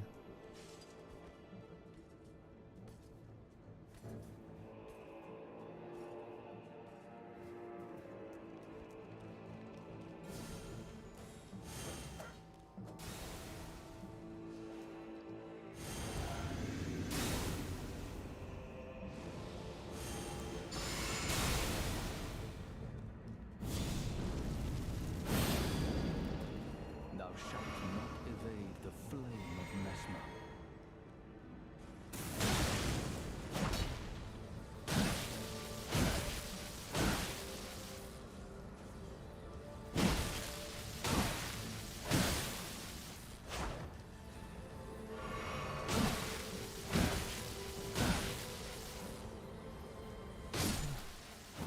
Bye-bye. This be forsaken.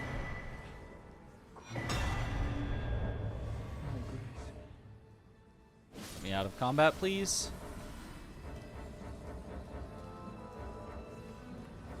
What am I in combat with? I look pretty out of combat to me. Those guys are walking away.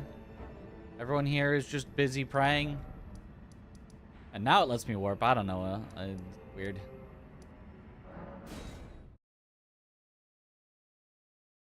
Running your heater at night and your AC during the day. That seems very energy inefficient.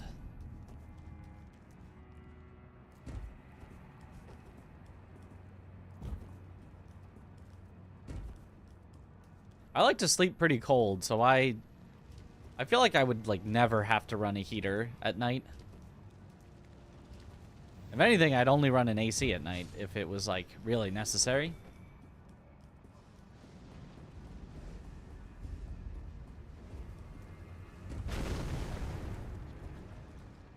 Eh?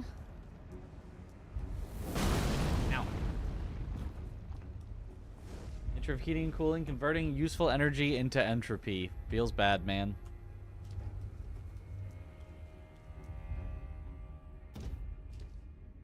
Can't sleep in the cold. I mean, I like it to be cold in the room so that I'm comfy in my blankets. Oh, wait, I forgot to... I actually need the Iris of Occultation in order to give it. Not a fan of no map access during combat. Odd choice, as boning out and menuing were both previously fine to do. Well, menuing you can still do in combat. But yeah, there is no bone equivalent. There's only Memory of Grace, which loses your runes. But I kind of agree with that. Like, I don't think you should be able to get out of combat for free. Now, if there was a way to get out of combat, but it took some time, like Homeward Idol in Sekiro, that one I think makes sense. Like in Sekiro, it wasn't just like, oh, you're in combat, you can't do the thing. It was just, if you have time to cast the idol, you can go. Fresh cold air helps with sleep. Oh, I've been doing it right. Cold sleep's healthier. I mean, I don't like to be like cold. Like I will still be under my blanket, but I like the room cold and then me under my blanket just right. If I ever have to like take off my blanket because it's too warm, I'm miserable. I'm not sleeping good.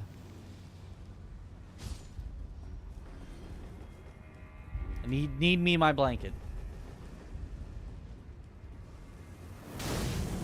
Ow.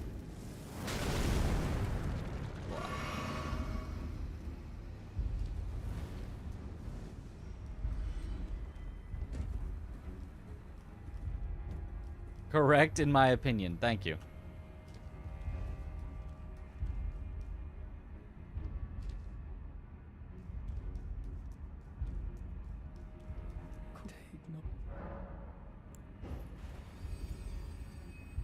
Get your light stolen, idiot.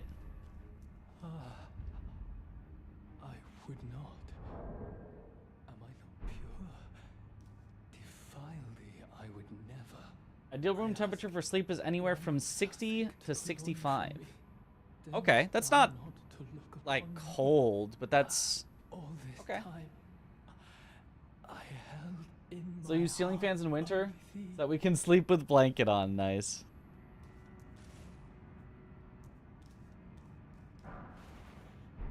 Stitcher. Oh, because he's got a pokey weapon. Yeah, that makes sense. Okay, I think it's time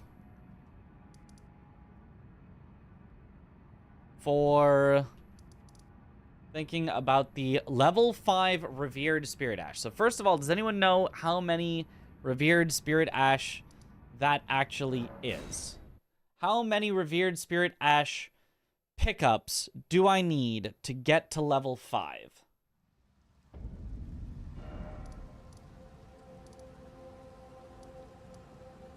And then we can just kind of start picking some up till we have that many, and then more from there. Shrug. I'd guess it's around 10. It's probably like 1 and then 2s and then maybe a 3. But I'm not sure. Got one already. Correct. It was this one. I'm going to grab it, quote unquote, again, so that I don't forget that this is one of the ones that I know where it is. I know where this one is. That's one.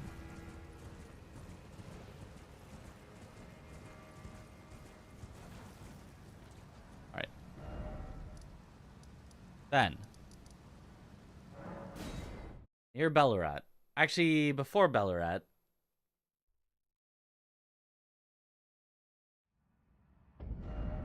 Seven? Is it only 7? Okay, that's not a lot.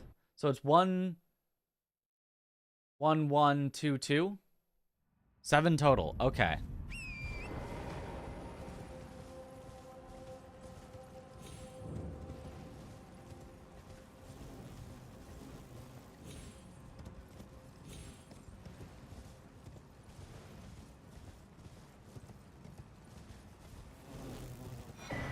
Two.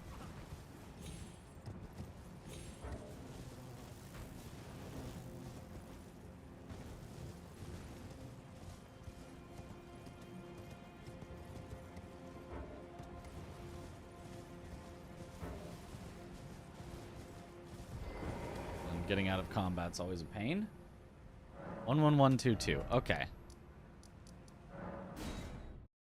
Bellarat. We've got at least 3 that I can remember on the way through.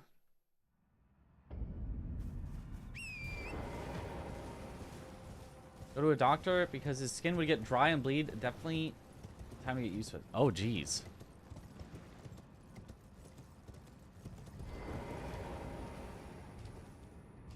It nosebleeds when it gets too dry. Yeah, I can too. So this is number 3.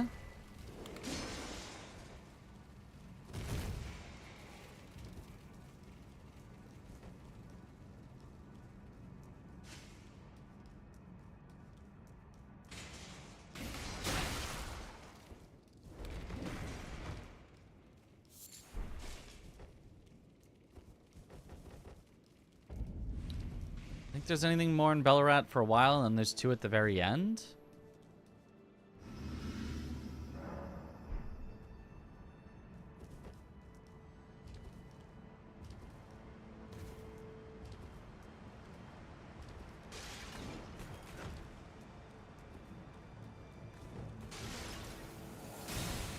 Oh, yeah. Run in Elac River, yes, yes. Ow. You stop.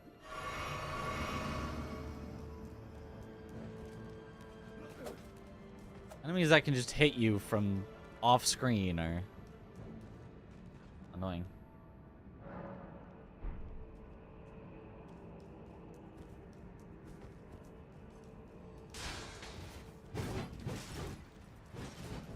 Is there another one?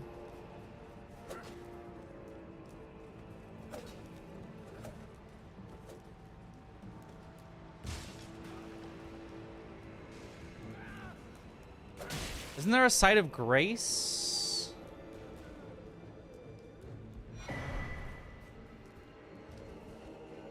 Here that has something?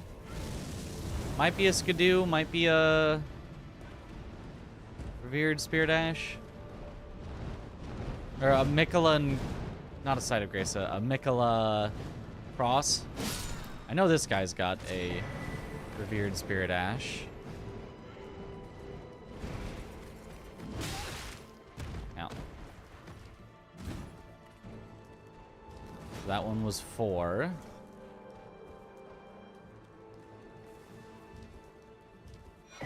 That's 5.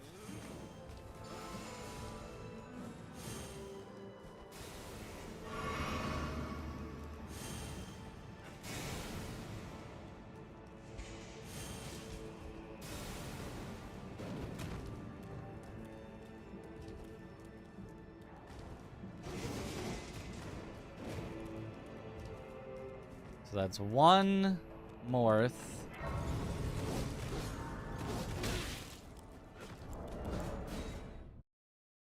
One Morth. 1 Gravesite Plain. 3 Ballarat.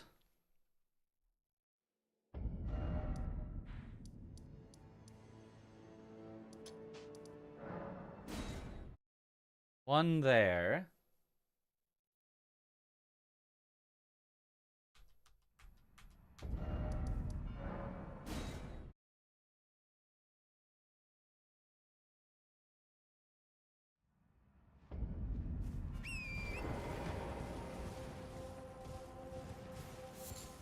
So this would be 6.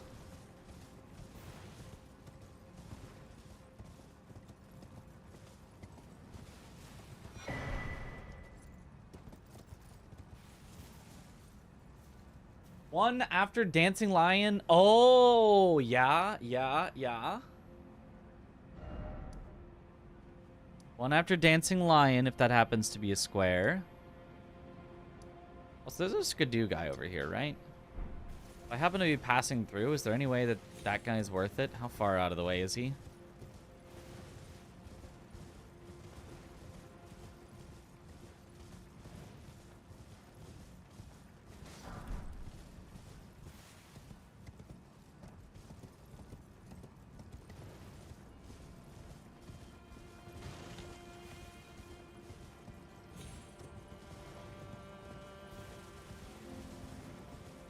It's pretty far up here.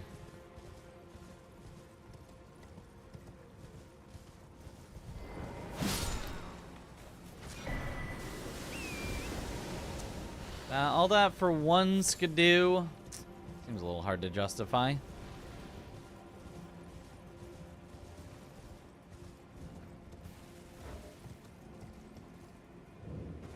But I mean, maybe. There's a chance. If it's a very, like, late killing board, and I think the skidoo is actually going to make a difference, I could see that. Okay, so that's 6. There's Dancing Lion as a potential 7th. There's Enir Illim as a potential 7th. Although that would be silly.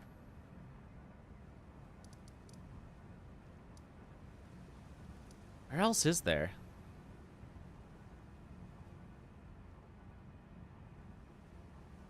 not remember the location of revered spirit ashes. Let me look them up.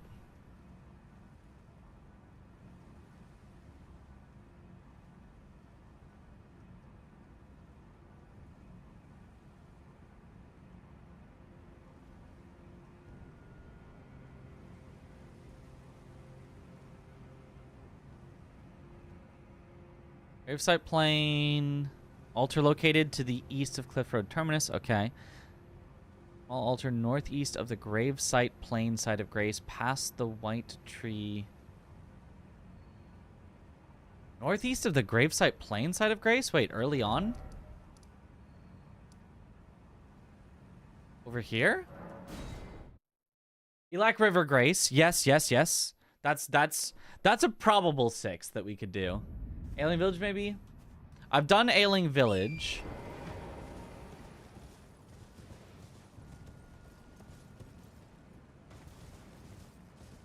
This way? Past the White Tree, it said.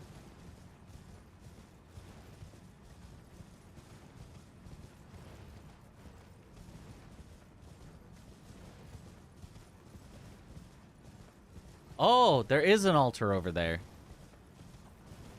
I did not remember that. Okay. That's definitely a potential 7.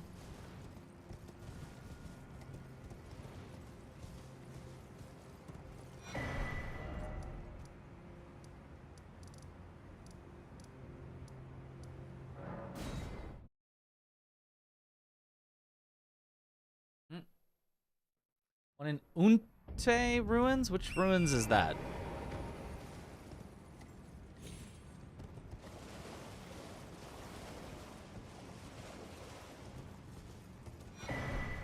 So that's so far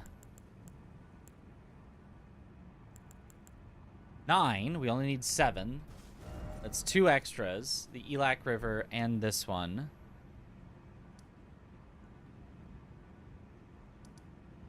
Because we had gotten 1, 2, 3, 4, 5, 6, 7, 8. What's the 9th one I got?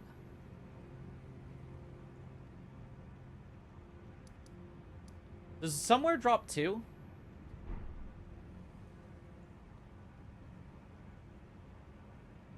Bellarat 2 can be found in the altar in the middle of the room. Ah, so there's 4 in Bellarat. 4 in Bellarat. Actually, there's 5 according to Fextra. Oh, because there's the lion. Right. There's a potential 5 if you kill the lion. But there's the 2. Okay, so a normal 7 would probably involve Bellarat. It seems hard to not do Bellarat because there's 4 in there. That's over half right there. The one with the 2 furnace golems under Shadow Keep. Oh, on the way to Jory. One in there. Interesting. Yeah, that's not one I would have thought of. So if we did 4 in Bellarat, if we just count that as our safety 4 that we always get, then we just need to remember Abandoned Ailing Village, Gravesite Plain, and Morth Ruins. And then we're set. And then if, like, we need to rush it, we can't go to Morth Ruins because that's too far out of the way. Or sorry, not there. For Morth Ruins, it's over here. Let's say that we feel like it's a rush square, we would go to the one over here. And then we could get it all done in Gravesite Plain and Bellarat. Okay, cool. I've got 8 planned, and then if we happen to be, like, saving that one for later and we go through Elak River or anything else, we can pick up ones on the way and get it slightly earlier. And then it's all about actually spending it to level up enough. Okay. Level 1. Level 2. Level 3. Level 4. Level 5. And to go from 5 to 6 takes 3. So good thing we don't have to do that. All right, lastly, the middle square. We've all been saving it for this. So it can go 1, 2, 3, 4 lines from one square. 4 DLC sorceries. First, let's see if I happen to randomly grab any along my travels. I have not. So, I believe the common thing to do is to purchase them from the cathedral from Ymir?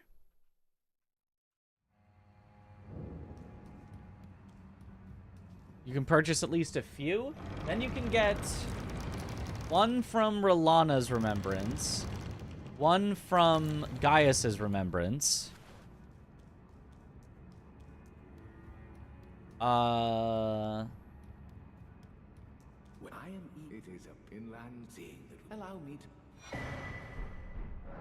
It is said one's fate. I only wish to help, though I'm not mistaken. You are a I've given you a white eye for power. How do I know which ones are... Because doesn't he normally sell non-DLC and DLC ones? So how would you know which ones would be DLC ones? One beside Moonrathil above the shield. Good, yep, good point. Because obviously, like, with them all being shuffled, it's not just like, oh, buy the ones that are DLC ones. No, like, which shop ones are DLC ones? The Vanishing isn't DLC. Well, I'm not saying these spells are or are not DLC. I'm saying which ones that he normally carries are DLC. Because I don't know. He sells one DLC one to start and then more after you blow a horn. Okay. Is it always the last ones? Would it in this case be Miriam's Vanishing, and then once we blow a horn, he sells one more, and then once we blow a horn, he sells one more?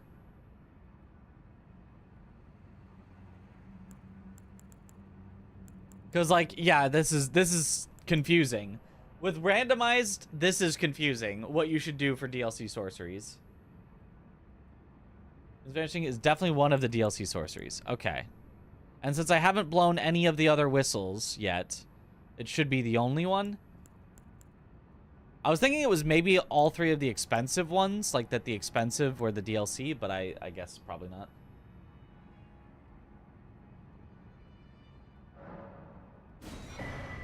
Okay, well, let's assume that's it. So we know that we could get it from basically getting to Metter would get us 3 of them.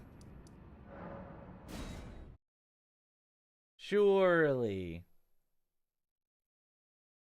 Didn't realize those were randomized too. Yeah, I'm pretty sure those are randomized too.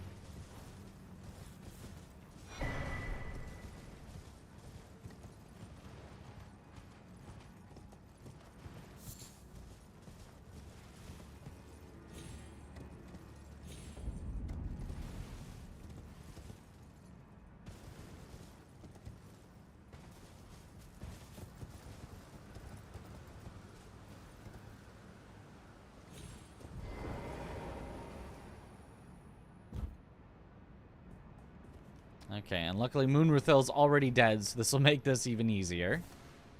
In an actual board, I would have tried to kill Moonrathil, then immediately grab it, so I don't have to come back later. Something to think about.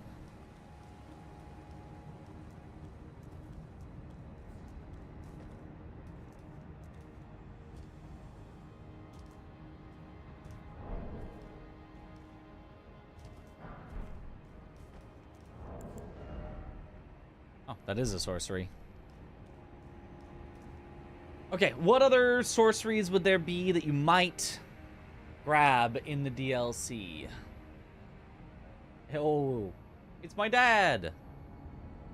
It is? What up, FX? Penetrable Thorn spell is near one of the graces in Shadowkeep. Okay, near one of the graces.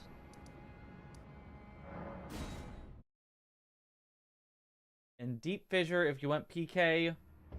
Or Spectral Lights in Charos if you go south. Okay.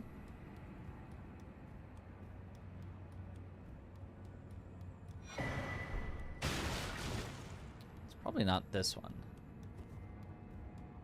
It's probably the one I skipped.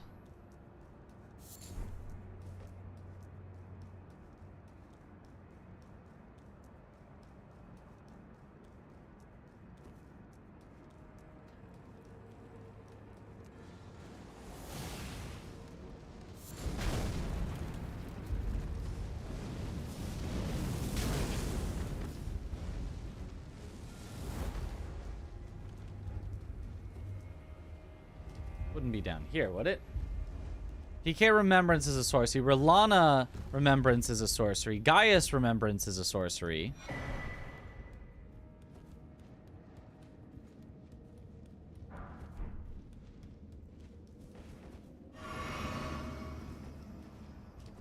Go down a level from Kood and then come from the ledge to the lower level.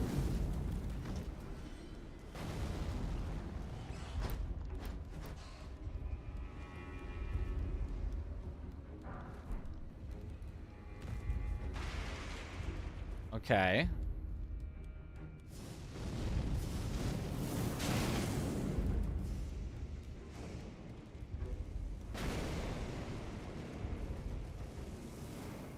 Sorceries and incants are mixed in remembrances in this, right?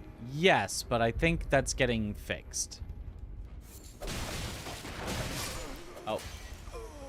Untransformed! I should have really gone up and gotten the Grace first. I forgot Fire Knights are menaces. Did you do the Elden Ring GeoGuessr thingy? Can't remember when it was. I did, yes. It was the 3rd? I want to say the 3rd.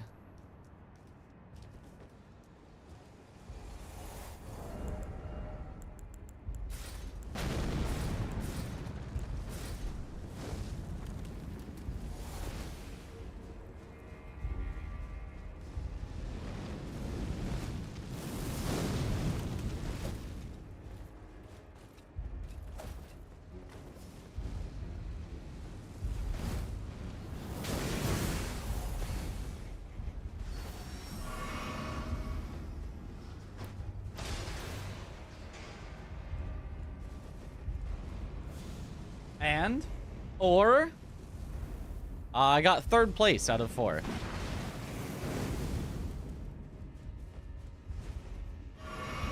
Was in 1st place until the final few rounds, and then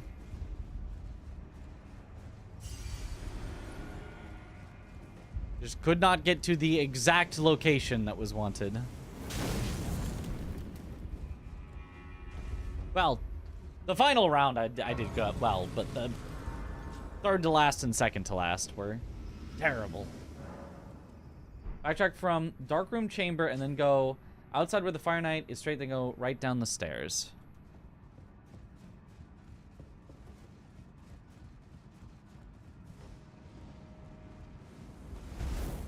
Hold on. So we're saying it's easiest from Dark Chamber.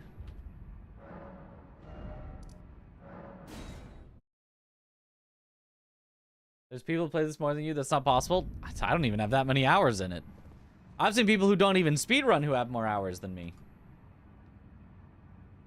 I've only got about 3,000.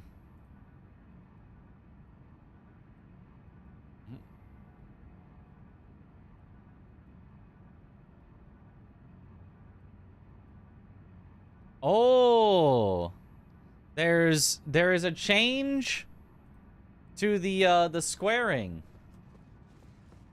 There's now gonna be a lot more co-op squares. So we'll have to practice a lot more co-op squares next time.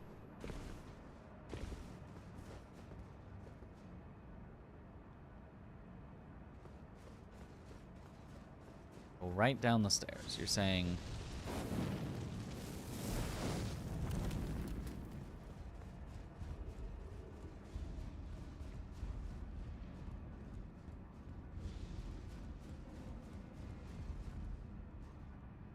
Where are you saying the sorcery is?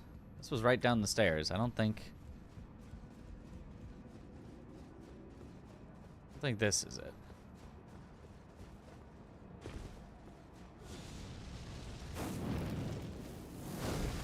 co-op squares than just the center one. Yes. It will not only be the center one. Which is kind of cool. I kind of like that idea. It will make it a lot harder to plan and practice and prepare, but...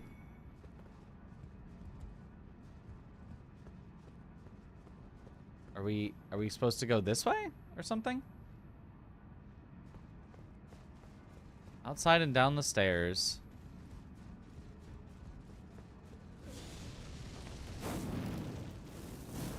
And then what?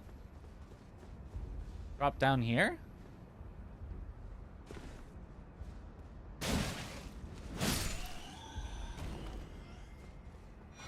Oh. Wait. Is that the only way to get this? There's literally no way that I found this in my casual playthrough. That's the intended way to get here? You're just supposed to look down and go, oh, there's a thing there. I think I haven't been there. And drop down? Okay. Sure.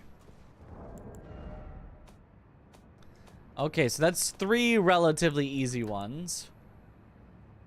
Obviously, it could be up to 5 if we did the finger ruins, but those do take a while, so they wouldn't be very rushable at all. When is Season 5 happening? Don't know. It hasn't been scheduled at all yet. But there is a weekend event happening the 16th to the 19th.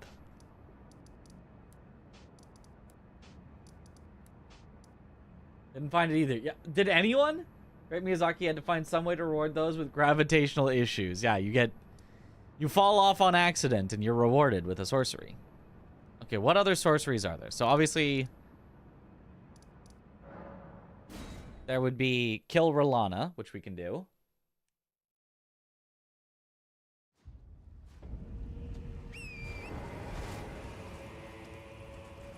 Impenetrable Thorns truly was the dark beat of Elden Ring, just sitting around in a corner. Oh, that was even Thorns?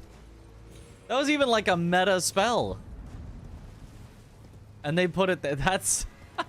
Maybe they made it so strong because they were like, nobody will find it anyway. And then they nerfed it.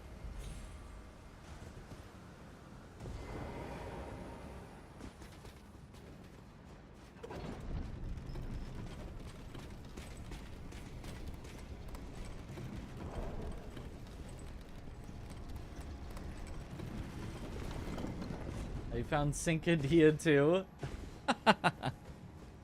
Task failed successfully. Also, Tree Spirit at Shadowkeep drops one. Oh. Yeah, it's like the further one, right? It's not the one in like the middle.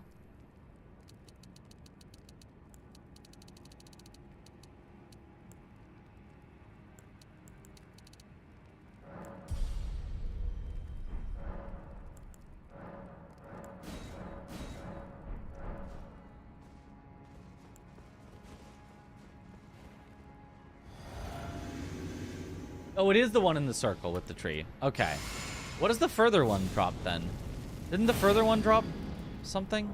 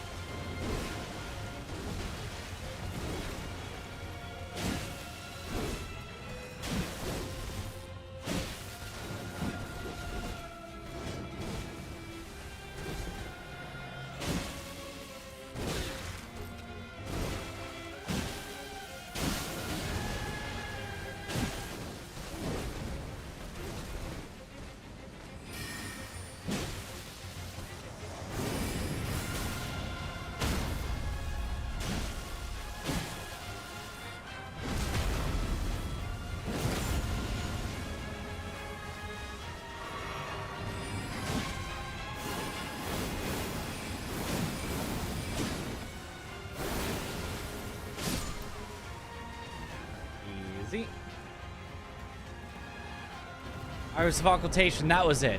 Because I was like, we were thinking about that for a possible square. It was an iris that you might want for that. Okay. Now, I would really not like to kill a tree spirit for sorcery, but that is an option that I can keep in mind. I would probably rather kill Rolana than a tree spirit, weirdly enough.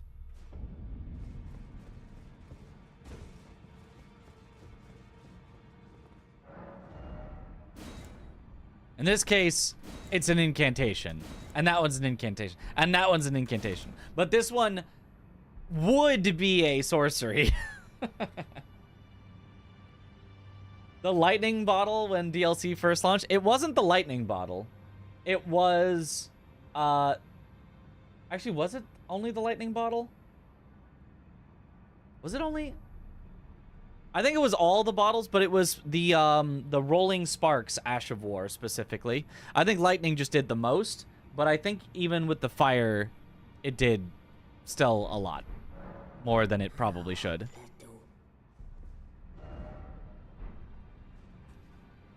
Okay. It was the Ash of War, yeah. The Ash of War Rolling Sparks. Okay. Let me go kill the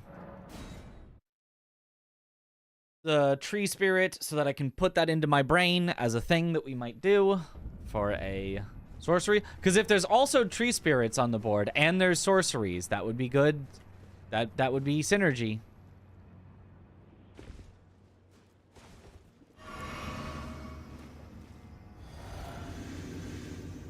It's more about familiarity, because it's not like it's that hard to kill a tree spirit.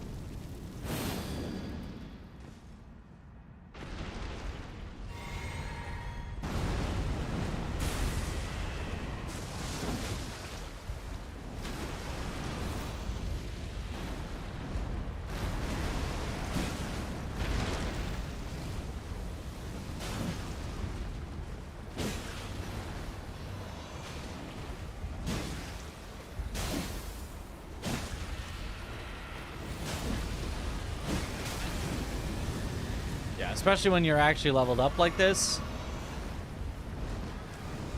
Tree spirit's kind of a yoke.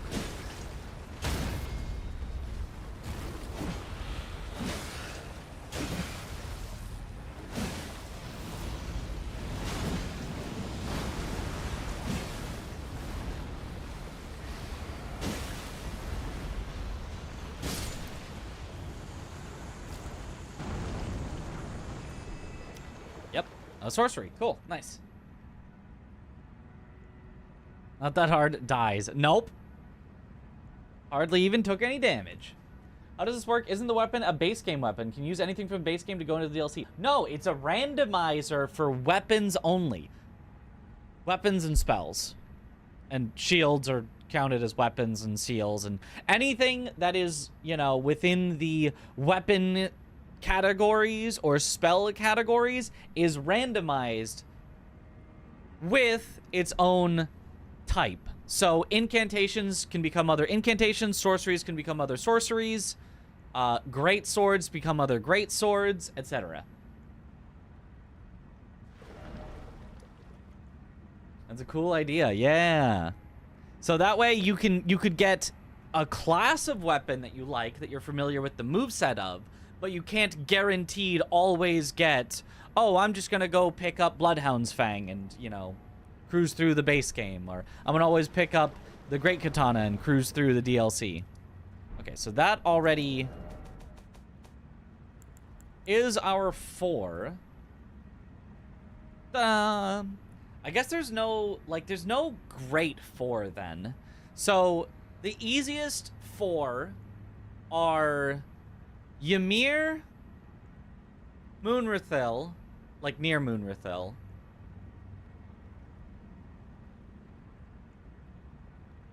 The ones in Shadowkeep are pretty far. But I mean, there's the ones in Shadowkeep, the one from the drop down, and the one from killing this. Remembrance of Rolana. Remembrance of Gaius. Who else was the other remembrance? I think there was one more remembrance that I'm forgetting. PK? Question mark? Was there something on the way to PK as well that we said? If so, I should check those out. PK does have one. And didn't somebody say there's one Cerulean Coast somewhere or at PK or something? Blackhawk is crazy now beating like 15 plus games in 6 months. I have like 5 to 10 left. Wow. You are, you're getting on that. Most people just let their backlog get larger and larger. I probably have a backlog of like 50 games at this point. And there's just no way that those are ever all getting done. One near Charos, one in Fisher Depths. Ooh, so you could get 2 if you went through Ancient Dragon Man. You could get the one in Charos and one in Fisher Depths without having to fight things. That could be a play. That would not be the worst thing. I'll need to figure out where those are.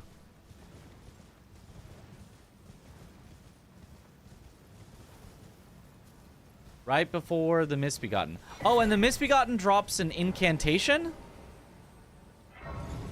Is that right?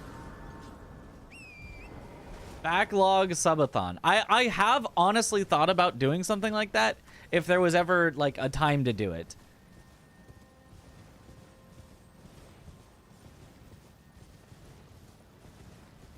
Like we could go through every single remotely Souls similar in any way game that's like ever been released all in one go, but it would also be very painful to do as a subathon and all the pain that comes with being live all the time.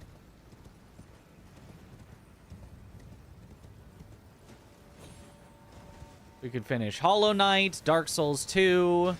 I could be forced to purchase a PlayStation to buy Bloodborne and Demon's Souls. Sorcery is in front of the giant bird statue. Okay. In front of the giant bird statue. So it's where the Deathrite bird is? Or it's... Or am I mistaken on where giant bird statue is?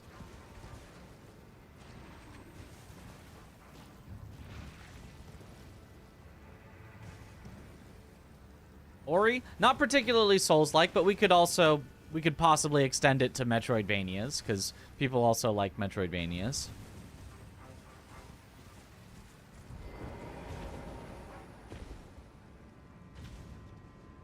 Above the Grace. Oh, like literally up? The way where you have to like go through and around to go up? Is that why? Because I remember there was some bingo practice or match or something where they had to like find their way up and they got confused. And I got confused watching it because I was like, what? Why are they up there? I don't... What is up there?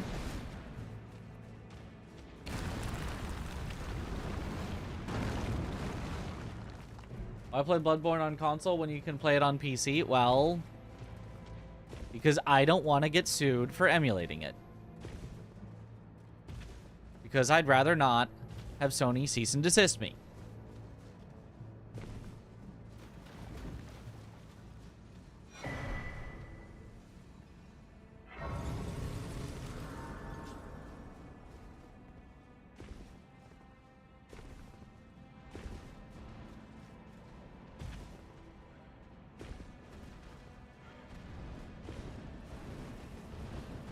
Maybe you're okay with being sued. No.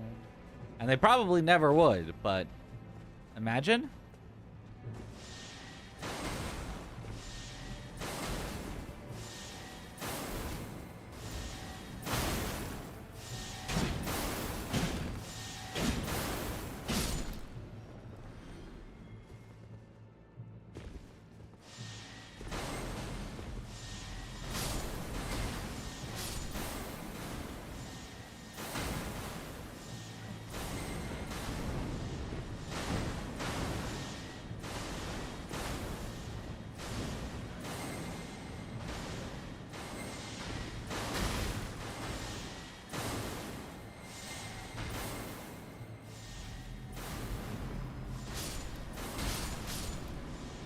Be allowed to buy a game and then do whatever I want with it, including play it on PC instead. Yeah, it wouldn't be in legal trouble for playing it. It would be potentially in legal trouble for streaming it. Because technically streaming video games is not explicitly, like, legal in itself. It is just... Is it there? You said right before the Misbegotten? Oh, is it you go around? It's you go around... Not here, but it's you go around to the left, I think, of the skeletons. If I remember right. I think I've done this one before. No. Yes? Drop down somewhere? Go... There was a different path somewhere. Hold on, let me find it. Let me remember. No. No.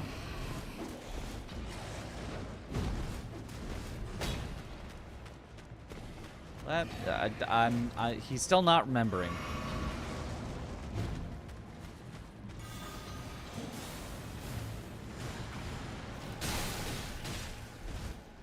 No clue, streaming works differently. Yeah, it's just like any game company, whatever, can just say, we would like you to not stream our game anymore, please. Like Nintendo prevented a bunch of Super Smash Brothers Melee tournaments from happening because they were doing it on emulator. And they just didn't like that. And even though being on emulator is in all ways allowed and legal, Nintendo could just say, we don't want you streaming our game, we don't have to give a reason, and it got shut down. Is it drop down? Maybe it is drop down.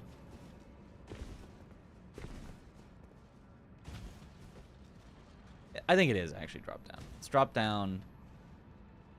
Just make your argument that it will be your first time ever playing Bloodborne. The judge will understand. There it is. Ah, okay. That's not too far out. True. Suing video game streamers out of existence is like suing modders out of existence. More trouble than it's worth. It's true that it would be more trouble than it's worth. It's just I don't want them to have the opportunity to take that trouble.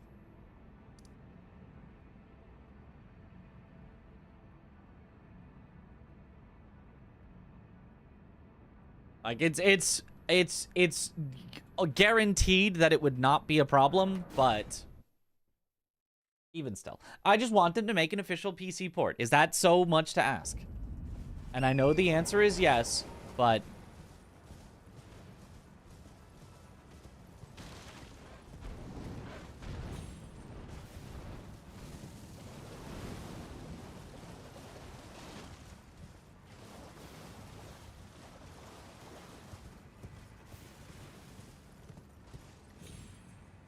okay, up here?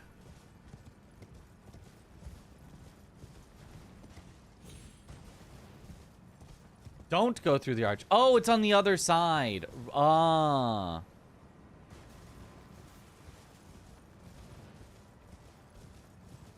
There's the two sides.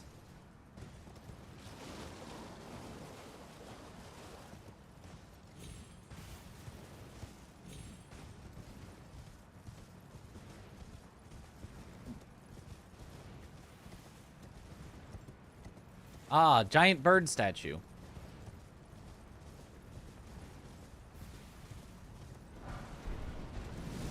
Wow, what realistic giant bird statues they've got here.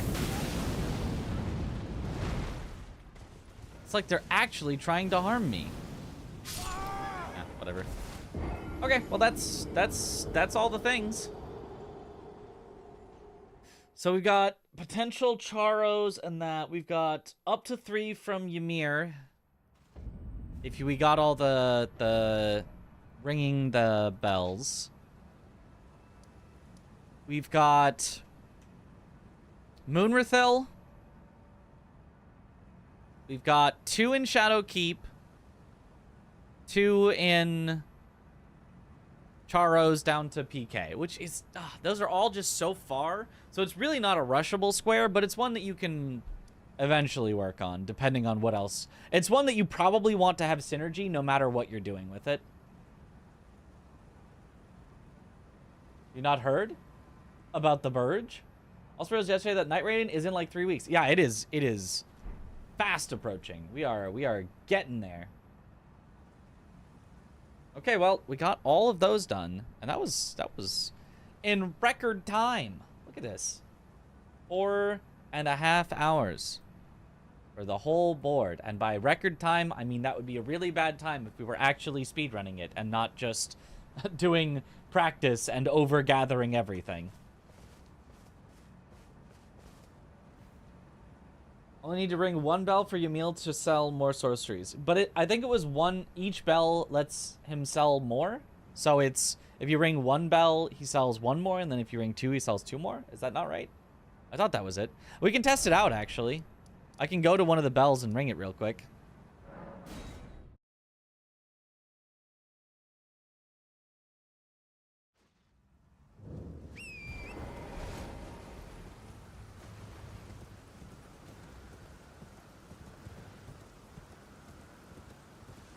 Two for the first horn and one for the last. Oh, so it is really valuable, actually, then, to ring one. Okay. Yeah, you're almost done then, and then you would just need the one at Moonrithil. Okay, so I think a common one then is ring one bell and Moonrithil.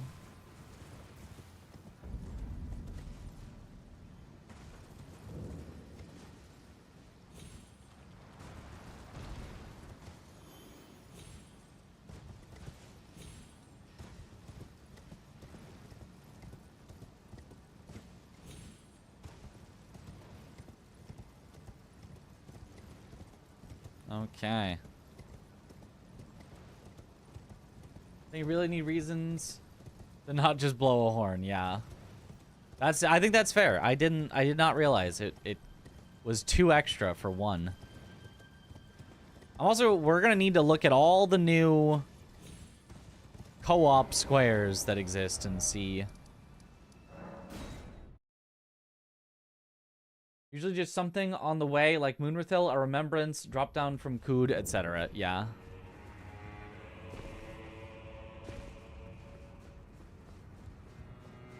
Just lurking? Alright, nice, nice. The exaltation only now. I have made maiden. Yeah, 2 more. So basically just everything on the second line is DLC sorceries. Okay, cool.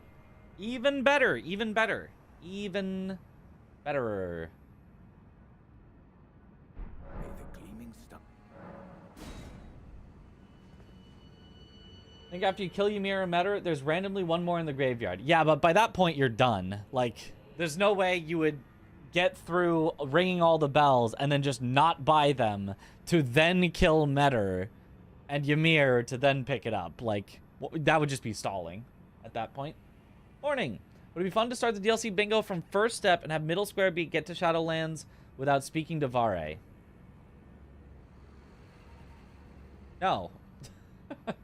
Not at all.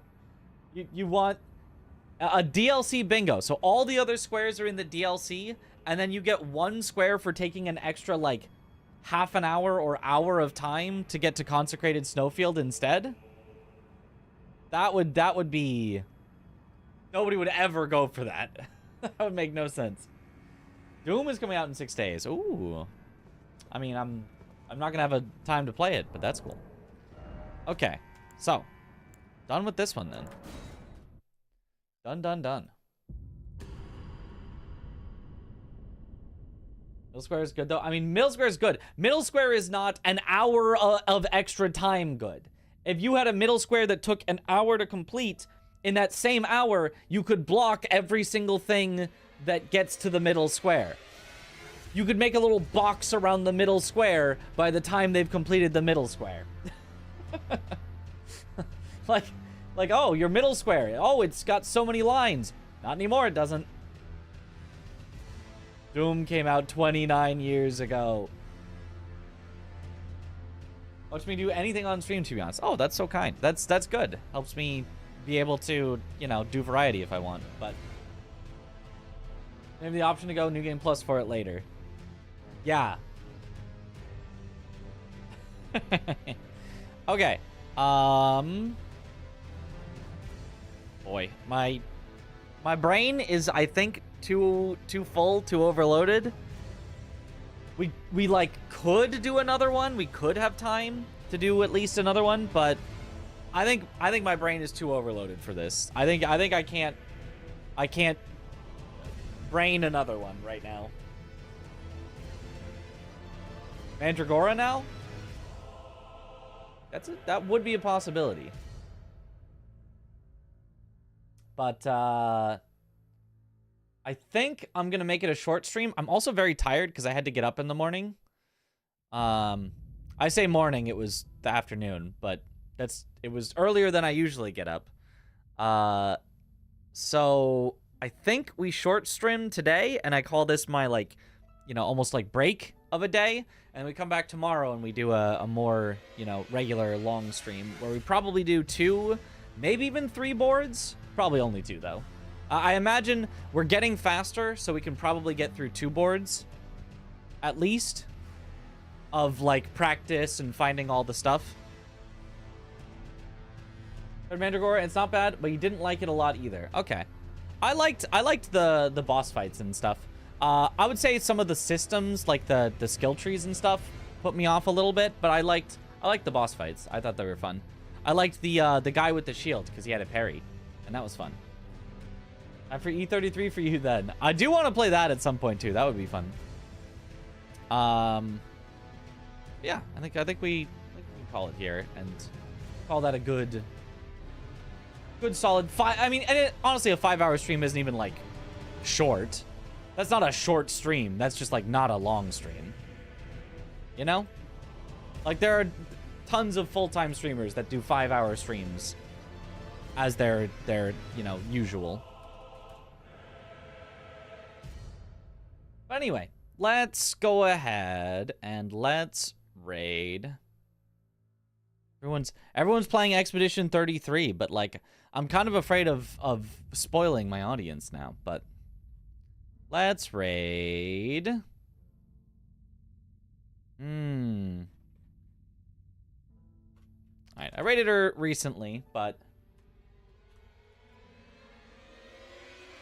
how about some Kaylee Strawberry?